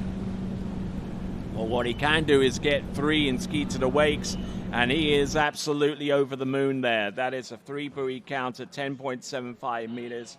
That currently puts him in 2nd spot behind Vincenzo Marino as we conclude the Series 3 slalom. We've still got 2 more series to go. But yes, Camille Bumrah certainly doing it for Morocco, the Kingdom of Morocco, with his effort here at 10.75 here, Nate. Yeah, I mean, that was a fantastic start. That was a run-it kind of start there. But, a little bit of chop there at 2 ball. The wind's starting to pick up for him. And I think, he knew what he wanted. You could kind of see it coming into 3 that's, I want that full score of 3, have that set in the books for today, and try to build on something for tomorrow. You can see him throw the fist. He's super happy, super excited. Especially if you said he hasn't been skiing a whole lot due to injury. But this start doesn't get any better. Yeah, cleanly through the gates, and that number 1 looked really, really good here. Now, it looked obvious to me that he was committing himself to at least get 3, because he knows that with the level of competition that's on offer here, that if you can get halfway down the course at 39.5 off 10.75 meters, it does put you in with maybe a shout of going into a tied situation where you can still make a play for the final few spots there, Nate. Yeah, exactly. I mean, I think, as he came into 3, I'm sure he was hesitant, but also wanted to go for it all at the same time, and I think made the correct decision. He was very fast coming into 3, but, like we said, a solid score, and we'll go have a chat over with Zane. Indeed. Let's check in with Zane and Camille. All right, hey, guys, I'm here with Mr. Camille Bumrah. Dude, awesome skiing. I know that went a lot better than last season, and we kind of talked off camera. It seems like you're a lot less stressed this season from organizing everything. So great skiing out there. Thank you very much, Zane. It was a real challenge. I mean, of course, everyone understands that it's very stressful, but you can't imagine the amount of work, the amount of stress about everything. I'm very happy with my score. Well, I'm just going to say, I mean, I don't think people give you enough credit. You do so much work, and you put on this great event, have everything going on from, the band tonight, with the dinner and all the kind of after parties and stuff. So I think it's great that you set this up, and then to be able to come out and just put out a huge score like that. So great skiing. I'm super happy for you, bud. Thank you very much. We're going to keep working to give you guys the best show ever, the best tournaments, the best hotels, the best everything. It's for you, it's for all the people, it's for all the Moroccans, and it's for everyone that makes this dream possible. Well, you do a great job. Best event of the year. It's third year. It's going to be the best event of the year, third year in a row. So great skiing. Go dry off. Enjoy your day. We'll see you tomorrow. Thank you very much. All right, we'll send it back to you, Tony. Here we go on the water, Nikki Antonsen.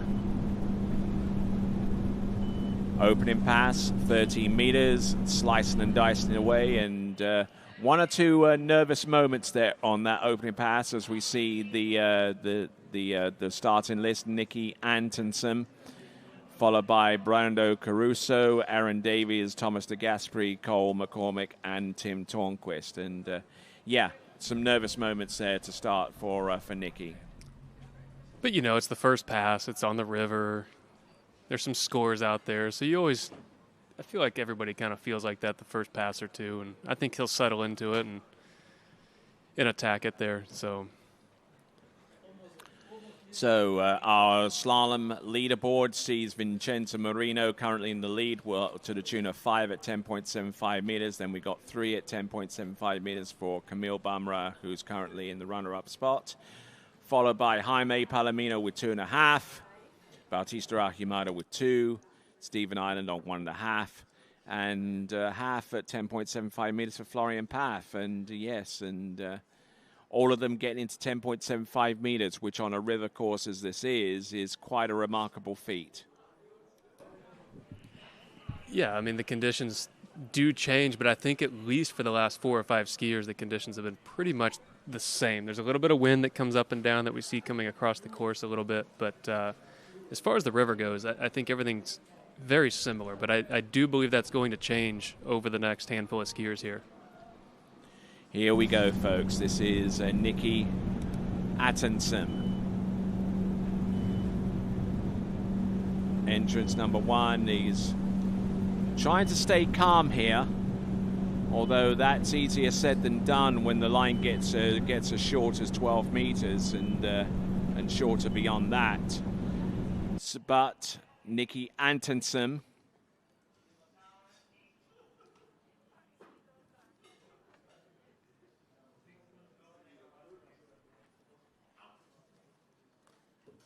so looking good as we get ready for 11.25 minutes, and check it out there, Nick. Yeah, just kind of watching the replay here as we do see the wind start to pick up a little bit down there. You know, kind of a little bit of a S-turn on the gate there for him.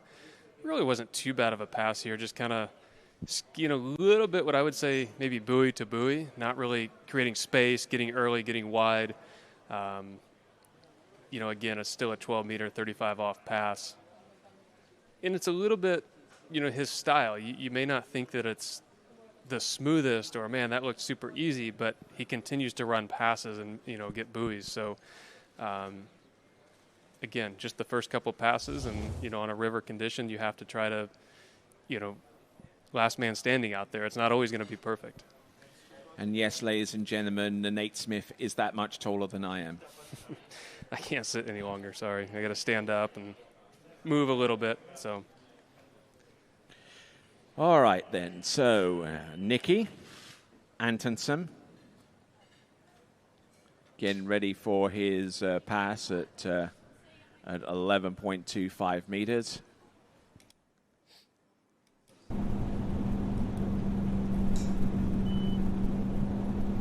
Entrance, round buoy number 1, a skier who hails out of Vienna, the capital city of Austria.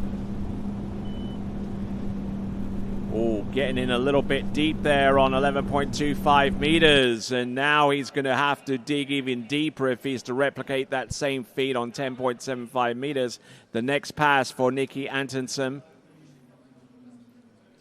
I thought that was pretty good, Tony. I thought that pass actually looked a little bit better rhythm than what he had the previous 2. A little bit better gate turn in that time.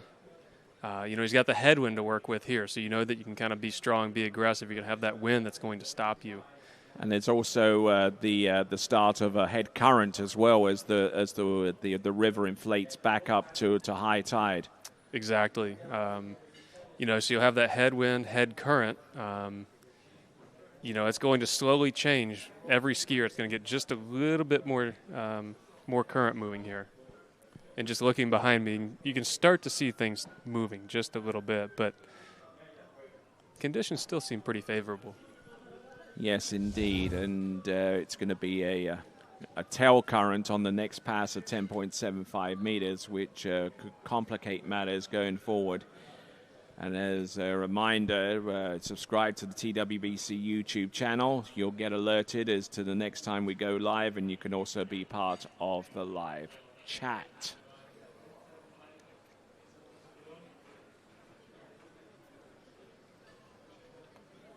So there we go. We've got Freddie.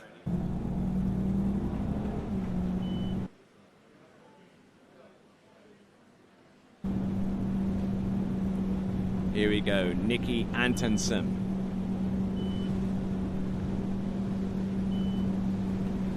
Oh, tried to make a play on number 2, and nothing was doing there for him, so it's going to be a 1 1/2.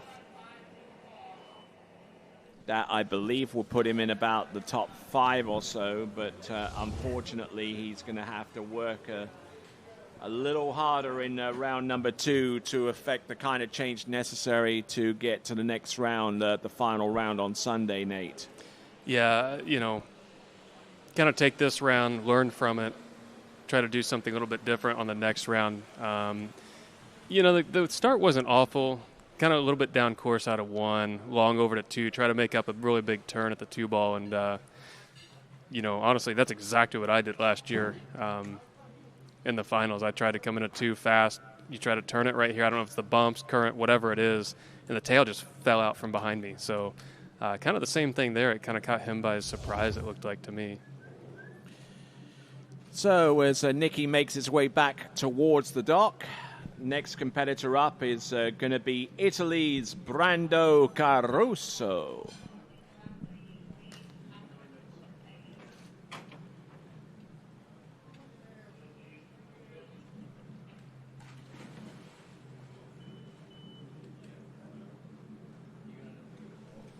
So you can see the water is officially moving the other direction now, Tony. Yeah, as Brando jumped in. Exactly. The river is starting to inflate with water that's coming in from the Atlantic Ocean, which is about 3 kilometers away from us here in the beautiful city of Rabat. And with that in mind, let's check in with Zane.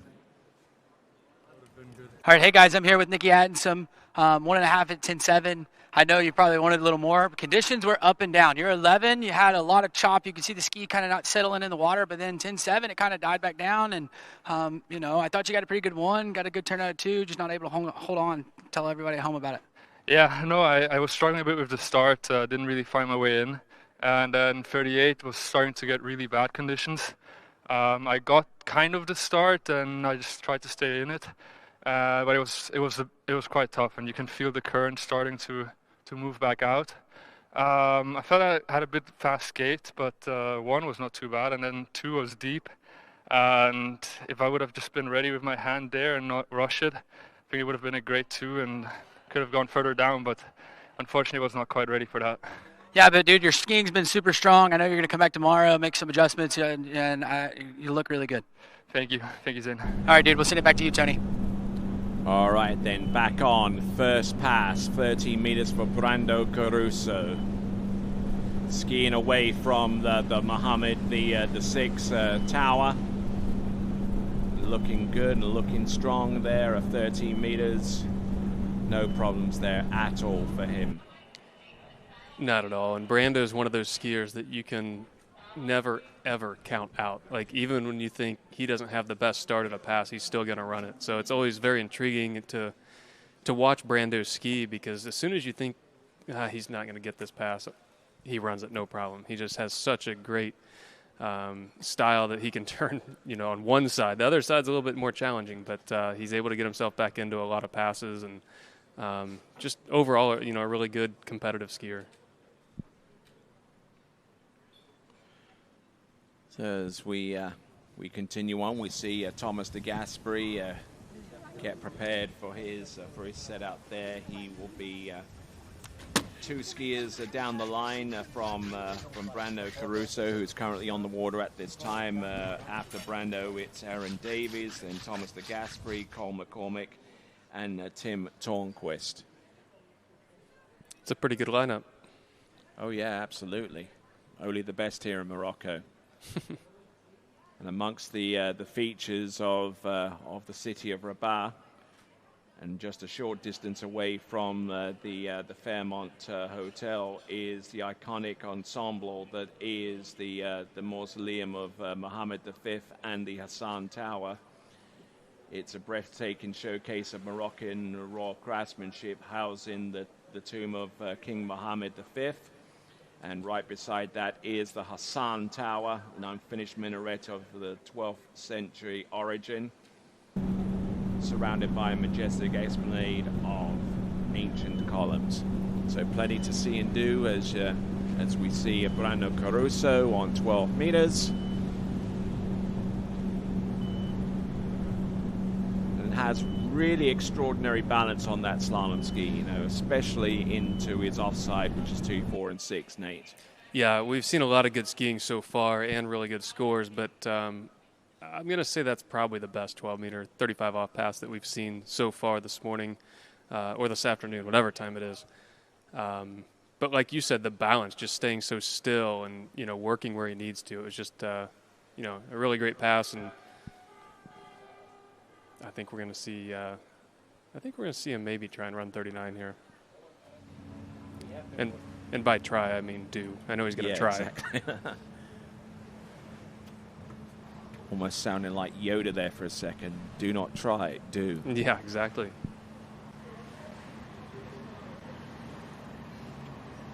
There we see one of our skiers coming up next. It's Tim Tornquist,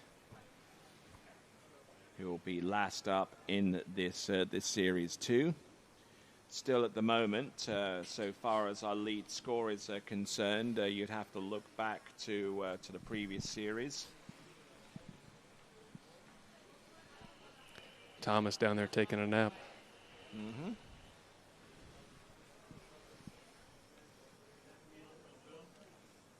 Sometimes it's a good thing, but hey, I do the same. I go down to the dock, just lay and wait till it's my turn. All right, here we go. Brando Caruso.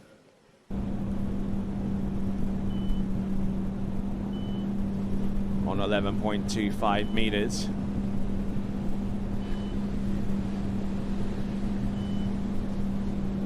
Flying from one side of the course to the next. And looking good for a 6-buoy count on 12 meters. And speaking about flying. Well, yeah, I mean, you called it before it even happened there, but you know, just looking at Brando a little bit, I mentioned that, you know, he always turns 3 buoys better than the other 3, right? Mm-hmm. He looks a little more symmetrical this year. You know, I haven't seen him ski in a little while. You know, however, he kind of had that same little thing, that bunny hop thing there at 6 ball. But really a pretty symmetrical, even, smooth pass here. You know, normally he has a little bit of tip rise and slow turns over there at that 2-4. So I don't know, different ski, different setup, worked on something this winter, but really looking a lot better this year. Indeed, and I was just setting up the whole flying part with the fact that Brando Caruso recently got his PPL. Yep. And is now training to be a commercial pilot with the aim of flying Ryanair Boeing 737 jets across many locales in Europe. Yep, I had chatted with him over the last couple of years, and he thought that it was something he wanted to do, so we had a lot of deep conversations about it. And, yeah, same thing. I talked to him just yesterday and kind of learned how far he's gotten already and, you know, progressing through it. So it's kind of a fun career, you know. I don't know, we travel the world already for water skiing for the last however many years, so getting on a plane and getting paid to do it now versus paying to sit in the back, it's kind of rewarding. Exactly. But you'd have to admit a Boeing 737 is a slightly different beast than an Embraer. It's very similar, but yeah, it's a little bit different. All right, then, with that in mind, let's have a look and see Brando Caruso, 10.75 meters. Could he be the first competitor here to run this pass at this stage of the event? Now, and going round 4 and 5, and back to the point that you made a few minutes ago. He may look in trouble, but sometimes he just needs to settle himself down and get the ski round number 6. Yeah, but I still see the 2.4 being a lot better than it was last year. You could see a little bit of hesitation in it, but he was still able to get that, that ski to come around and turn. But just how calm he is, how relaxed, and how progressive he was behind the boat there. He never really panicked, like you mentioned. So, kind of watching this replay, really he had a good start all the way from the gate. Nothing was really crazy there. A little slow out of the 2.4 side. I was a little, you can't get a better one ball than that. So we did see a score review, but it is a 6 confirmed right now. But yeah, just a little bit down course there at 3. I was a little worried about coming into 4 here with, kind of that offside turn for him. But he put the ski in the water, drove it through, and, got through this pass. I knew it was something that he was going to drive to do. It's just you can never count Brando out of a pass. All right, so 10.75 meters. He's through that pass. He's taken the lead. So now it's 10.25 meters. Getting ready to rock the roost here.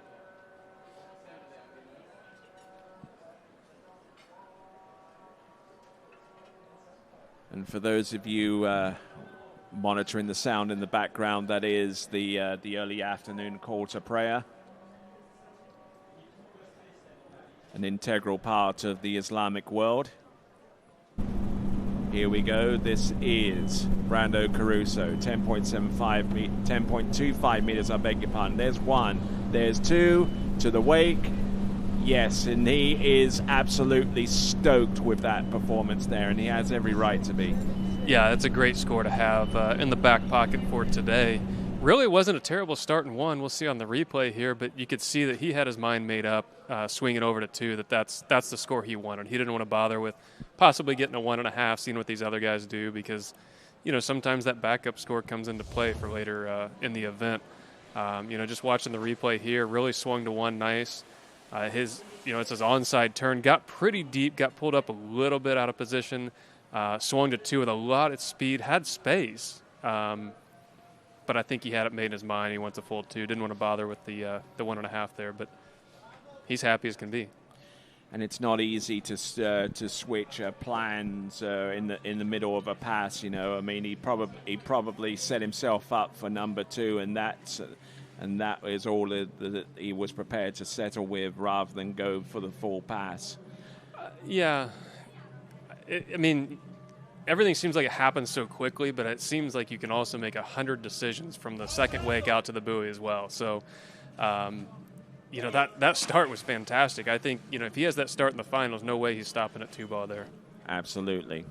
Right, Brando Caruso, your lead skier, as you see on the leaderboard. There we go. We've got Brando Caruso with 2 on 10.25 meters, the only skier that we've seen thus far get into that line length.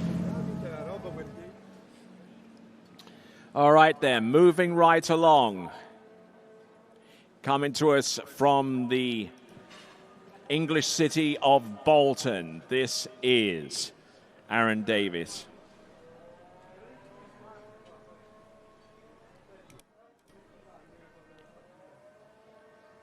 So there we see Nicky there. I'm sure he's got plenty of work to do between now and the last round, as we now send it over to Zane. All right, hey guys, I'm here with Brando Caruso. Dude, huge score. First person through 39, 10-7. Great skiing. Yeah, that was really good, especially as a start of the season, because I haven't skied that much because I've been back in Italy doing other things. I just feel blessed to be here and to put up this score, this moment of the tournament, and we'll see. I mean, tomorrow it's another day. Hopefully I'll be in the final for Sunday, and that's the important day, and we look forward to that. Well, you're off to a good start for your campaign to the finals. I mean, that's a huge score. It's going to be tough to kind of top. So great skiing. Look forward to seeing you tomorrow. Thank you, man. I appreciate it. All right, we'll send it back to you, Tony. All right there. So with Italians occupying the first two spots at this time, we now turn our attention to a British skier out in the water. This is Aaron Davies. Yeah, and you're going back to Brando a little bit. He mentioned being back home, not skiing, busy with other things. Well, I know what that busy is. You know, Yes. learning the aviation world and what he's going through, and it's not easy. So when he says he hasn't skied or hasn't been able to get on the water, he's definitely not lying about that. But sometimes it relaxes your brain from skiing, and even though I didn't ski much, I still skied well at times. And I think, same for him. You kind of come here, and this is a relaxing vacation a little bit to take a load off from not working on aviation stuff. So it may play out in his favor. Is there an aspect to that whole career field as you're training that is universally accepted as the hardest part of going through that process? Well, the trouble with it is you're drinking from a fire hose for 4 years, basically. There's no summer off, there's no break. It's just constant. Just the actual strain of doing it. Yeah, I mean, 50% of the information is going right past your head that you were supposed to remember, so you got to go back and find that information and then remember that as well, while you still have a fire hose shooting at your face. Okay. So it's just constant information that they throw. They know that they throw so much at you, you can't retain it all, but you have to. So it is very challenging. It's probably the hardest thing I've ever done. Yeah. Okay, I can but definitely. It never stops. It still continues. You have recurrent training every year. I go into the simulator twice a year, and I have quarterly training I have to do online. It's all memorization stuff too. So you can't just do it and forget it. And then as you transition over to another type rating, then that complicates matters even more, but we'll discuss that in a moment. Sure. 12 meters, skier on the water, Aaron Davies, looking good, looking strong.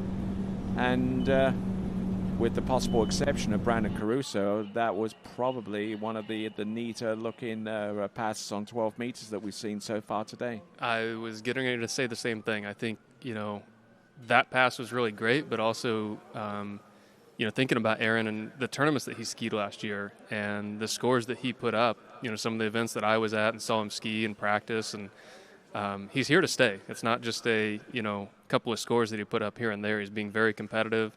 He's working hard at it. And, I think if he builds anything from last year, it's only going to get greater this year. And I think we may see a little bit of that this weekend. All right, just reading off a few messages here whilst Nate tucks into some well-deserved lunch. I'm Tony Lightfoot, and the co-announcer with me is Nate Smith, the current world slalom record holder. That answers one of the questions. Next question is, what is that building? Well, there are plenty of them, and there are plenty of places to sightsee around the city of Rabat, featuring the Casbah of the Udayas, along with the Mohammed VI Museum of Modern and Contemporary Art, the Medina of Rabat, which is filled with souks selling fabrics, ceramics, and also offering warm Moroccan hospitality, along with the Chalar Castle and the mausoleum of Mohammed V and the Hassan Tower. Here we go, 11.25 meters. Some ripples starting to come into play here, especially on the 135 side, coming in this direction. And there we go. That's Aaron Davies powering his way through that run. Don't see too much wrong there, Nate. No, I mean the second half of that pass was substantially better than the beginning. I kind of missed the gate shot there, but once he kind of swung to 3, it was pretty much game on from there. But as you mentioned, the current is starting to come in a little bit, so I'm sure it is changing a little bit every skier or every pass. Maybe just a little bumps he had coming in there to 1, kind of set him off a little bit, but kind of out the back just a little bit at 2, but really a really strong pass here. You could see the tail of the ski kind of fluttering there through the bumps at 3. You could actually almost see the fin coming out there, which was pretty crazy. But second half of the pass, all confidence there. Yeah, just trying to play this cagely and making sure that he's good and wide and in a decent enough position to be able to run that pass. He started on 13, came back on 12. That was 11.25 meters, and now it is 10.75 meters. Only one person has run that pass thus far, and that is Brando Caruso, our previous skier. The next nearest person, so far as scoring is concerned, is 6 at 10.75 meters, and that was courtesy of Vincenzo Moreno, the very 5, I beg your pardon. The next, that's the next position.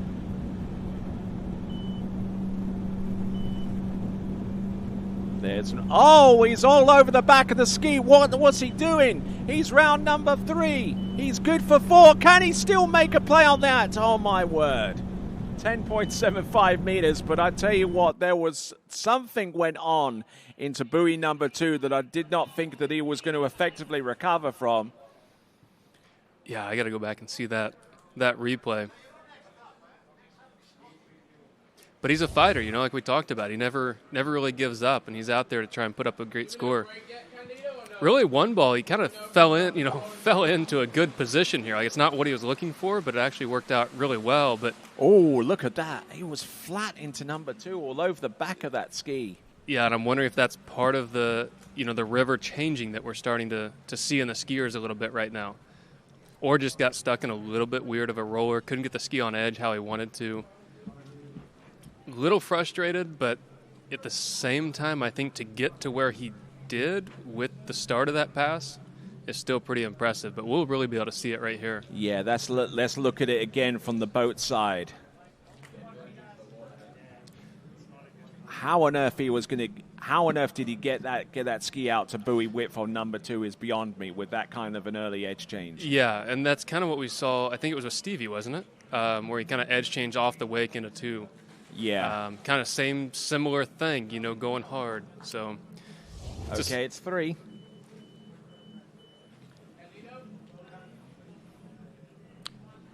Well, the next guy can ski in about any condition that we've ever seen at any event, I think. So Aaron Davis confirmed with a 3 buoy count.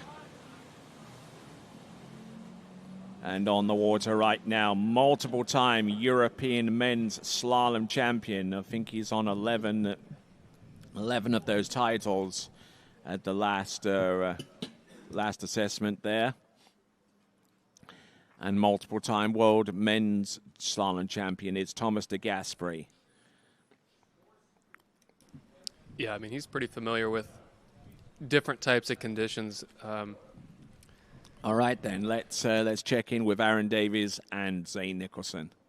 All right, hey, guys, I'm here with Aaron Davies. Just kind of saw some stuff on the score sheet. I'm not really sure what's going on. We'll have to go check that out. But, how were things out there? The conditions kind of looked like they were a little bit tough, kind of had a little more wind than some of the other guys today. Yeah, I mean, the first couple of passes were okay. I was just sort of feeling it out. And then coming into 38, I could see the wind was gusting up a little. I could see like the black patches coming across the lake, across the river, and it was like, okay, pull long, especially in the head current as well. And then on 10, on 39, it was just, okay, wide gate was wide, I got a decent 1. I don't know, maybe I just relaxed a bit too much into 2 because I feel that shouldering came up a bit. Thought I was getting there at 3, and it happened again. I mean, it's what it is. I was hoping to get a bit of a better score going into the second round, relax a little more hopefully, but just got to get it done tomorrow as well. Well, we'll get you in the second round, dude. I bet you're going to turn around and get you a better score, so look forward to seeing you tomorrow. Thanks, Zane. All right, send it back to you, Tony. Okay, and that score of a 3 at 10.75 meters puts him in a tight position with Camille Bamro and should keep him in the top 5 at this juncture. But having run his opening pass 32 off or 30 meters, we're seeing Thomas de Gasperi now get ready for the next pass, which is going to be 12 meters. Yeah, and as I mentioned when he was leaving the dock, Thomas is pretty familiar with these types of conditions. He's been to all the tournaments for, more years than I paid attention to water skiing. But also the lake that he skis at in Italy is pretty open to different conditions as rollers or windy conditions and things like that. And as the years have gone by, I know other skiers have gone to visit him there in Italy, and it is one of the most amazing water ski sites that you'll ever, visit. When I come to Europe, my favorite thing is to go see him, have good food, and take a set on that lake. So, yeah, but there's plenty of good food to be had in Italy. No two ways about that, as we see Scott Greenwood maneuver the boat around the Hassan Bridge end of this competition arena. And obviously the challenge is there for the drivers as well as the skiers to navigate their way through a clean path through the course. So as we look at the Moroccan National Theatre and the Mohammed, the Sixth Tower, let's see what happens now. Entrance number 1. This is 12 meters.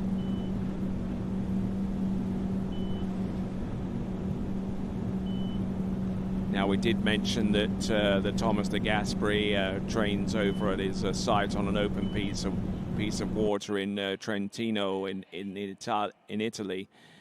As challenging as it is to slalom in some of the water conditions that venue throws up, he probably isn't all that used to skiing in water that actually moves underfoot. No, I mean, I don't think anybody really gets to practice in these exact conditions. More just referencing a little bit rougher textured water. He probably skis in a little bit more than most of us, but when he's not over here in Europe in the summer, he's back in the Orlando, Florida area, and he and I actually ski together quite often, almost on a daily basis. So I've gotten pretty close with him as a friend and also as a ski partner, and it's just interesting to see him that he's done it for so long, kind of see the ups and downs and how he works his way through that with himself, with a boat, with different skis and all that. And he brought 2 skis over to my house one day, and the one he's riding is one of those, and it's kind of his own T-Gas. They released it, I think it was yesterday, his model ski, and he looks really good out there right now. Yeah, it's kind of a difficult ski to really get to grips with, because on one edge it's slightly wider. It's basically cutting a wide ride in half and bolting it together with a traditionally shaped ski, and that asymmetrical slalom ski certainly works well for Thomas de Gasperi. He's been riding it for years now. Good portion of the reason why he's multiple-time European men's slalom champion is this. There you go, Thomas de Gasperi. Well, you talk about some of the best 35s. That might have been the best 38 that I think we've seen the whole day. Oh yeah, absolutely. There are no two ways about that he was in total control of the situation there.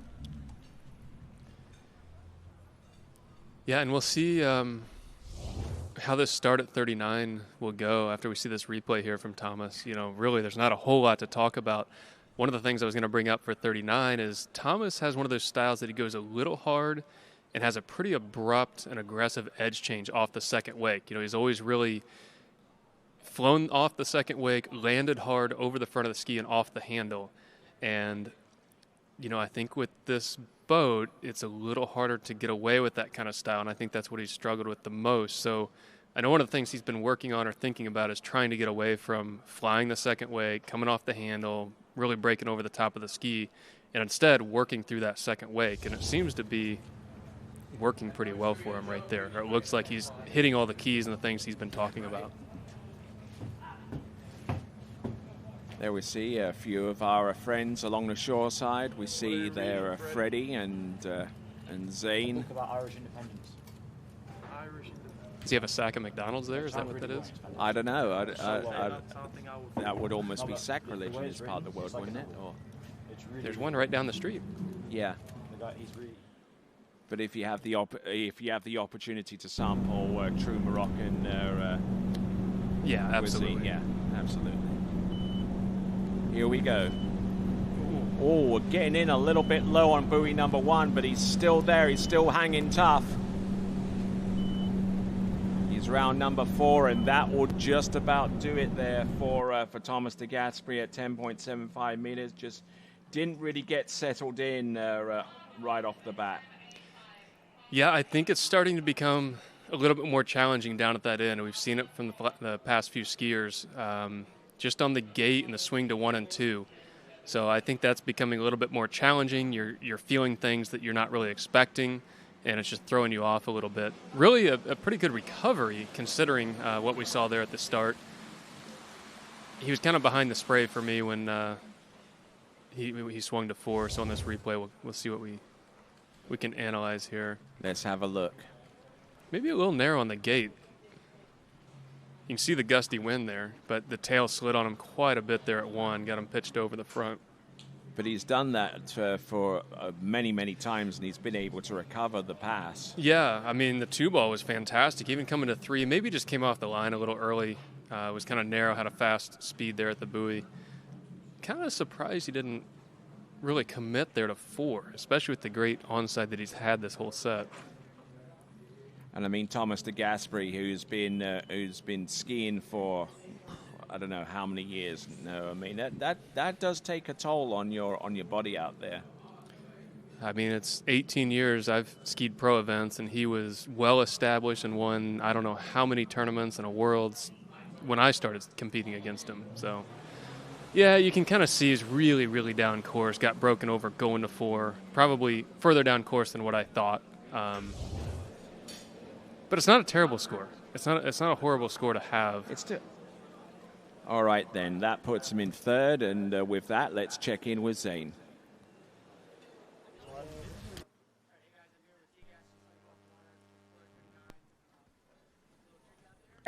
Yeah, the wind started to pick up, and the current is picking up. I know down there we're keeping the boat on. Yes, loud and clear. Sorry, in gear to keep ourselves distance from the course. So the wind is, I can feel it pushing. So I was trying to get a good gate at 39 and almost fell there and dropped my shoulder. But it's all right. I felt better than yesterday. Yesterday was a little tricky for me. So we'll see how it plays out. But yeah, it's the game. Yeah, and with this wind, it's kind of like it's changing each pass. You know, gust up, gust down. So it's kind of hard to gauge it. But you know, I think he did good. And if I know anything, you're Mr. Consistent. You're gonna come out tomorrow and get her done.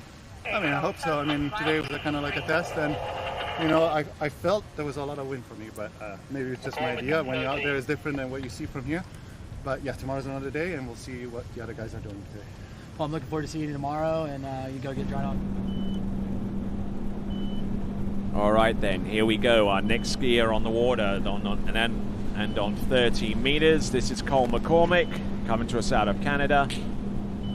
Former U.S. Masters Slalom champion. And he's a skier that's definitely been showing us some true grit out there, Nate. Could you hear the scream from his wife back home just now?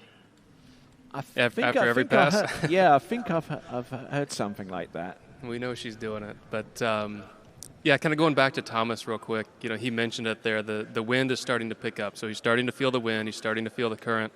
And it's only going to continue to change for the skiers as we move forwards. But he doesn't seem totally disappointed. He feels like that was, you know, a good score, something to, you know, have in his back pocket for tomorrow, I guess. But, yeah, going forwards here with Cole, he made Robin Lake at the Masters look like it was a perfect man-made ski lake. You know, he skied like there was, you know, no rough conditions out there. He skied with confidence. He skied well, and you know, he's really the only one that I saw from the shore that looked unfazed by what was going on. So, you know, Cole's just having a great season this year so far. You know, he kind of ended last year okay, and you know, coming into this year with a little bit of confidence and a little fire under his tail, I think, to get some things done. He knows he left the door wide open over at Masters, but, we'll see what he can do here. A little fire in one's belly could just be the ticket there for Cole McCormick as he gets ready for pass number 2 from the Hassan Bridge end of this this venue. Let's have a look and see.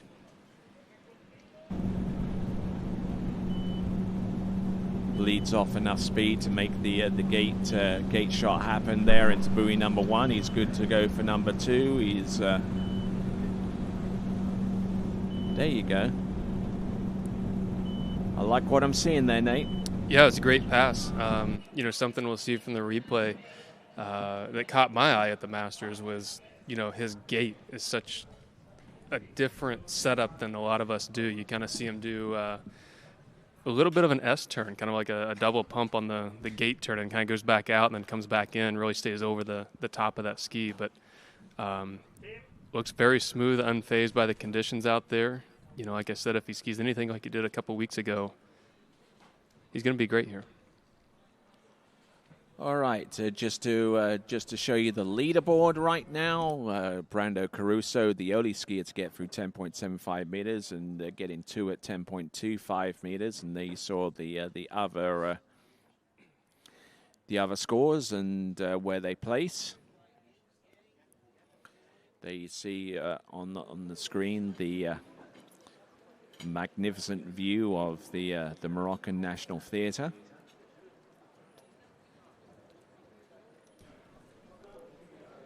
So it's also the first skier on a different ski for a few now, a La Pointe.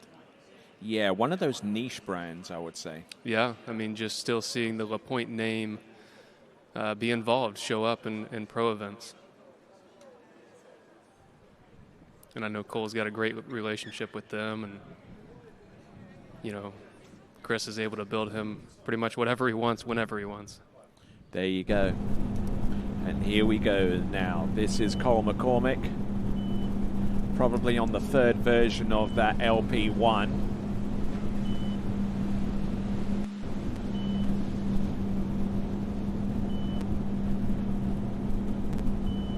And still maintaining some good aggressive posture across the back of the boat, whilst being able to ease his way around those turns. That was 11.25 meters. About as good as it gets there, Nate. Yeah, I really, like I said, just a little bit of a different style on the water, but really no troubles whatsoever. And you can see the wind, you can see the chop. He's trying to stay wide there on that replay.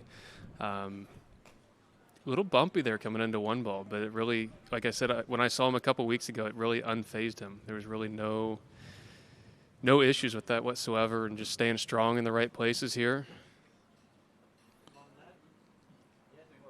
I mean, it's just another 38 in the books for him. There's really nothing to analyze here, in my opinion. Just feeling it out, knowing what you need to do on the next pass. And he certainly has plenty of pedigree going into this slalom event. Hasten to add that Cole McCormick is the son of the legendary Ricky McCormick and Susie McCormick, who are legends in their own right in the sport of tournament water skiing.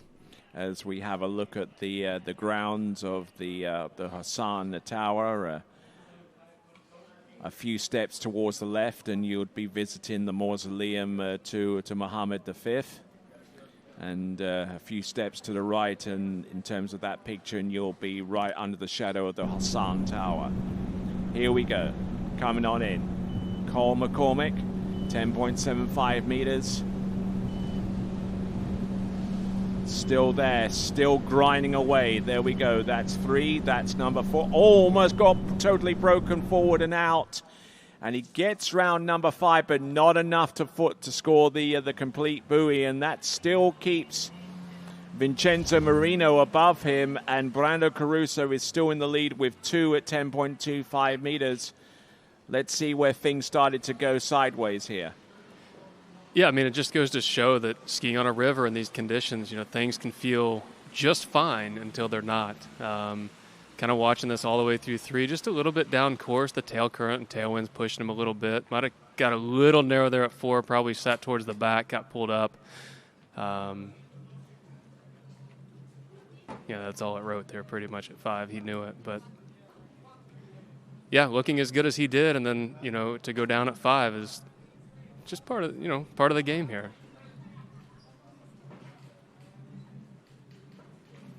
Still really good skiing, but, we go back to the very first score from the whole event.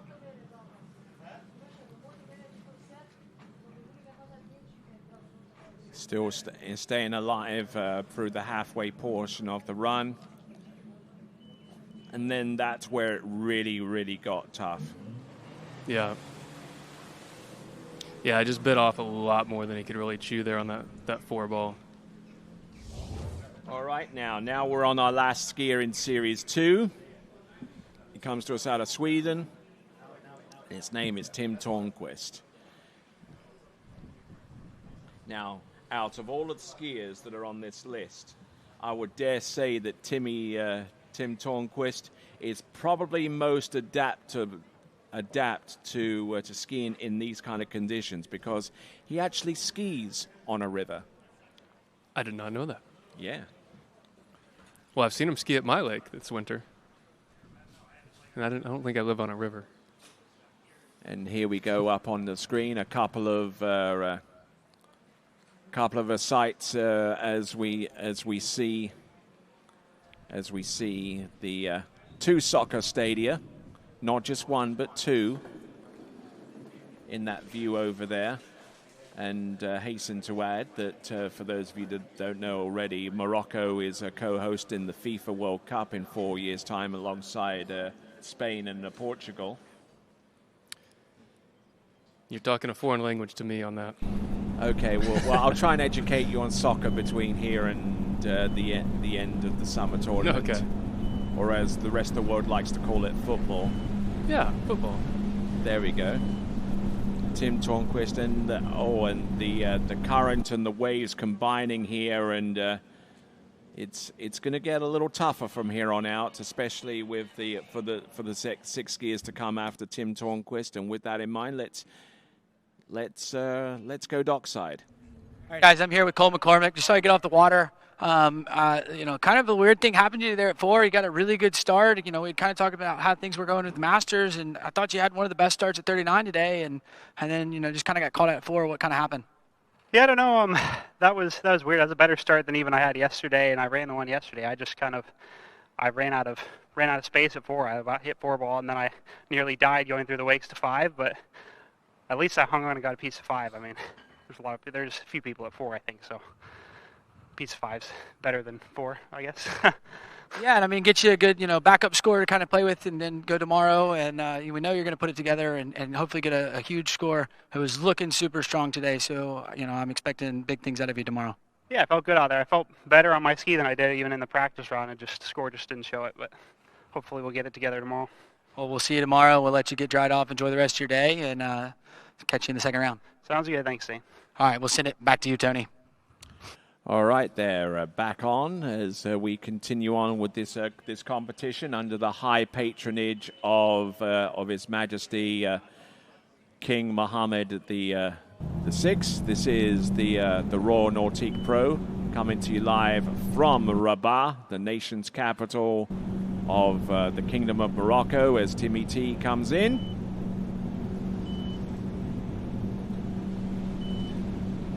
Little flat-footed there into number 2. Yeah, just a little bit. But it is 12 meters, 35 off. You don't have to get too aggressive, but it is a trend that we're seeing at that end. Whether it's the conditions or I don't know what it might be down there. But watching Tim, one thing that just sticks out to me is how calm and settled he is. It doesn't look like he ever really panics. He always stays calm, settled over his feet. Really quite the smooth skier. And you mentioned he skis on a river. I know I said I saw him ski on my lake, but that was only a handful of sets. So having those conditions to practice in definitely help you in situations like this. But a river's a river, and no 2 passes are the same, and you can kind of see that from the last few skiers. And then just here on this 35, it looks like there were some bumps there at 2. It's calm at one side of the course, a little bit of wind on the other. Is the current stronger on one side versus the other? All things that we can never really figure out. We've been going to Mumba for I don't know how many years, and we never really know when it's better. All right, good few of our folks there catching the festivities here. Brano Caruso still in the lead. Vincenzo Marino, our very first skier, with 5 at 10.75 meters. I don't think even in his wildest dreams did he think that he would still be in second place. Like I said, the first skier off the dock it's not a terrible place to be because you have no expectation and nothing to chase. You just go be yourself, and he's finding himself up at the top of the leaderboard still. All right, here we go, folks. Tim Tornquist, 11.25 meters. Pressure beginning to mount now as the river continues to inflate, with water stemming from the Atlantic Ocean about 3 kilometers away. And Tim Tornquist, that was arguably one of the best 38s so far, if not the best. But you start seeing that wind picking up a little bit, and you start to see the gusts, which can be challenging. But I think when the conditions deteriorate is when you start getting the longer swells down the lake, like down the whole river. When it comes across, maybe not so terrible, but when the wind starts from the far end, makes it all the way to the other end, it makes it a little bit more challenging. Kind of going back to the replay here, not a whole lot to look at. I mean, just kind of admiring his style and technique here. He's early. He's turning right on the back sides of the buoys, working in the right places, opening up nice, meaning he's confident at the buoy, not skiing protective. Everybody has that little hiccup there at 4-ball for some reason as well. Makes you wonder if, maybe the depth is shallower over there. Maybe the current wraps around the shoreline different, or the wind is different over there. It's always hard to tell from here, and not being able to get on the water, it's hard to give an accurate description of that. All right, so as we get ready to head our way into the series number 1, our first skier is on dockside, ready to go. But we still have Tim Tornquist out there on 10.75 meters, about to make that approach. Coming to us from the Hassan Bridge end. Here we go, Tim Tornquist. There's one. Trying to stay upright here on number 2. Looking good for number 3. What has he got? He's a little bit pitted. He'll get 4. He's a little frustrated with that one, I would say, but 4 buoys at 10.75 meters isn't a bad score considering what we've seen so far. So there's definitely something going on out there. We've seen it for the last 3 skiers in the same exact spots. I mean, he's frustrated. And I guess I would be too, because that was a fantastic start. You couldn't really get a much better start than that, but there's something a little weird at 3 going to 4. From here it looks like they're in okay shape, and next thing you know, there's just not a chance after swinging into 4. So looking at this replay a little bit here, good gate glide, good turn in. 1-ball was fantastic. Right on the back side of it, swinging here to 2. A little bit of chop, a little bit of bump getting over the front of the ski, but nothing really to complain about. Just really skiing down course and past the 3-ball there, trying to hook up all that rope and slack. But, yeah, kind of unfortunate for him. You see the frustration just knowing the start that he had there, but times are changing, conditions are changing, and we'll see how it plays out the next handful of skiers here. Yeah, absolutely tremendous start, at least on the first half of the course, but 1 and 2, and then things started to go pear-shaped off number 3. It looks like the current is starting to make its presence felt here on the Burigeg River, to the point where Tim Tornquist gets 4 at 10.75 meters. Let's check in with them. All right, hey guys, I'm here with Timmy T, dude 4 at 10.7, and I'm going to be honest, you had quite a bit of wind out there, but it didn't do it any justice because it looked like it was flat calm. All the way through 11, that was probably one of the best 11s of the day. Super good skiing. Yeah, I must say, I'm pretty proud of that 38. It felt awesome out there. I was like, came through the exit gate, I was like, no, maybe should have taken 39 that way, but I mean, I also had a good start at 39 in the tailwind tail current. I just pulled a little short to 3 because I overpulled to 2 ball. And I mean, I'm happy with the 4. I think it's a good backup. We'll see what that puts me for tomorrow round. So, yeah, felt good.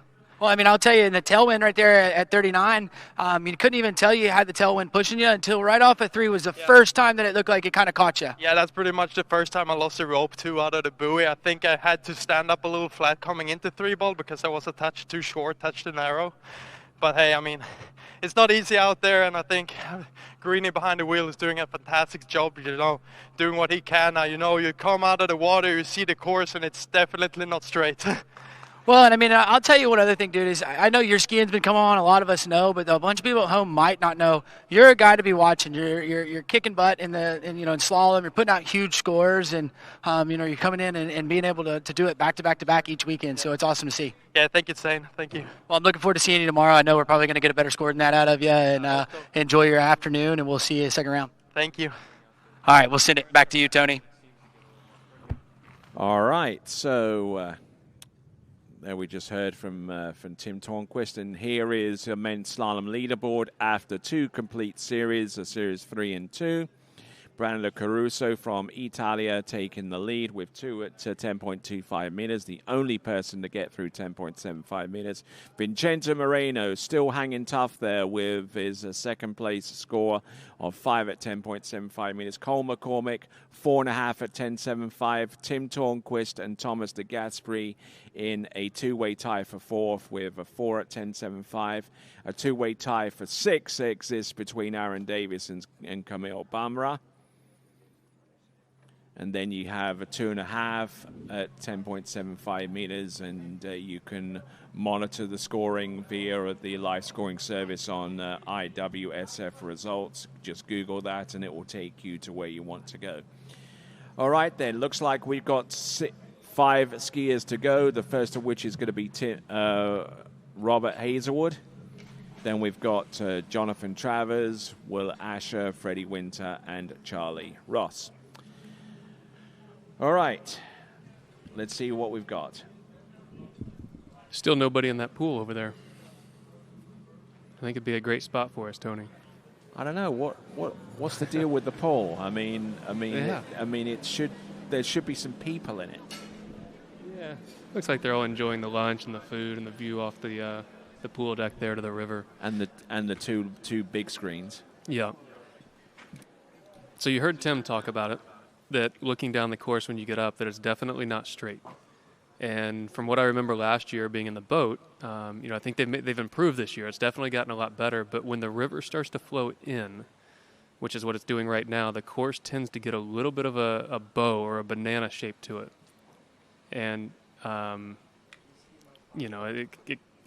guess it happens whenever the current's moving. If it's moving in or out, we tend to get a little bit of a bow. So the challenge, what he was saying with the driver is, that course is not always straight. So the driver kind of has to do their best to keep it straight, and the skier just has to, accept where that driver might be. So, it's just one more challenging effect of skiing on a river, and, it's just part of it. But we have great drivers, and the guys that take care of the course do a really good job. So, the conditions right now seem to lay down a little bit, just a little wind coming right down the course. Right behind us, it's pretty calm, but you can see at the 1 and 2 ball, there's a little bit of chop. All right, here we go. Series 1, 5 competitors to go. We have on the water. This is Robert Hazelwood on 30 meters. Rocking that blue Syndicate Works 02.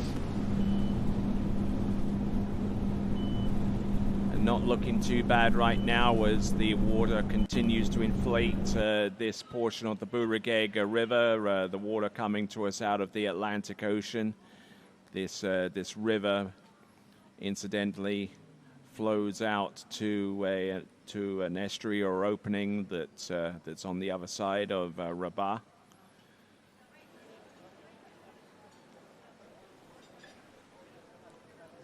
Well, that 32 pass looked just about as normal. Yeah, about as normal as it could. Pretty easy. But I do think the conditions, I keep mentioning that, but I think that's one of the most important pieces of skiing on this river is how the conditions are. You look in the middle of the course and there's some glassy areas, but you look at a couple of buoys and you see that dark water from where these gusts of wind come through as well. It's just ever changing every single pass.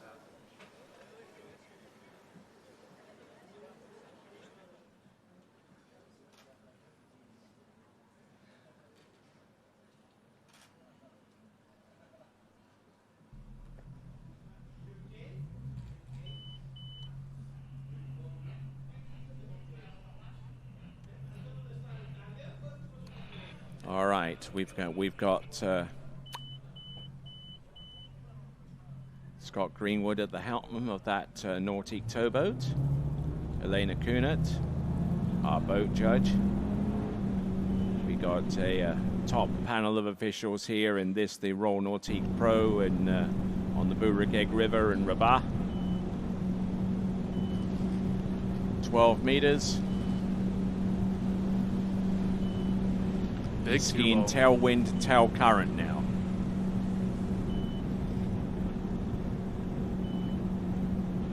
So that's kind of double bubble.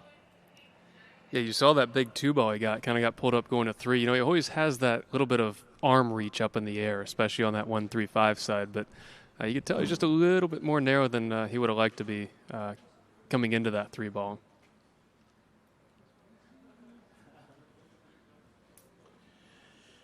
So there's our leaderboard.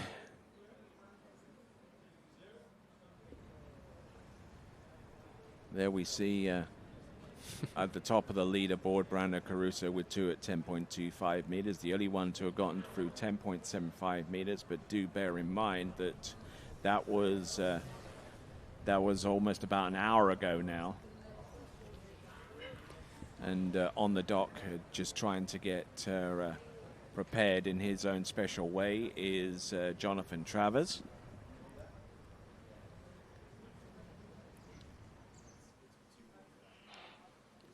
The nice thing when the water starts to come in as the river turns into a clear blue color. It hasn't quite done that yet, but we'll start to see maybe towards the end a little bit of that blue water start to arrive through the middle of the slalom course as well. Yep, that's what happens when you have an ocean current going straight smack bang up the river. And you can see on the shoreline there how much the tide actually goes up and down. Yeah, you can see that waterline. Yeah, absolutely you can. Okay, 38 off, 11.25 meters. Let's see what he's got. There's one. Oh, a little bit rushed there on that one, but he's good to go round number 2. He's really having to overextend himself to go into this head current. Let's see what he's got. He's round number 4, 5, and number 6 there. That is Rob Hazelwood. It was an impressive pass. I know he's thinking at the end that's probably not the way he wanted to do it. Seems really narrow, or coming up short there at that 135 side just a little bit. You can really see that arm going up in the air. We'll see if we get a replay here to kind of watch that a little bit. Yep, we've got the replay.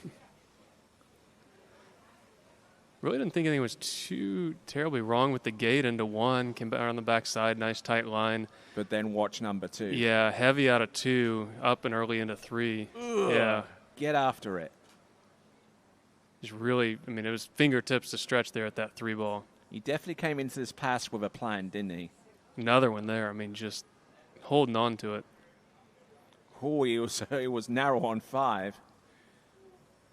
Yeah, we saw that with the last couple of passes, but, with that current moving in that way with the headwind, head current, it does make it a little challenging to stay out at the buoy line long enough as well.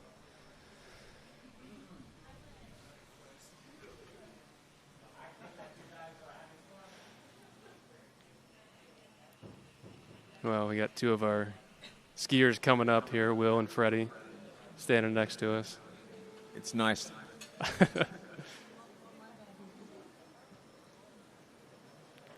All right, then. So we've got JT pacing up and down on dockside and coming into the course. A few meters away, we've got Rob Hazelwood.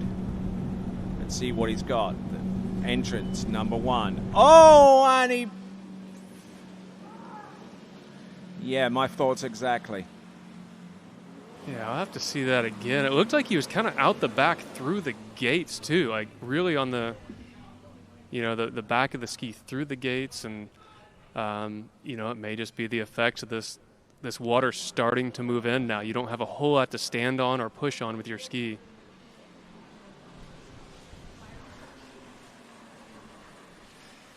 It sure beats swimming in though, Tony, having to jet ski go out and pick you up. But yeah, watching this gate here, wasn't too bad coming into. You can see sitting back just a little bit, and then just the ski had nothing to push against as he was coming around the backside there. Exactly. I mean, the current was doing its best to kind of straighten out that ski, and he was trying to put some force against that. There we go.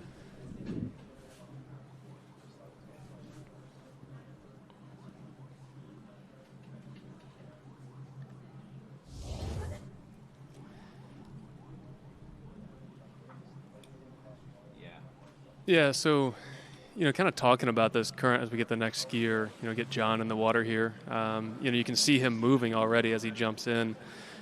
Thinking about the current a little bit, we don't all have, an expert. We have expert opinions. We don't really know how it actually works. But, thinking of a head current, headwind situation a little bit, or just the head current, the feelings that I seem to get is, the ski has a lot more pressure under it. So you kind of swing out to the buoy. You have a lot higher water speed. It's harder to stay wide longer, and then around the backside of the buoy, you have the ski or the water trying to push that ski back underneath you. So it's a little bit, challenging going that way. But coming with the tail current as well, you don't have that water pressure. Your water speed's a little bit slower. You make that turn, and there's not as much to push against. So he just came off a pass. He's got a lot of pressure under his ski to a pass that he does not. And with that in mind, let's send it over to Zane and to Rob. All right, hey guys, I'm here with Robert Hazelwood. Man, going down a little early there at 39, but man, you had tough out there. The wind is picked up. It's pretty gnarly. So, gonna kind of tell us a bit about your set. It's a mental sport, and I seem pretty crap at it. A huge gust comes down at 38, and I stupidly look up, and like the course is like 5-6 meters wide, and I'm like. So then I pull up obviously short 1-3, and I'm like, it doesn't give me much confidence to then rock into 39. I just can't get out of my head. Tried to commit on the gate. My timing was okay, a bit fast, and then, yeah, just that one ball. But honestly, I'm slowly starting to figure it out. I just keep making silly mistakes at the wrong moment. It's skiable. They're going to ski well, right? There's big scores that are going to go down, but that is not easy out there. And when that gust comes through, it's on the driver, not me. You're just trying to hold on at the back. So Greeny's doing an awesome job. We just got to ski, and fingers crossed I can put something together in the next one. Well, I know you're going to come back, put it together in round 2, and we'll let you get dried off and go watch and take some notes, and we'll see you tomorrow. Thank you. All right, back to you, Tony. All right, then we've just seen Jonathan Travers easily negotiating the 32 off pass of 13 meters. And yeah, there's a lot of stuff going on underfoot. So let's try and break it down a little bit there, Nate. So he's going to have tail current, tailwind coming up next. So how does that manifest itself? Yeah, for me, it always seems like some better scores when we've skied on rivers tend to come in that tail current a little bit. I think you're able to run down course a little bit more, make those turns later, past the buoy. But opposite of what he just had here, there's going to be less pressure under his feet. So when he turns in for the gates, swings out to 1, you're going to feel like your water speed's a lot slower. You're going to be able to bite a lot more on the turn, but the ski's kind of going to fall out from behind you a little bit, meaning it's going to put you on the back of the ski, like towards your back foot. So, like I said, I only skied here last year, not this year, and the feelings that I had were as soon as you try to make up a big turn in that tail current, you go right out the back of the ski. There's not a whole lot to kind of support you and hold you up with that. But I think the currents are different in different parts of the river. We're not really on a bend, but the way that it comes around the other end, I think that might be what we're seeing a little bit, that maybe 1-2 is a different current than what you see at 3 and 4, and the wind is also playing that same factor. This building kind of blocks some of the wind in the middle of the course, but you really get it towards the end of the course. Indeed, the tide moves in mysterious ways, I would say. Here we go. We got Jonathan Travers, 12 meters.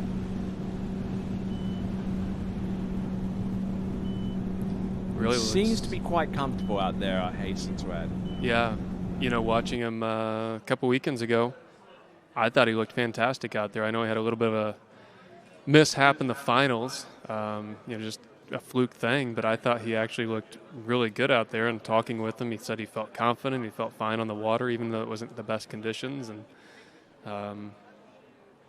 you know, we'll see. John's always kind of hanging there and lingering, and you know, wanting to take a win. You know, I think he really has been in it long enough that the lower placements don't mean as much to him anymore. I think it's, you know, hey, I want to come here, I want to attack, I want to be the best skier. And you know, the nice thing is he's always going to be happy and smile and you know, help the next guy. You'll see with Rob and then Will down there on the dock, he's going to come back and give any information that he can to Will of what he feels out there on the water.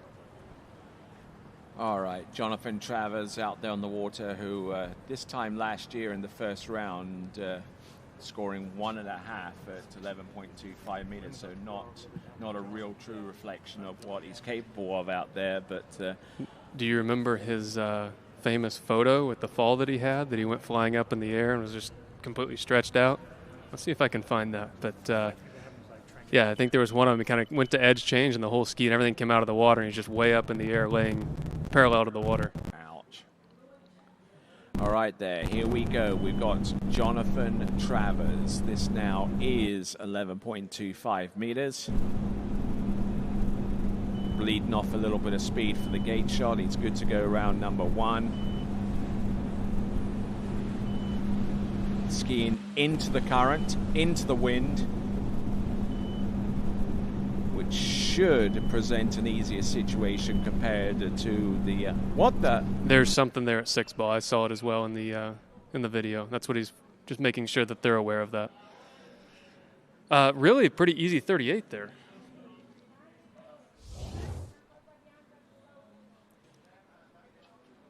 And that wind is definitely moving right down the river here, but an object around number 6. This was just totally managing the pass. I know there's a little bit of hesitation at 3 and 5, but I think that's more John just being careful, making sure he gets all the way through this pass. But there was never a doubt in his mind that he was going to run this. And I think as we see him swing to 6, there's something there, whether it's a bag or some white object, I think, that might flow into 6 ball. Yeah, right there. He just about ran it over. Kind of looks like a bag, maybe. And I don't know whether this presents an advantageous situation for JT. May giving him a few seconds or so more rest time at that end. But with every passing minute, the water comes in a lot quicker. Yeah, but there's also a jet ski racing around out there too. So it's not like the water is entirely settling for him. But you know. But you can see how far that moved where the jet ski's picking it up in comparison to where it was when he waved.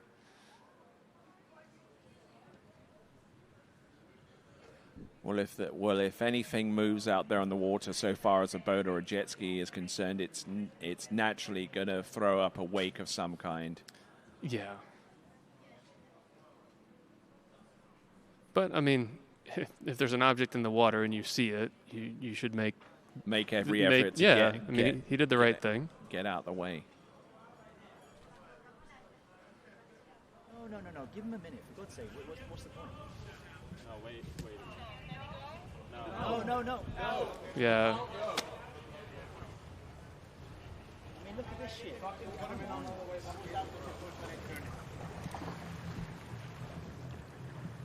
If any of you have heard some spicy language over the microphone, we do sincerely apologize.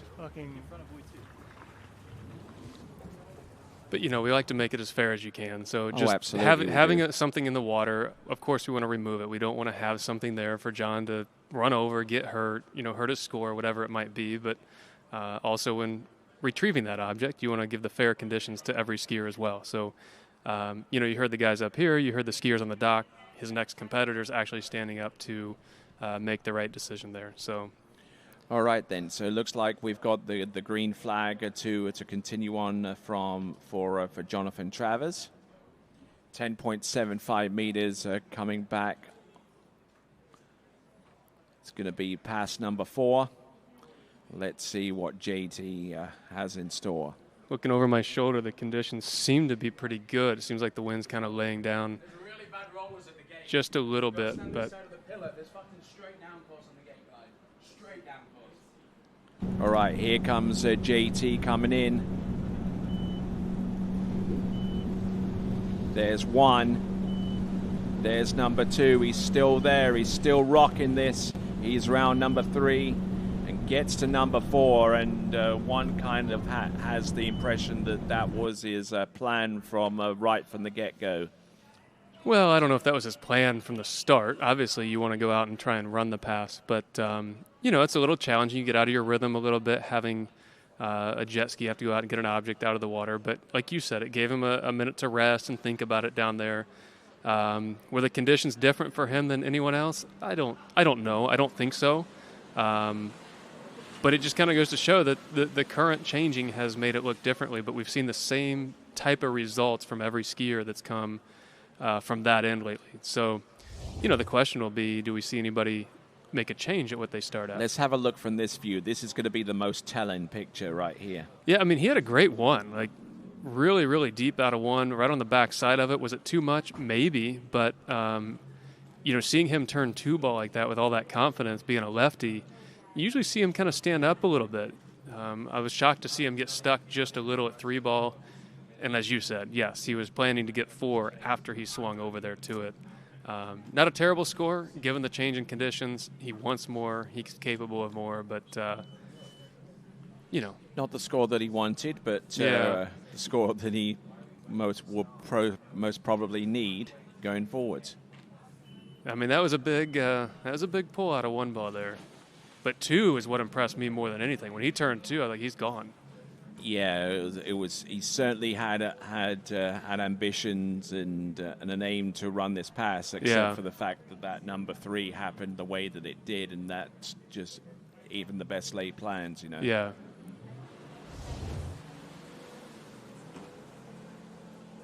All right, then. So with that, with Will Asher out on the water, let's send it on over to Zane. All right, hey guys, I'm here with John Travers. You saw you get 4 at 39. Wicked start there. You know, kind of what happened there in between 38 and 39? Yeah, I felt good out there, but yeah, I ran 38 when I went on 6-ball. There was a 5-gallon bucket, and I probably shouldn't have said anything with the current. And after I said something, I was like, shit, you know, like the current's gonna push it away, and I won't be in a problem. But you know, I just wanted to be safe and sorry, and you know, they didn't see it, I don't think, but hopefully next round I don't have a distraction. So, but that's fine. Well, I mean, and you did really good in this wind, and like I said, I mean, the start at 39 was super good. I thought you were going to go down it, and just kind of the wind kind of caught you, but I mean, you're skiing strong. You look really good. Yeah, that's a lefty going into a big tailwind 4-ball right there with not the best 3. So I just need to do a little bit better. I feel really good, and you know, hopefully the weather holds off like this because it's skiable out there. Yeah, well, you know, we're looking forward to seeing you tomorrow. I know last year you got better at each round, so hopefully you carry that momentum into this season. Yeah, I definitely feel better where I'm standing today than I did last year at this point, so I'm happy about that. Perfect, and shout out to the Jax crew. I know they're all watching at home, and hey, you guys, and we look forward to seeing you tomorrow. Yeah, thanks, man. All right, back to you, Tony. All right, then. Thanks a lot, Zane. Thanks a lot, JT. And once again, I apologize for any spicy language you may have heard. Well, you know, it happens. Everybody's whoa. Big old bumps there into number 1 on 13 meters, but it is 13 meters.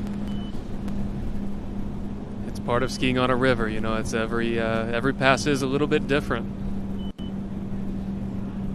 Well, last year when this tournament took place for the 2nd edition, we actually had a boat or some kind of like floating restaurant along the shorelines here, and we took care of that for this time for the tournament this year. So not as many rollers are present. Well, you know, with the current being this strong, any object that might be in the water, it may be easier just to sit at the end of the lake and let that that object move past rather than have somebody go out there and disturb the water, because the current is going to push that out of the course pretty quickly as well. But, you know, in the moment, John, I think you make it obvious. You make that it's, you know, there's an object there or something. So it was more than a bag. It sounded like it was a bucket of some sort. So you definitely don't want to hit that. But the other thing that caught my attention from him is he said he felt good. It's nice out there, and it's very skiable. In some places around the world, it wouldn't be at all surprising to ski around refrigerators. Well, I've heard stories of skiing on a river. I was never a part of any of that, but I've heard stories of all sorts of things coming down a river in tournaments. So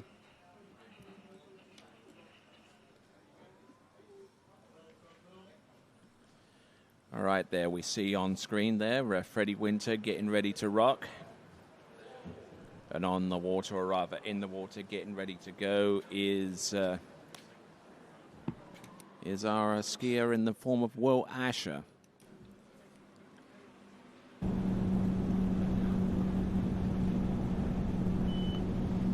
Working with Alpha 2 on the 0 off.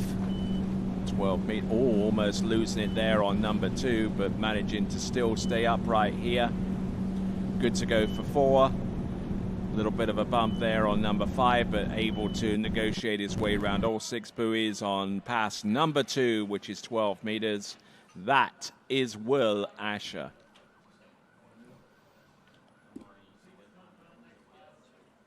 Another guy that's been around and skied all these types of conditions and been so consistent over the years. You know, just kind of watching, if we get this replay back up, like the 2-ball was a little touch and go. I'm not sure if that was from any type of bumps that he got into, or you know, maybe just over skiing the pass just a little bit. But you know, really, yeah, there might have been a bump or two right there. Just, you know, typical Will Asher 2-ball, getting in so deep and, you know, coming out of it like that. Still looking exquisite out there, out in the water, and able to use his years of experience and technical prowess to navigate his way through that pass of 12 meters. Yeah. A difference from a week or two ago is I remember seeing a red ski at the Masters. So maybe a little change of equipment before this event. Yeah, always. And he's certainly worked alongside the legend that is Bob LaPointe in terms of creating the latest and greatest ski from the skit syndicate Skunk Works.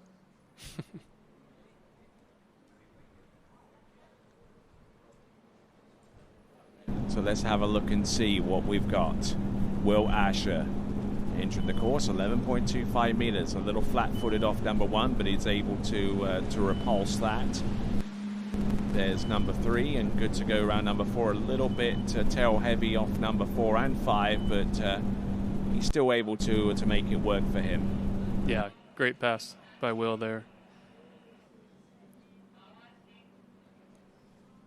Like I said, I think just those first couple passes, you really aren't sure what you're going to feel out there, so you're a little bit hesitant on what you're doing. But, you know, you see everybody kind of get settled in by the 38 off pass. So coming in on 11.25 meters from the Mohammed, the 6 tower end. And looking good and strong here. Yeah, you can see him just taking it a little bit down course. Nothing really too crazy, but just being, you know, pacing himself. Nothing, no big turns, not loading hard, heavy. Just doing the work he needs necessary to get through this pass. Yeah, trying to ski too hard with too much pressure on the line, and the ski going into a head current is probably not the best of ways to ski that. But he knows that, and he's probably skied on more adverse condition sites than you and I have had hot dinners. Yeah. So you see down here at the end, you see what Scott Green was doing with the boat. He's got it in reverse, going up against that bridge and that barrier down there to hold the skier at the end of the river. Otherwise, they're going to continue to float towards the course, making the setup a little bit short. So you can see just the different things the current does do, not only in the course, but down there at the end, that Scott basically holds you towards the end until that first beep, comes around, gets the line tight, and then takes off. And here he is with the Nautique towboat. Coming in at 10.75 meters. Only one person has cleared this run so far, and that is Brando Caruso with 2. Oh, and I don't know what happened there, and neither does he for that matter, but he gets around number 3, and it looks like it's going to be a 2.5 buoy score.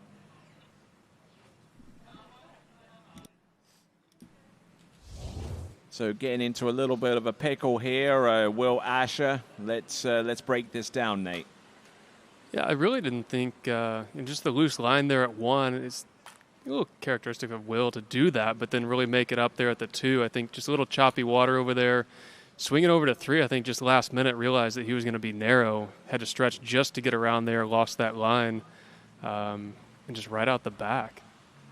Like I said, I think the river is. I don't really have answers for what the river does, to be honest. It just feels different at every single buoy as a current starts to rip through. It's different here at 1 ball than you feel over at 2, and same over to 3. But, really looking for the big 2 ball out of Will, which he kind of got. But as he swung to 3, last minute decided I'm narrow, I may not get around there, and just had to really stretch, reach, and kind of in towards the boat too much. I know this may sound like a strange question, but is there much of a difference between hydrodynamics and aerodynamics? Yeah, I forget the percentage of the number you multiply by how much more effective hydrodynamics are than aerodynamics, but it is an insane amount. Just a little bit of something on a plane can make a big difference, but, we talk about moving a fin on a ski a thousandth of an inch. All right, then, some breaking news coming through in respect to our next competitor who will take to the water. It is going to be Freddie Winter, and he'll be coming in on 12 meters. I kind of figured that's what would happen. It's what he did here last year when he won, and I think I saw practice him do the same yesterday. So we will head over to Zane. All right, hey guys, I'm here with Will Asher. Man, it looks like it's getting tricky out there. How are conditions for everybody at home? Yeah, we just it's pretty cool to be skiing downtown, close to Rabat in Morocco. It's interesting conditions, but it's kind of, we should be able to deal with this, but it's, everything's changing every buoy, so you've really got to think really, really fast. I think I just made a bit of a bad decision into 3. It wasn't like I was in trouble. Just in the moment, I'm like, okay, that was the wrong decision, and then it's too late, so. Yeah, I mean, that's what I've kind of said to some other people. It just looks like, each pass you're getting in different conditions, so you can't even really kind of rely on how much you had your first 2. It's just kind of got to go out and fill it out each buoy. Yeah, every buoy's different. You can't build confidence in one direction for the next direction. It's kind of like, you got to take every buoy, every pull, every second as it comes. And yeah, it makes it interesting, right? Like, we're not skiing a perfect lake, so it makes you have to think a little bit deeper into the tool chest. Well, I know that you're good at thinking, and you normally dig in that tool chest and pull it out, so I'm looking forward to seeing you tomorrow. Yeah, thanks. All right, and we'll... Here we go. This is Freddie Winter electing to start on 12 meters.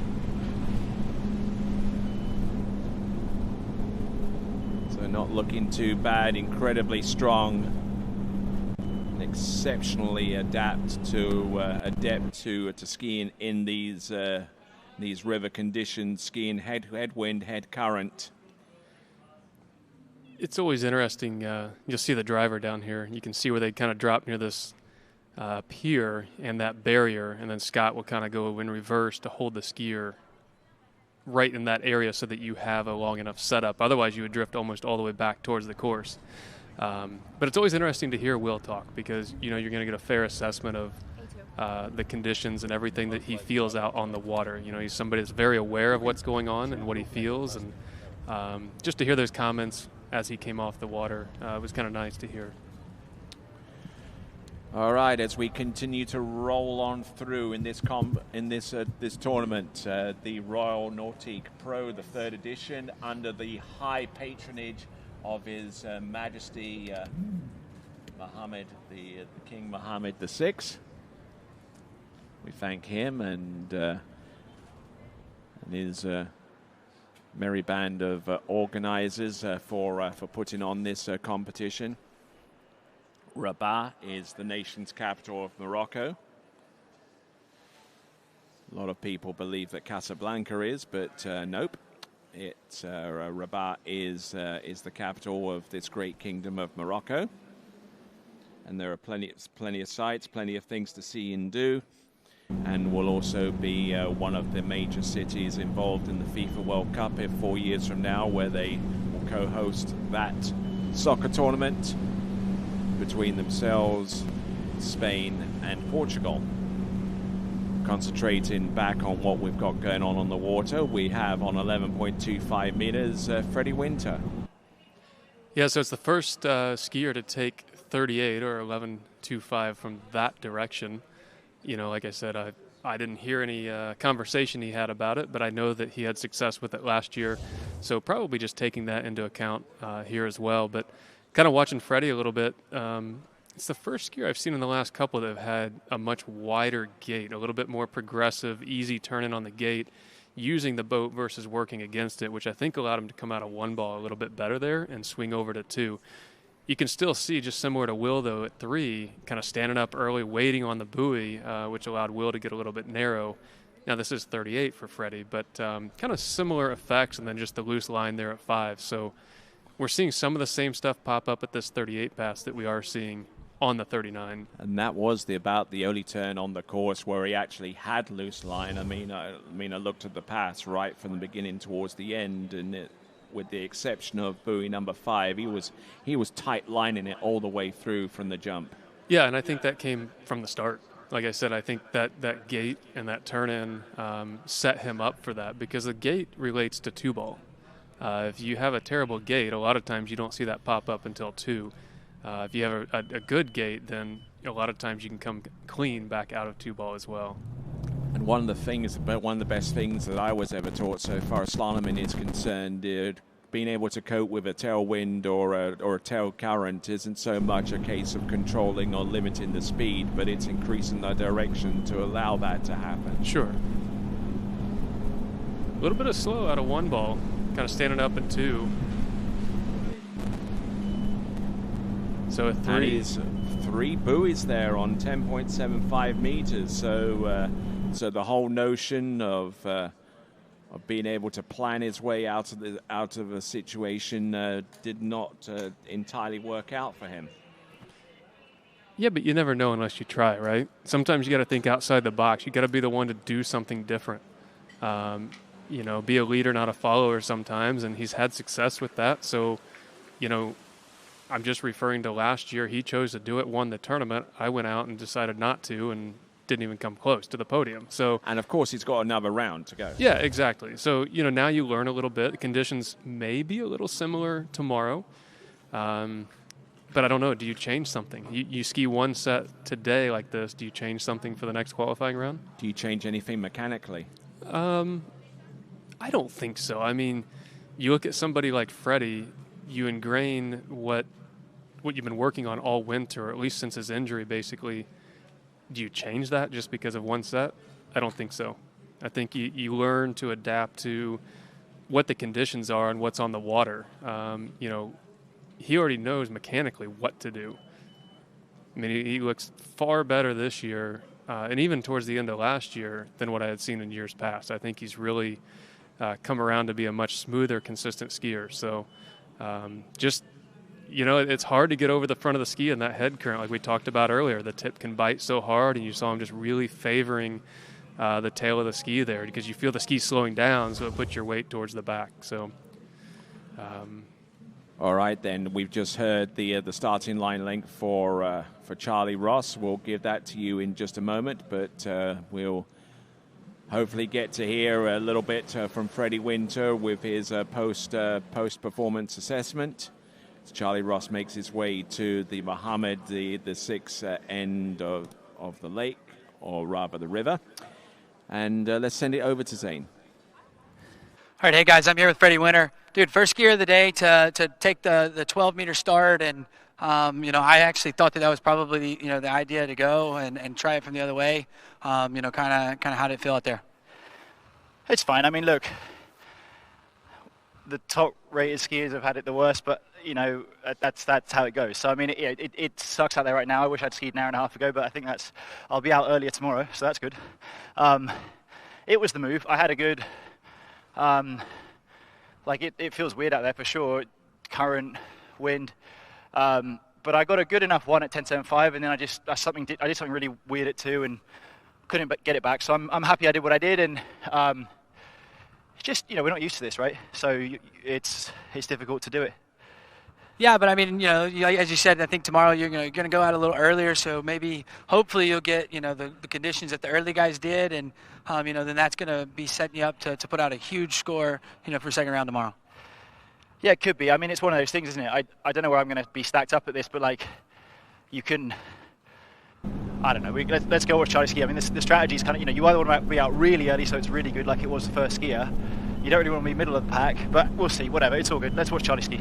Well, I think you'll put it together. We look forward to seeing you tomorrow, and we'll send it back to you, Tony. Thank you very much. And Lexington going on exactly the same line length as Freddie Winter, 12-meter start, and looking quite confident out there as he works his way through. Yeah, I mean, I think that's probably the smoothest 35 we've seen in quite some skiers just now. And, you know, as you heard Freddie mention, he doesn't regret starting at 12. And with Charlie doing the same thing, you know, as a spectator announcing up here and also a skier, I guess I would say I think I would probably do the same thing. Less time on the water out there, more so than just direction of taking that pass. I think I would probably do the same move that they're doing. So I don't think it's the wrong move whatsoever. You know, Charlie's been skiing well. He's skiing confident, and you know, this is a time for anybody that, you know, says that Charlie skis in, you know, smooth water all the time. You know, we saw him ski well at Masters. We saw him ski well at Moomba. On the contrary. So this is a time to show everybody, you know.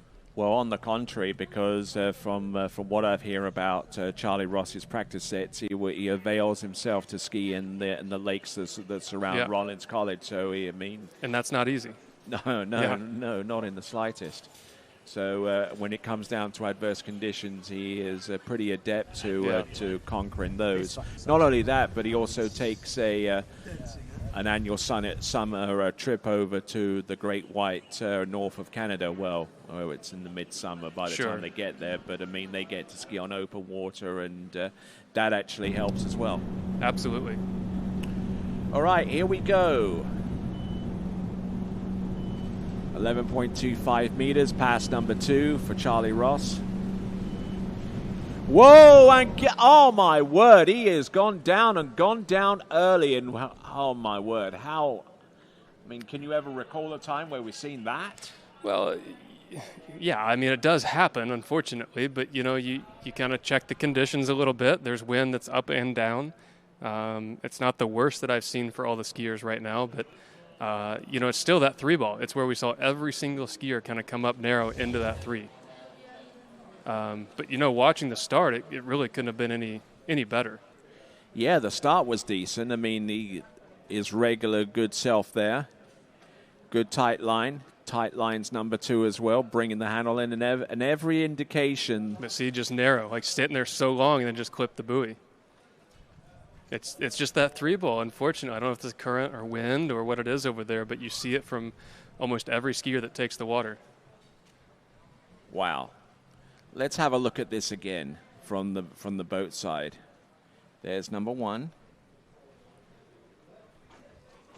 Yeah, I mean, 1 and 2 are both fantastic. I wouldn't change a thing about it, but you see here he's waiting, reaching, and realized that, oh crap, I'm not actually outside of that buoy, and maybe just clipped it a little bit, which pitched him forward. So yeah, it's challenging for sure. I mean, we've all been there. You know, it's how easily and quickly you can put this round behind you and get back on the water tomorrow. I mean, we've all been there. We've all done that. We've all had early falls, and it's part of skiing on a river. It's ever-changing conditions every single pass. I mean, the wind right now is not as bad as we've seen it, but it's definitely there. Well, that's the way the cookie crumbles, unfortunately, with that kind of situation. So now that brings us to the conclusion of round number 1. We've still got another round before we go on into the final. So we're just trying to make sure that we're delivering to you the right results.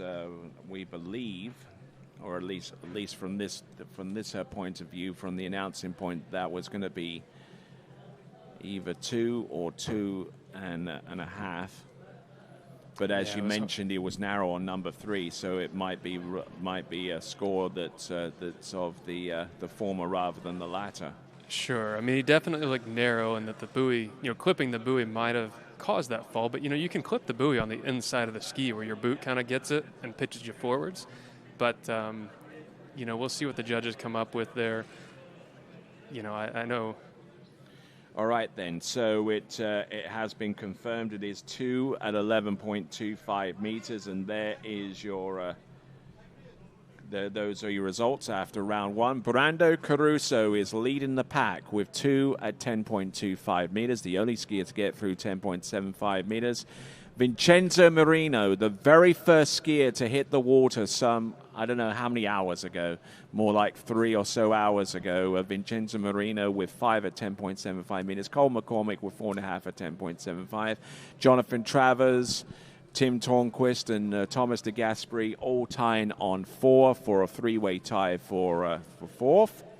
And then a 3-way tie for 7th exists between Freddie Winter, Aaron Davies, and Camille Bamra. 2-way tie for 10th exists between Will Asher and Jaime Palomino. The score of a 2 at 10.75 meters rounds off the top 12 with Bautista Archimada. And those are your top 12. And for a more complete list of results, go to IWSF results. Make that Google search, and you should be able to navigate through to the Royal Nautique Pro, the 3rd edition, on that website. And yes, this is the Royal Nautique Pro for the 3rd edition, being brought to you under the high patronage of King Mohammed the Sixth. Stick around, folks, because we will have a start time coming to you shortly. We just don't have it quite yet. We will have the start time later on. Again, the best place to get the start time information is the IWWF scoring system.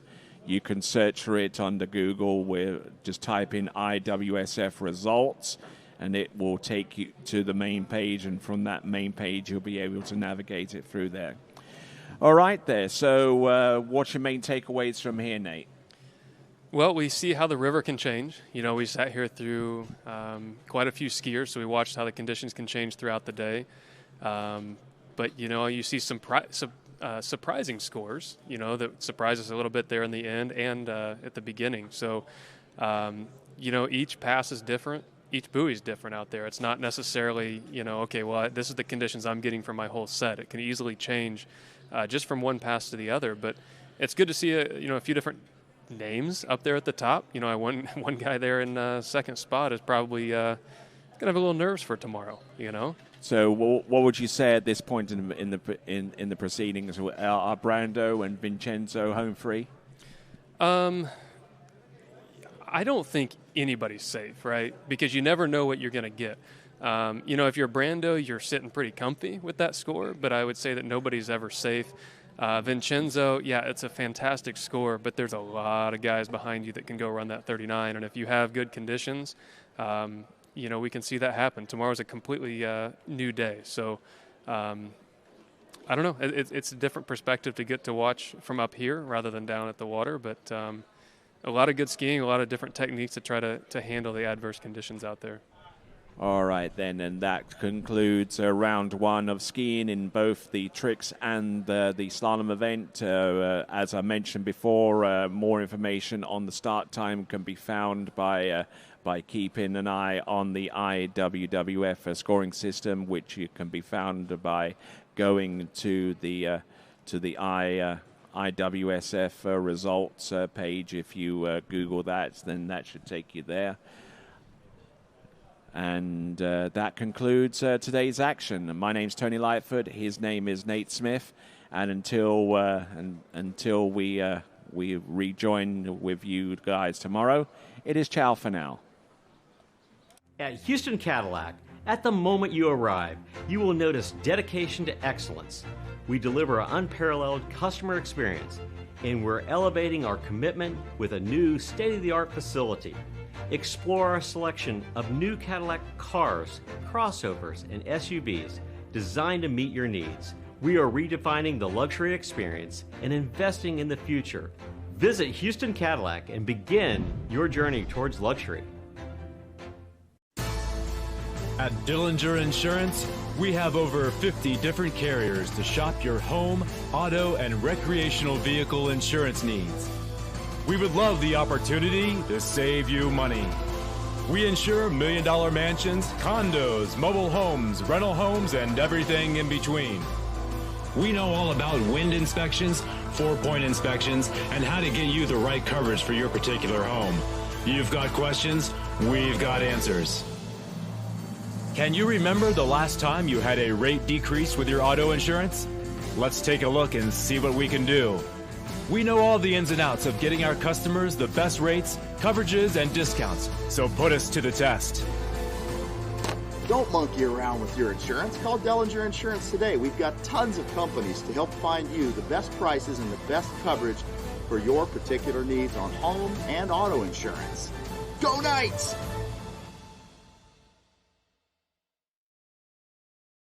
My name is Thibaut Dalen and I'm the broker of Dalen Real Estate. And today I want to show you some of our special listings located in Florida's world famous Waterski hotspots.